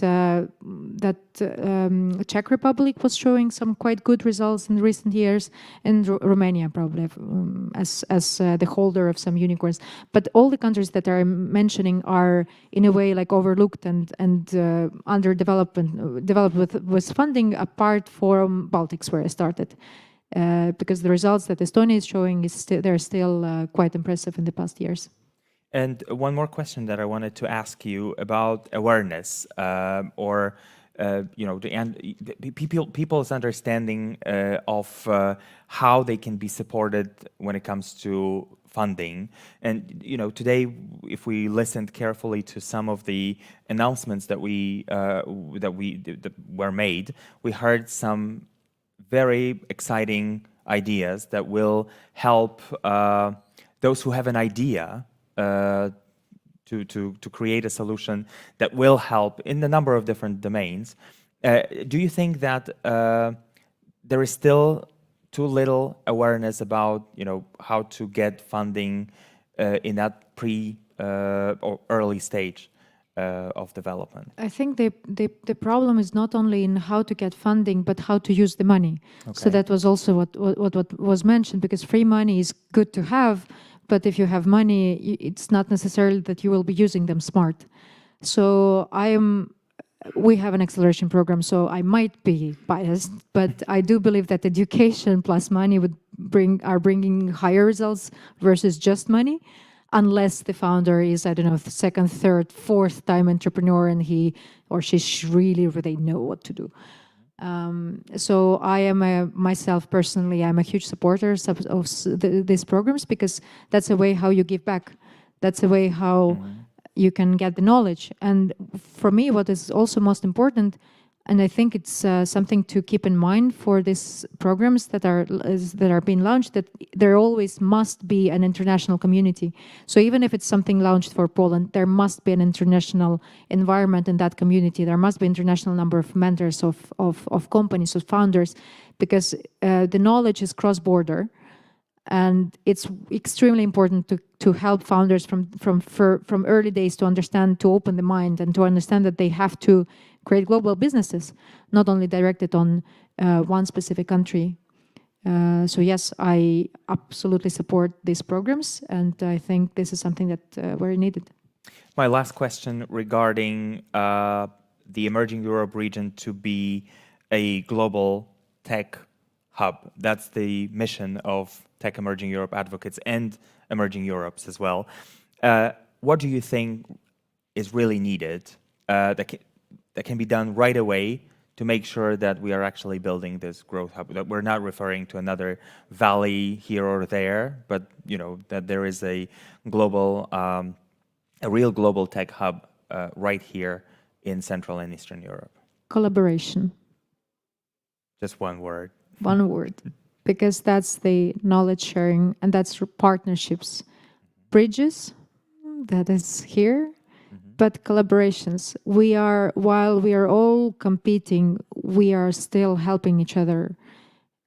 And it's like being one or multiple, right? You're always stronger when you share experience, because again, like ideas don't matter. The execution matter, but to get to the execution, you need to have support and collaboration between multiple countries. So I have to say that I'm really grateful for that word, because Emerging Europe has been supporting collaboration not only with with the US, with the UK, like we are doing today, but also within the region, because we see a lot of opportunities there that have not been utilized properly. So thank you very much for the word collaboration. Ladies and gentlemen, we're finishing this part of the session. A huge round of applause for Alexandra. And I would like to invite you to a short break, and we will reconvene after that short break for the last bit of our conference today.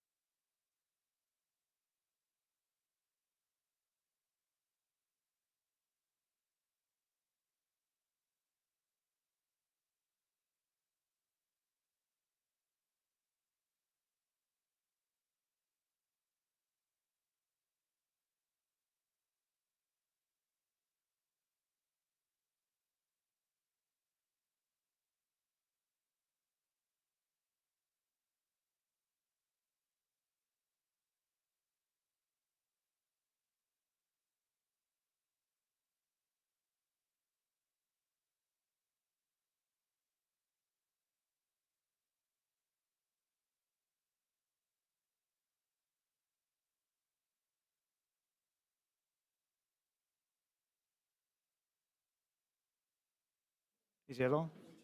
Hello, everybody. We're going to start in a couple of minutes, so if you can take your seats, please.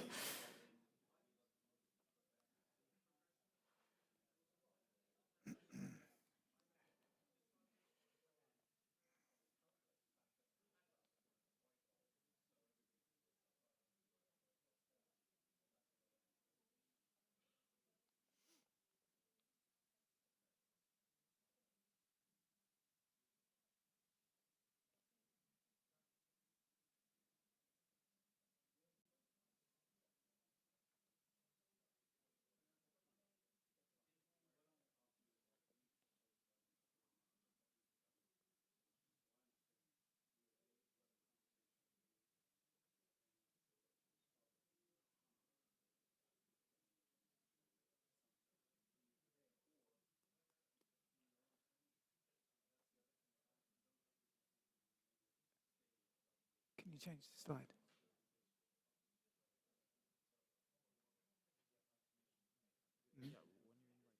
Yeah. Change.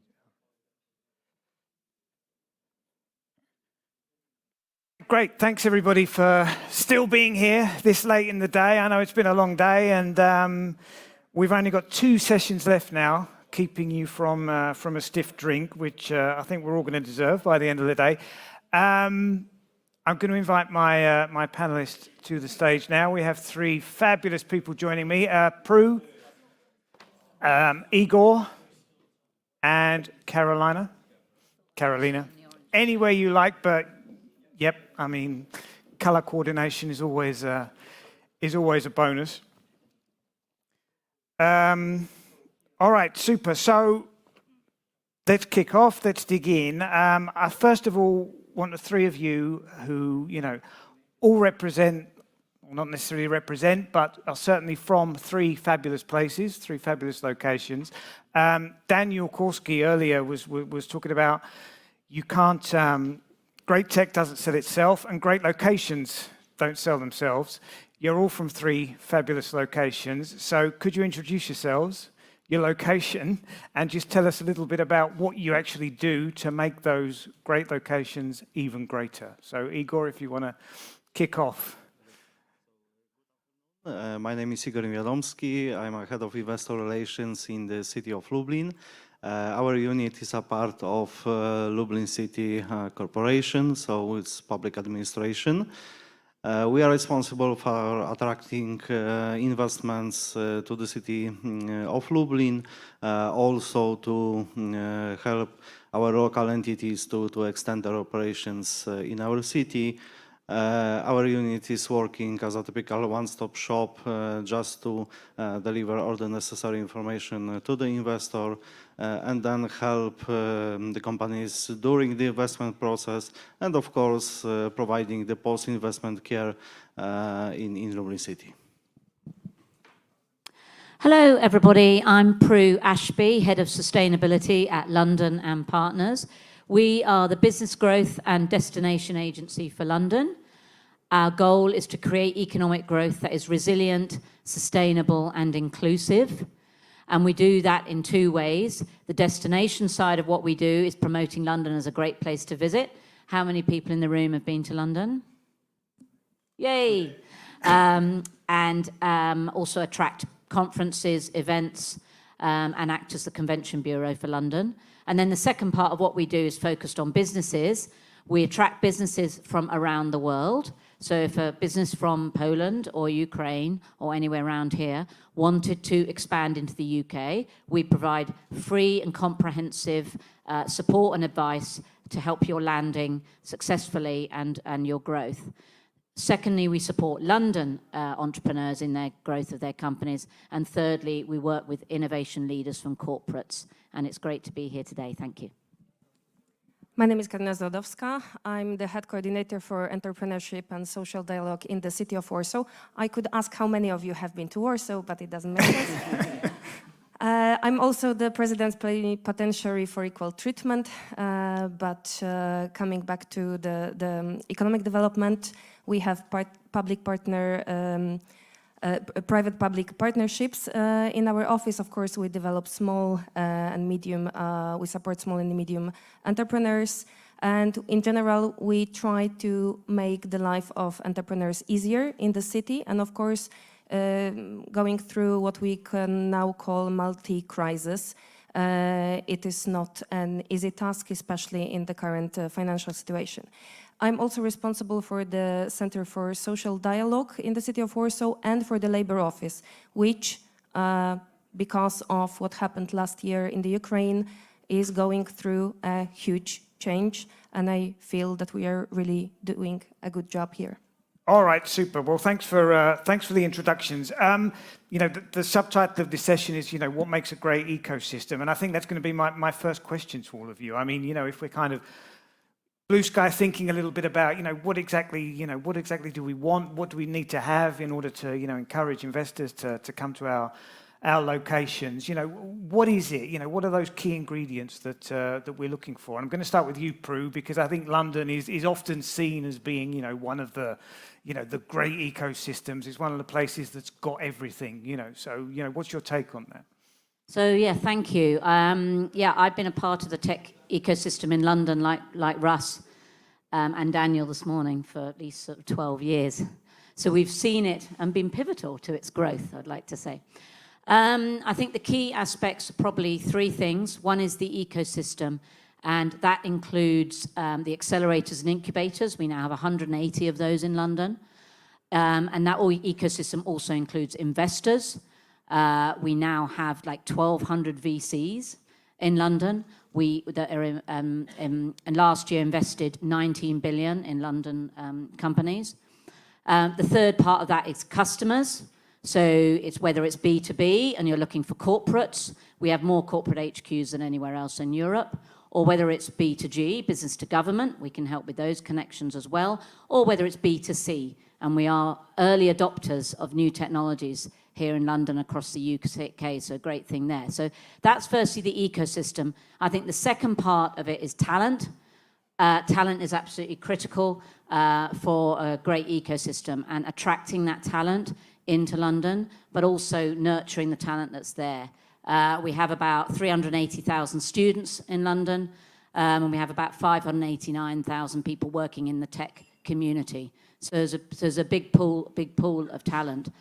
And then thirdly, I think it's really bringing those people together effectively. So how do you bring those people together? That's all about events. It's about conferences. It's about attracting great names like Google, Cisco, and Barclays into the innovation ecosystem and getting them to support it. And it's about creating the right legal framework and legal support, grant funding, access to funding, and access to great support that can help grow your businesses. Okay, Igor, I'm going to get you to step in next. Lublin will be slightly different than to the London because of its size, obviously. We are the biggest city in Eastern Poland and the only metropolis one, but still we are more like a regional city in Poland. But still, these three key factors will be slightly the same. It will be the talent pool, the infrastructure, and the ecosystem. It's hard to imagine that some location might be attractive if it has a broad talent pool without infrastructure, yes? So investor would like to invest because it would be easy for him to hire people, but if he don't have an option to invest, where to invest, it's hard to believe that he will choose such location. On the other hand, when we have a proper infrastructure, offices, industrial parks, and so on, but without the people on the market, it's also not too attractive to convince the business to choose such location. That's why it's very important to develop those key factors within the city simultaneously, to have both of the factors on your side. From my perspective, it is quite common that I can speak about Lublin, about its advantages by hours and hours to the investor, but at the end of the day, he would still ask the local companies, but are you satisfied in having a plant aside here in Lublin. That's why this ecosystem is so important. If your companies that are located in your city and are satisfied by being here, by collaborating with universities, with local administration, and with the businesses, if it says yes, we are satisfied, we are collaborating with other entities, there are many events here, and we want to grow.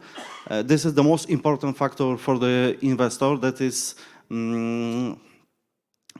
underlining that things that I said about the advantages are true, and the companies are satisfied about investing. So talent pool, infrastructure, and the ecosystem. Carolina, is it the same for Warsaw? Very similar, of course. I feel that the fact that Warsaw is just a good place to live also attracts entrepreneurs.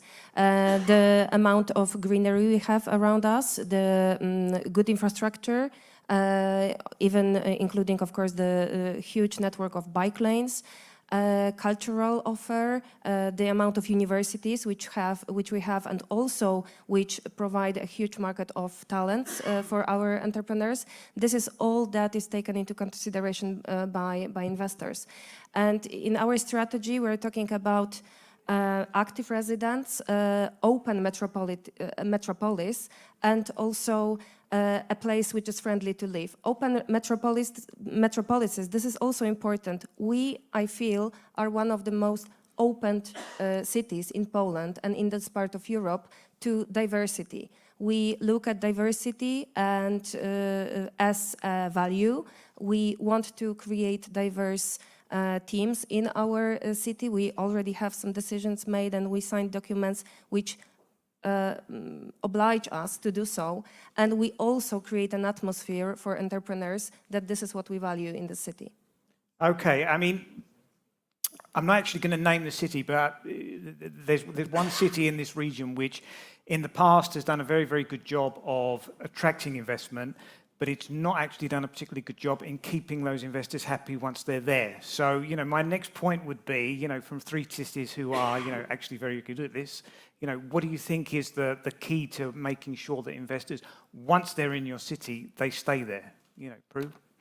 Yeah, I think that's a really good point. So I think it's all about two things. One, it's opportunity within that country. And so it's the growth opportunity. So the market, the population in the UK is, 60 million odd.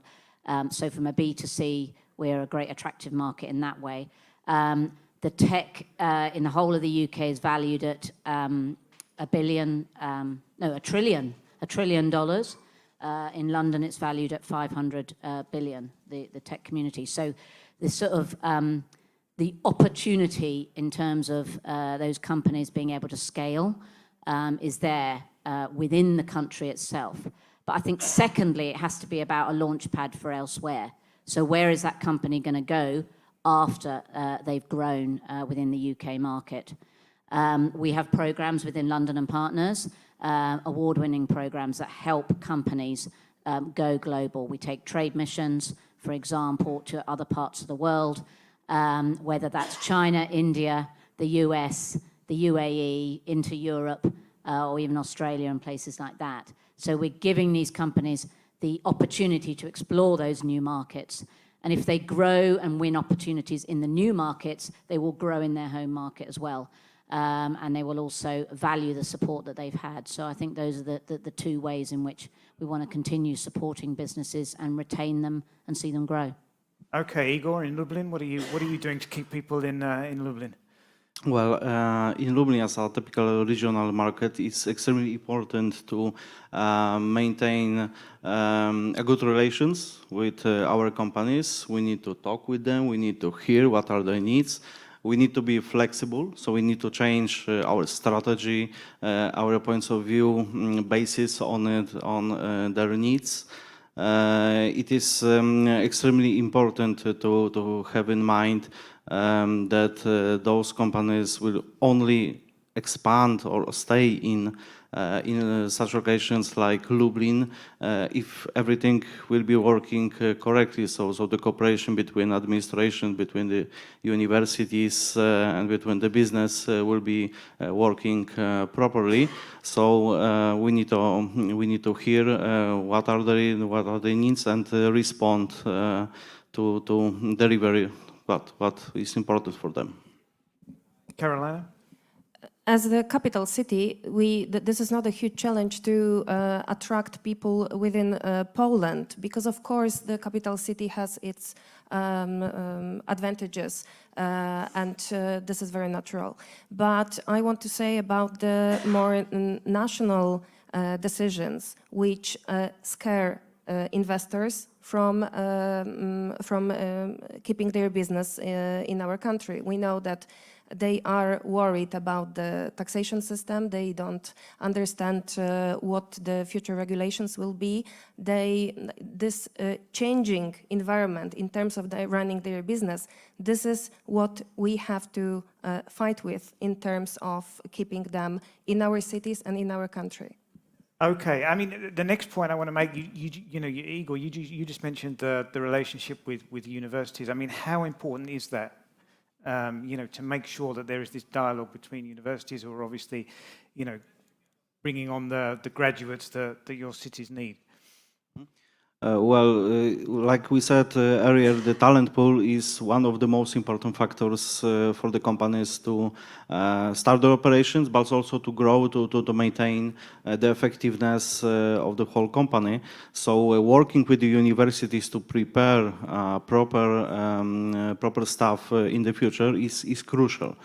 Also for us, as for the city, having a broad talent pool is important to attract new investments. So which for me, in my opinion, this is one of the city's most important tasks, to connect companies with the right people on the universities to boost up such cooperation, such preparation of the workforce in the future, but also to search for the inventions to start the research or development works and so on and so on. Prue, I mean, in London, I think it's kind of, we might take for granted the idea that, students are always going to be attracted to London. There are always these, great universities in London. I mean, does the city itself, actually, take that for granted, or does it actually actively, try and ensure that there is a dialogue between, the business community or the city and the universities? I think that's a really, really good point. As I said, there's 380,000 students in London. We do proactively promote London to bring in students. I think what the great thing about when I meet somebody somewhere else and they say, oh, I love London, I studied there. I think if somebody studies in a city, they have some emotional attachment to that. Russ, isn't there a story about you met your wife, I think, when you were studying in London? Is that right? It wasn't on that side of the Atlantic. Oh, right, okay. But she brought me back to London. right, so yes, so it's kind of like emotional attachment, and that goes back to quality of life as well that you touched on, and having a good time in a place. 60% of students that study in London stay in London afterwards, and that's quite a high figure, and that means that they want to stay, they want to explore the job opportunities, and they see it as a great place. We work with a lot of the universities, whether it's around, say, a new technology that we might be bringing in, where they want to engage with the specialists within a certain university. We can make connections there, because the value of those kind of partnerships or those kind of R&D relationships can be really amazing. And yeah, London hosts 4 of the world's top 50 universities, which is more than any other city in the world. So having top universities is great, but also having the depth and breadth of other types of universities. And just one other point I wanted to make on it, we have a corporate innovation program where we work with heads of innovation from corporates. And we're actually partnering with the Royal College of Art on that program, which gives a sort of real sort of diversity to the way they think about innovation. And so it's not always going to the engineering universities or whatever. It's actually looking at what other, say, design or creative universities we can work with around innovation and that sort of thing. Okay, Carolina? In Warsaw, we have almost 50 universities, and of course, we cooperate with all of them. We also create campaigns outside of Poland to attract students from other countries to come to our city and choose one of those university offers.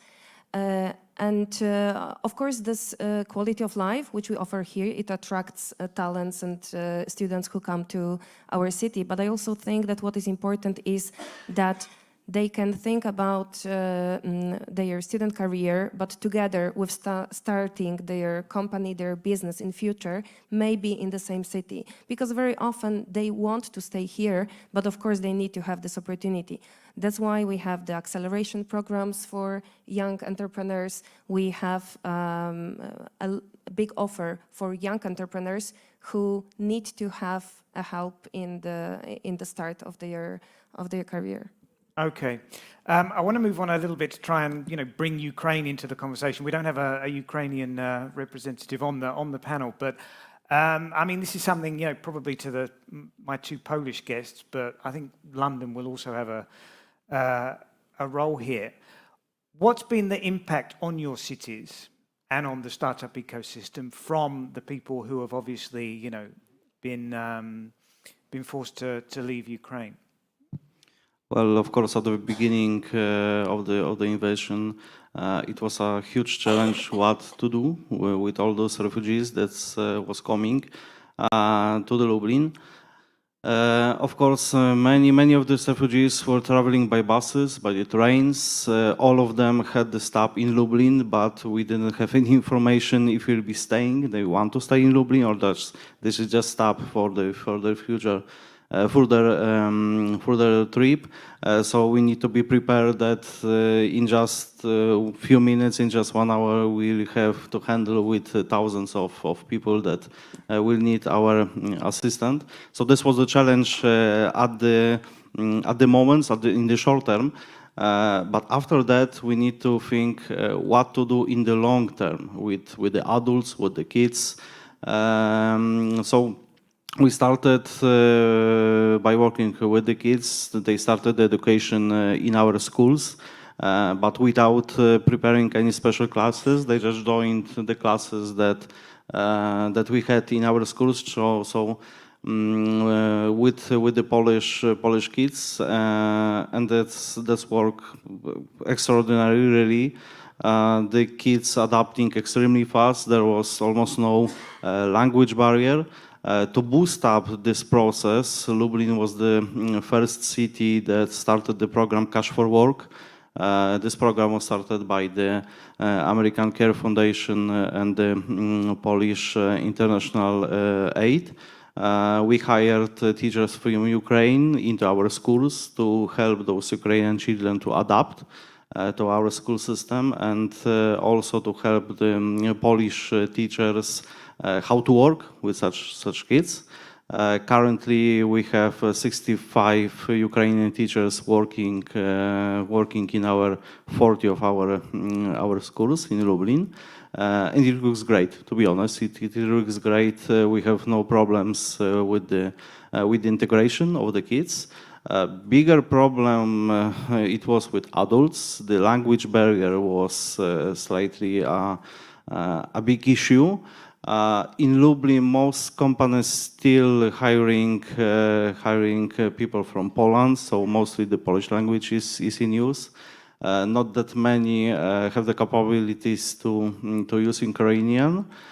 So this was our job to help them, and we did it. We started the campaign to help the companies to translate the documentation, translate the work offers, job descriptions to attract those people, and after that we try to make a groups of people from which at least one knows the Polish language. That will be leading this group in accommodation of this company. Okay, Carolina next, I think. Of course, at the beginning of the, just after the outbreak of the war, there was no time to think about how much advantage we'll have from the people who come to our city, although there are a lot, of course. But in the time when there were days when 30,000 people arrived daily in one railway station, we had to think about how to support them, how to find shelter for them, food. And then very quickly we started thinking about how to make them financially independent and find jobs for them. Of course, unfortunately, due to lack of knowledge of language or Polish or English language, this was a very big problem to find jobs which really answer their ambitions, their level of education, because 60% of people, of migrants who registered in our labor office have higher education. But due to the level of language, we had to find any job so that they can rent an apartment or start their own living. As I said at the beginning, the change in the labor office was huge. From an institution which mostly registered Polish residents in order to give them access to social support, it became an institution which is really helping to find jobs and is helping people who are motivated, educated, and in very big need of this. The labor office registered more than 6,500 people, and a lot of them, like more than almost 2,000, found a job due to the cooperation with this institution. But why am I talking about this? We know that that people from Ukraine will help our labor market. Of course, we know also that this is good for our monogeneous social, to how our society looks, that now we become a really multicultural society. But the amount of work the city has to put into allowing this and into supporting those people in becoming a part of our market is really big. And we, of course, struggle with a lot of issues like lack of teachers, lack of courses, lack of psychological help, and lack of finances for many issues which are connected.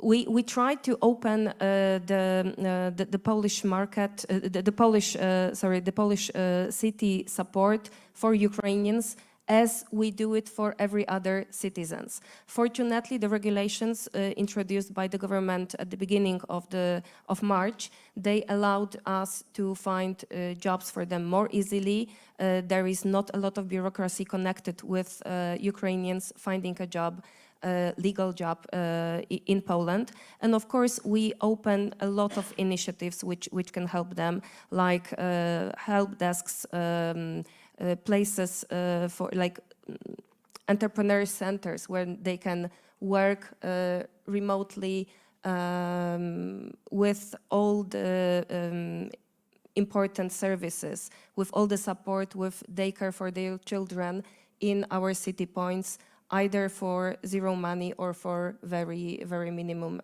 amount of money. And this is just one of many things. Has there been any impact on London? I mean, it was already the definition of a multicultural city, but I mean, has there been any impact from the? Yeah, I mean, there's communities of Ukrainian entrepreneurs. I know there's a group called W Tech, Women in Tech, which has a lot of female Ukrainian entrepreneurs as part of it. And then, is this my moment to mention London Tech Week? You can. And we actually have London Tech Week coming up in June, where, as was mentioned a bit earlier, we've got a delegation of Ukrainian entrepreneurs coming, which we're really excited about. London Tech Week is an absolutely international event, 12th to the 16th of June. So put it on your calendars if you wanted to come for a great trip to London. And it really will open doors for you and your business in terms of meeting the right people and propelling your business forward. So, connect with me if you would like to know more, but very, very excited particularly to welcome the group of entrepreneurs from Ukraine to that. Prue, I want to stay with you because I just want to, we've got 7 minutes left. I just want to touch on the issue of sustainability. You are the head of sustainability now at London and Partners. And I just remembered actually that the last time I was in Warsaw, I was, at an event and I was moderating a panel, and there was a representative from a very large Polish retail chain. And she said something that really stuck in my mind. It was, sometimes there's money you have to say no to. Now, when you're trying to encourage investors, are there investors that you sometimes have to say, look, maybe we're not the right city for you? Yes, we're a social enterprise. We're half funded by the Mayor of London. And there are certain businesses that we wouldn't work with, yes. In my role as head of sustainability, I'm hopefully working with businesses that are on the positive side of supporting our road to net zero. The Mayor of London has ambitious targets of net zero carbon and net zero pollution by 2030, and that is driving innovation and behaviour change in our city. And we saw $1 billion in climate tech investment in London companies in 2021. And we're seeing a lot of opportunities for those kind of companies, whether it's food tech, whether it's agri-tech, but whether it's transportation, smart cities, prop tech, data analytics, measuring carbon, road to net zero, whatever your business is, we welcome you to London, and we can highlight opportunities to you in the London and UK ecosystem. Igor, what about Lublin? What's your sustainability approach? Well, of course, Lublin is not so big like London or Warsaw, but also we sometimes need to say no to the investors. For us, it's obviously that quality of life. The maintaining high quality of life in our city is extremely important. It's also extremely important for local ecosystem, but also for the investors that would like to invest. If in the planet investment have a huge impact on the environment, or can change our environment in the way that it's not planned in our strategy, then yes, we are just need to say no. Okay, Carolina, what's the Warsaw approach? Of course, we have our big plan for the city, the Warsaw Strategy 2030, with the main issues mentioned them, in which direction we want to expand our city. So of course, if the investor's vision does not come along, we have to say no. Okay, great. Final point, really. Igor, I want to come to you about something specific, not just to Lublin, but to, let's say smaller cities, and the not necessarily the challenges that you face, but do you think that there is a moment now, because it's something that emerging Europe we've seen across the region, whereas investors are actually, quite deliberately starting to look at smaller cities? I mean, is that something that you can confirm? Yes, of course. It's mostly related to the talent pool and then the lack of the experts on the market. Some experts say that the IT market in Poland is lack of more than 150,000 of IT talents. So it's a huge gap if we take into consideration that, for example, Lublin at this moment have 11,000 of IT talents. So the number of 150 across the nationwide, it's truly a huge gap. It's also worth mentioning that the regional cities, especially in Poland, due to the, for example, EU funding, develop extremely fast in the last few years. For example, we opened in 2012 international airport just in Świdnik, 12 kilometers from Lublin city center.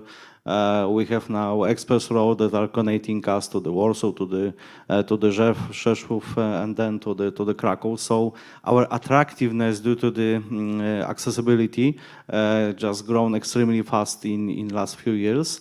And of course, we are prepared for the investor. We prepared the infrastructure, working with the developers. So we have 250,000 of office space. So if we are match all these things together, so the talent pool, the infrastructure, the accessibility of our city, I can confirm that the companies are looking for the alternative locations to extend their businesses. Prue, I suppose for London it's the opposite. You know, what do you do to stop people looking for, you know, cities outside of London, you know, maybe, you know, Brighton or somewhere that might be smaller and... We don't want to stop people going outside of London. London is a truly global city and a convergent city.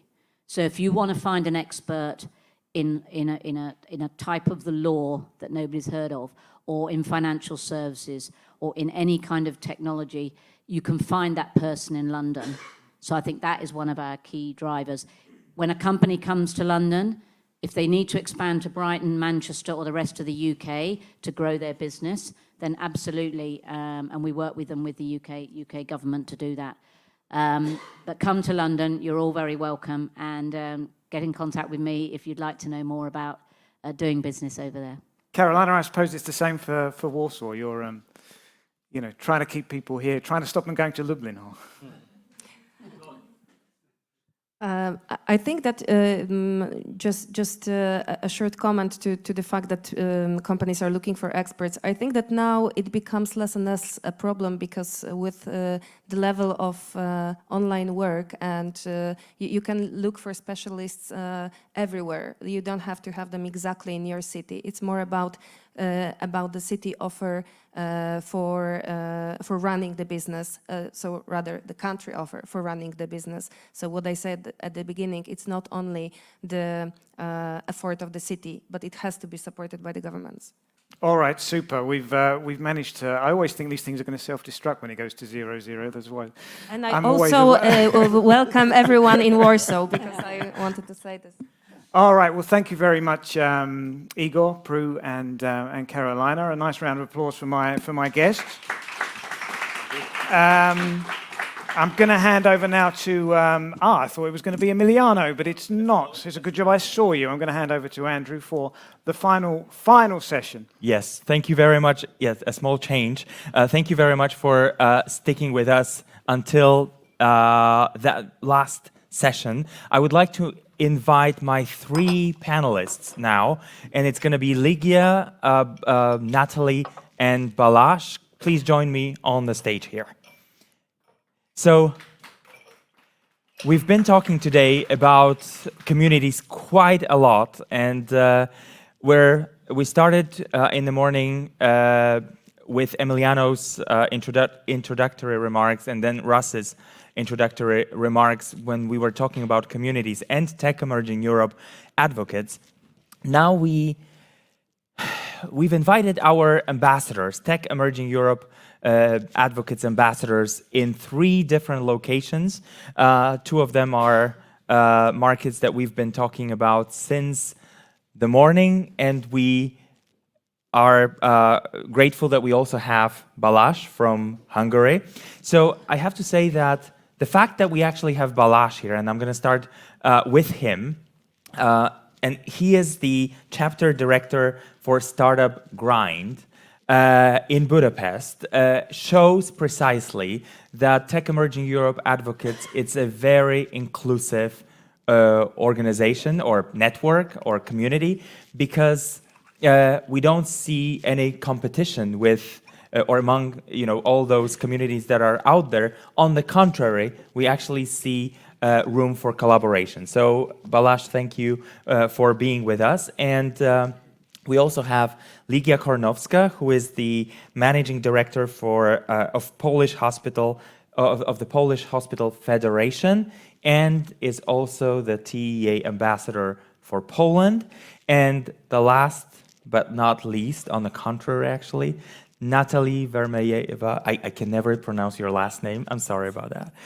She is the executive director of Tech Ukraine and the ambassador for TEA ambassador for Ukraine.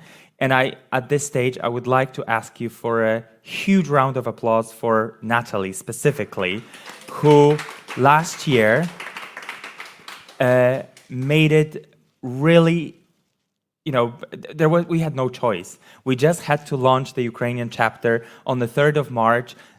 We were advised to perhaps postpone the date, but Natalie said, no way, this is exactly when we are launching it, because this is exactly when we need it. So thank you, Natalie. We are now a year after that launch. I remember the stream of enthusiasm and support that was pouring, literally, from the screens, from all the people that joined, and there were almost 1,000 people, joined us online from literally all over the world, from Canada, from the Bay Area, from Australia, from Korea, from Japan, from China, from Latin America, because this is where Global Tech Advocates actually has chapters quite active and quite, growing quite fast. So I am going to ask you a few questions, all of you, and the first one that I want to start with would be your contribution, your role in building the local ecosystems in Poland and Hungary, in Ukraine, and some of the latest developments that you have seen from your perspective. Can I start with Ligia? Thank you. Thank you for invitation to that panel and for this question. So when it comes to Polish healthcare sector during COVID-19 pandemic, we can see huge development of innovative technologies in medicine. And I am thinking not only about artificial intelligence, which is coming to the mainstream now, but also about telemedicine, blockchain technology, and other disruptive technologies in healthcare. When it comes to our sector, we implemented e-prescription model for the whole nation 2 years ago, and it is going better and better. We have online account for patient, so everybody can see what's going on with their healthcare via this online account. Of course, it needs further development, but we are starting working in it. And when it comes to these hot topics in healthcare right now in Poland, for sure this is artificial intelligence and access to medical data. We have number of working groups under Ministry of Health, under Prime Minister Chancellery that are working in these topics. We can see also a number of public funding when it comes to opening access to medical data and sharing medical data between different universities and hospitals in the aim of... Sorry if I can interrupt you. I would love to hear a little bit, probably ask you to share that with the audience, because I remember one of our first conversations that, was a few years ago, that we had was about donating data, just like we, are able to donate our kidney or anything else if we want. But this is quite an interesting topic, and maybe you can share a little bit. Oh, with pleasure. So we are actually, when it comes to our contribution as a local ecosystem, we are actually the most advanced project when it comes to data donation in European Union under a new European Regulation Data Governance Act, which is exactly about it, about data donation, about that every citizen can donate their data for R&D purposes. We are implementing it in medical sector. So every patient, the same they donate blood or marrow, they can donate data. We started this project a couple of months ago, and right now we are running it in more than 200 hospitals and medical entities. We collected the first data based on patients' consent, which is super important because we are opening access to medical data, and in the same time we are protecting patients' rights to privacy and protecting the patients' rights to decide what is going on with their data. So we are in the middle of this project. We have, for example, right now we have a project in oncology, in checking what is the patient pathway in oncology. And we are basing these observations and reports on the real-world data collected on the basis of patients' consent. So this is a great project that we would like to share and share our experience across the Europe. And we believe that it will be a nice project to implement in other countries too.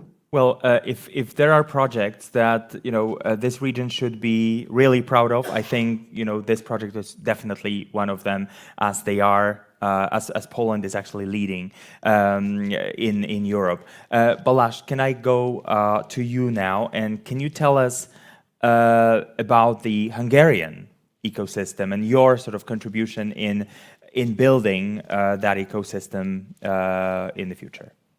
Sure, thanks for having me. It's a great pleasure to be with such amazing speakers and moderators on the stage. Thank you. And yeah, the Hungarian ecosystem.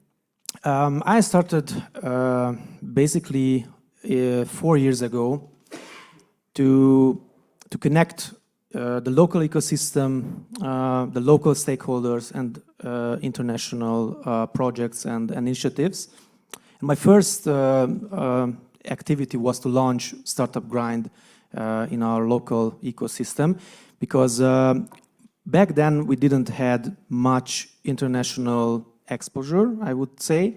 And you see, when you go to a corporate or an accelerator or an incubator and you introduce yourself to, I am Balázs Horvat, I'm doing this, then you would need to have a solid story behind you, so they can trust in you.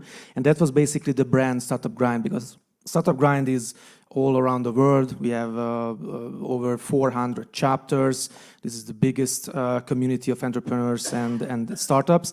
So I started with that, and I said to myself I would make a pilot and see how far it can go, and started to get in contact with other networks like yourself, Emerging Europe, World Summit Awards, which is a Graz-based initiative. They started in 2002.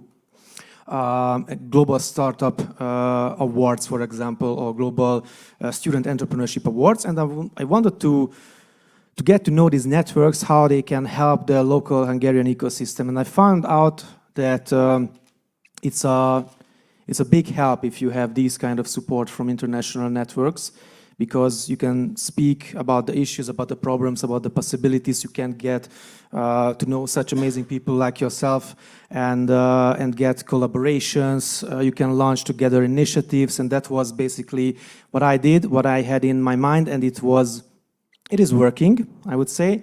And in terms of the local ecosystem, what I see in the last couple of years, that we are, as Budapest or as Hungary, we are very strong in health tech and ed tech. One example that I would like to bring here, or bring it to your attention, is that there is a Polish organization called Software Development Academy, which is basically together right now. So they merged with the Hungarian Code Cool. And they have, I think, the academy had or operated in 6 countries. The Code Cool operated in 4 countries, and they had this plan to basically join their efforts, and they merged. And I think in the region they are one of the most well-known brand right now in terms of IT education, upskilling, reskilling, new skilling. This is also a term. I just read about it. And I would like to ask you a question. How many of you know that 2023, so this year, is the European Year of Skills? Please raise your hands. Okay, so one person in the room. So that's also an issue, that European Union has these topics each year. For example, last year it was European Year of Youth. I think if I would ask you the same question last year, it would be around the same amount of people who would raise their hands. Because this is not communicated well, and if somebody is aware of this, that basically this is a theme of the European Union, and you can get funding, support, you can travel to workshops, attend workshops, because this is all about skilling, upskilling, reskilling. It's a very important topic. And this is what we are doing this year, to basically have these topics and talk about these topics, and get partners, basically, where we can launch initiatives And I hope that I can also announce in a couple of weeks a new project that is related to Poland.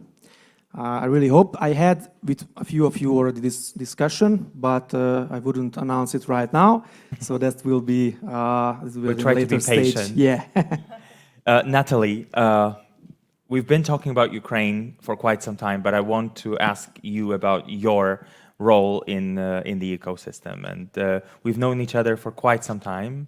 You were in different roles, I think in a different role when we first met. But tell us a little bit more about what you have been doing recently. I will probably start with why I'm actually building the ecosystems, because actually I started doing this in 2014 because I was living in Donetsk at that time, and I built my first community of directors of IT companies. And when the first part of the invasion of Russia started, we had meetings where we coordinated and supported each other, and that actually worked. So for me, that was the first understanding that communities can be a real power. And the directors of these IT companies, they discussed taxes, they discussed how to relocate their employees and also their families, and they could support each other. I was also building communities in Lviv, then in Kyiv. Then I was the director of Kyiv IT cluster and also the national coordinator for the IT export strategy, for the export strategy for IT sector for the Ministry of Economic Development and Trade, where we gathered a lot of stakeholders from the ecosystem and asked them two questions: what is not working and how do you see we could solve this? And we gathered a lot of ideas, and then these ideas also were realized by this or that stakeholders.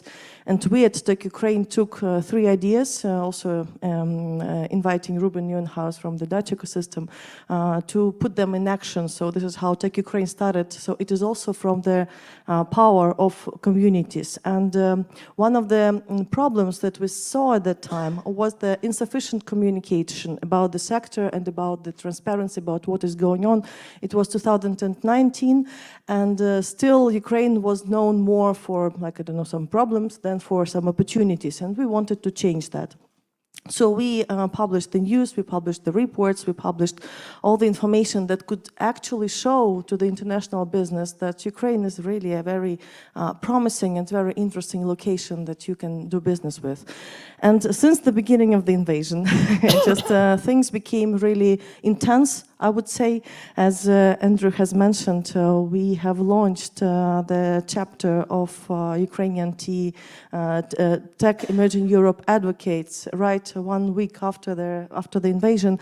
And that was, on the one hand, crazy. On the other hand, we, as a country, understood that without international support, we really need to deliver this message that this is not only about Ukraine, this is about values, this is about the importance of what is going on here, and this is also about creating the precedent, how we are going to solve this conflict and the conflicts, the potential conflicts that can be further. So this was really important for us to deliver this message. And 1 year after that, like all the year, what we were doing mainly was to share the information about what is going on, to share the information about the importance of the processes that had started in Ukraine for the global community. Because I can actually speak about this a lot. I will not right now because it's really very fundamental and really transformative. But speaking about the recent developments of the ecosystem and also about what is going on right now, indeed, we have the tech ecosystem that has become one of the pillars of Ukrainian resistance. Tech companies are donating money to the military. Tech companies are donating technology. Tech companies are donating their time of their professionals, creating IT and internet army. Tech companies are also building connections with the rest of the world, because if we made this decisive step towards the democratic community, we need to build these bridges, we need to build this, to get more integrated into the global conversation, global dialogue, and also be part of the solution, not only for our own problem, but for the global problems that we are really currently facing, because when we are too focused on our own things, we don't see like everything that is going on. But we could be part of the solution with our freedom, with our spirit, with our ideas, and also with our resilience, because what is happening right now and how Ukrainian people are taught to work, to survive, to like think outside of the box in the current situation is unprecedented. And I think that Ukraine will have a lot to offer now, and also when I hope that this nightmare is going to finish soon. So this Thank you, Natalie. Just a quick question, if I can follow up with you. If you were to say, because like I said, we've been talking about the ecosystem a lot, but if in your own words, what would be the most essential support that the Ukrainian tech sector would need right now, what would that be?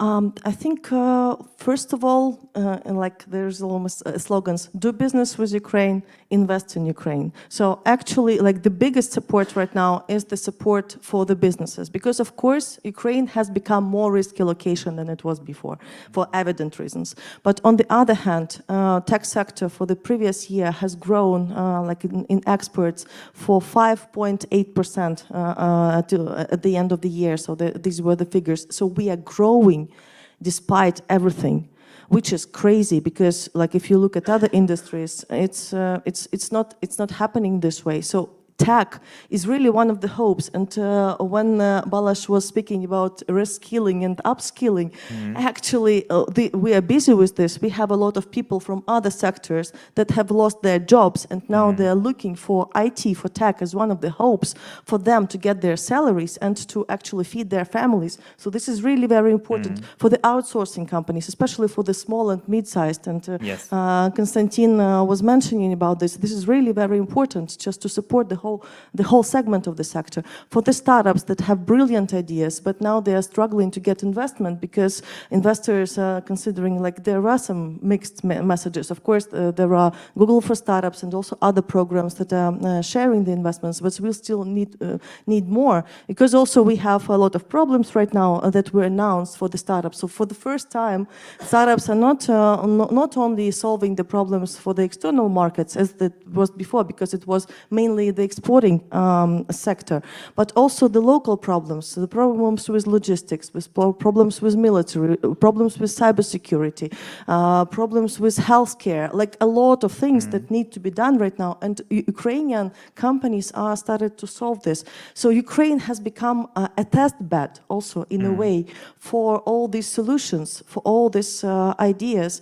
And I'm really, like, what we need right now are clients, partners, interest, like also support for the NGOs that are doing this work, because there are some, like we at Tech Ukraine, or like UVC, IT Ukraine Association, other organizations that are actually creating the structures for those things to happen. So usually when we have this dialogue, we have either the support to the government or support to the startups. We also need support for NGOs, because NGOs are actually making it happen, and also have a lot of ideas and a lot of great programs. And I know that, Andrew, we were discussing with you like this idea of building better media bridges also with Ukraine, so that we can share more what is going on, because a lot of important things are going on right now in Ukraine. So we wanted to cover this as much as possible. Thank you very much. Ligia, sorry, I keep saying Ligia. Can you tell us what the Polish ecosystem currently needs to grow even faster? Sure, but I would like to share one thing, Go ahead. that I hope that we at least can help with investing in Ukrainian startups in healthcare sector. We have this project, this list or inventory of disruptive healthcare startups. And till the last year, we organized it only for Polish startups, but we are starting to cooperate with startups in CEE region, and we have number of Ukrainian startups. So we believe that because of that report, we can help connect Ukrainian startups and investors, at least in healthcare sector. So I keep my fingers crossed for this. I have to say, sorry to interrupt you here, but I have to say that I'm really delighted to hear all the individual projects and initiatives that have been presented here during the day, because there's a lot happening, and I'm hoping that we will all be able to connect here and make the most out of all those projects that have been discussed. And it's possible because of Emerging Europe activities, which is Thank you also so a partner much. of Thank Startup you. Report. Thank So you. thank you.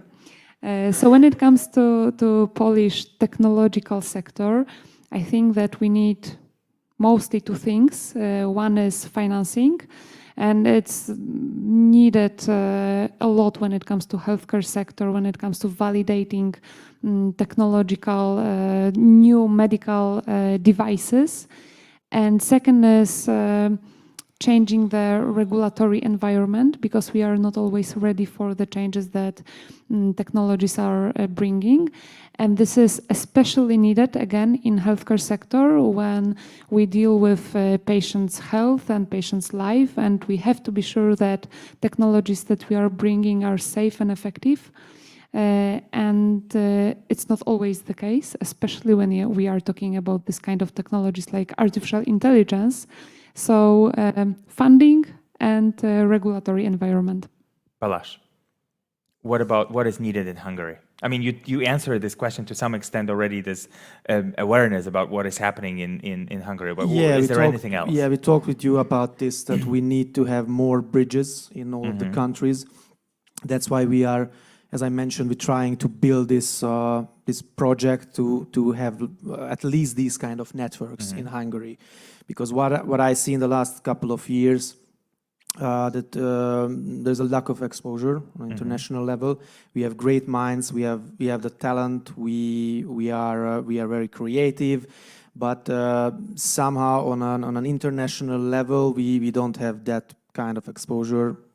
I mean, that has some issues, of course, with the local regulatory environment as well, because if you would like, and this is just a case, I don't know if you are familiar, if I say you the brand Tuxera. How many of you know what or who is the company Tuxera? This is a Hungarian-owned company. Szabolcs Szakasics, who is the founder, left Hungary in 1990, and he flew to Finland. And in Finland, he was able to build up a company that is the 5th largest IT company. So if a Hungarian can do this, we can do everything. But the issue is that Szabolcs flew back to Hungary because, of course, after 20 years, he had the knowledge, he had the money, he had everything basically. So he wanted to give back. And after he turned up, I met him in a regular angel investment meeting. Nobody knew who he was. He just asked one question. And after that, it turned out that he is the owner of the 5th biggest IT company in Finland, who just is back in Hungary. And what he told us, that he's basically right now doing all kinds of experiments in Hungary, how an entrepreneur can start their journey in Hungary. And he's telling us and the ecosystem that it's really tough, really tough. So we need to change the regulatory system to being able to quickly start companies, quickly close companies, because in Hungary, of course, if you would like to make a company, then you need to think about it twice, because it's really, really hard, and to close it, it's also really, really hard. So that's one thing. And the other thing is, I think, education on the mindset side. So we need to be more flexible, more adaptive, more agile. We need to use our creativity more often, because we are creative, but somehow in the educational system, it's somehow stuck in a 2000-ish times. So that would be also needed to change. But I have good examples. For example, Semmelweis University or ELTE. These are the biggest, one of the biggest names in terms of universities. In Hungary, they are, for example, very open to contribute and do some really good stuff in innovation and digitalization. So I think this is the right time. We would need, of course, support and connections. So if you are planning to do something or you have an exciting project, then I'm here for you. So one final question, and I want, because we're running out of time, one question about our home market, and we're talking about the UK here, just for those who have doubts. How can the UK help you? And just one sentence, please. Anyone who wants to start. Ligia? UK is already helping us actually, because we are looking at documents created in United Kingdom when it comes to AI in healthcare sector. So we are learning from that. We have a great cooperation with British Embassy here in Warsaw, and we organize joint events. We have study tours to UK when it comes to Polish hospital directors and UK's hospital directors. We have cooperation with number of startups from UK, so it's happening already. It's already happening, and we look forward to development of this cooperation. Balázs. I think mindset is one thing. I just had a conversation with Russ. I'm still remembering our first conversation that was online, and he mentioned this sentence that somebody asked him, why is London or UK one of the biggest IT and startup hubs? And the answer was collaboration. And that's what we need also, this kind of mindset, this kind of persons and who are willing to help us, you as well, Russ as well. So thank you for that. Natalie. Well, actually, I had the same phrase in mind as was voiced by Lydia, that UK is already helping, because we are really super grateful, especially for the leadership that UK took in supporting Ukraine, together with Poland, by the way. Yeah, so we are super grateful, and I hope that Hungary eventually one day will join the team. Yes. I am on board. Yes, but yes, it's indeed the mental shift of people, but also of countries, and we are all learning here. So I think that we are in Ukraine also passing this through a powerful learning curve. So speaking about UK, I think that currently the processes that are going on already powerful. So we have the inclusion, we have the trade missions, we have the events, we have people living in UK, and so this is already powerful. What we would need, I think, would be better, more connections, more conversations, more common projects together, more maybe also support from the UK. Maybe I know that US, for example, are launching the fund like USAID. So I know that there is also the fund UK Aid, but I don't know if it is active and in Ukraine. But it would be maybe nice to have some maybe money from the UK helping Ukrainian ecosystem to develop further, because this is really helping a lot to build these bridges, especially when this money are given to startups, also to the NGOs, to enable them realize the programs. So this is kind of critical for us to do. Well, I think cooperation, openness. So UK is currently showing a big amount of openness and also teaching us the mentality, how this business is done there, and also we're teaching, exchanging experiences, let's put it this way. I think it's also important because I remember my conversation with a former Minister of Finance of France. This was, I believe, in April or March, still last year. I think it was exactly 1 year ago when he said that there is a lot that Ukraine should learn from other countries, but I think it is also important to say that Ukraine has a lot to learn.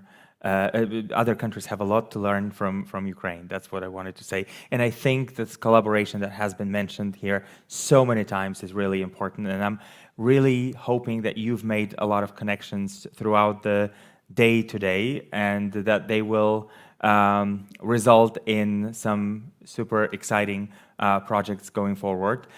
Thank you very much for sticking with us that late. I will invite you to a networking session right now. But before I do, I would like to make two additional announcements. The first one is our IT Future of IT report will come out next week. So look out for it next Friday. I will just tell you that in the IT Competitiveness Index, the order of countries has changed in this year's edition. Estonia remains number 1. Lithuania took the 2nd position right now, and Poland dropped to the 3rd position. The rest of the ranking you will be able to see next week. And I would also like to invite you to Brussels on the 9th of June.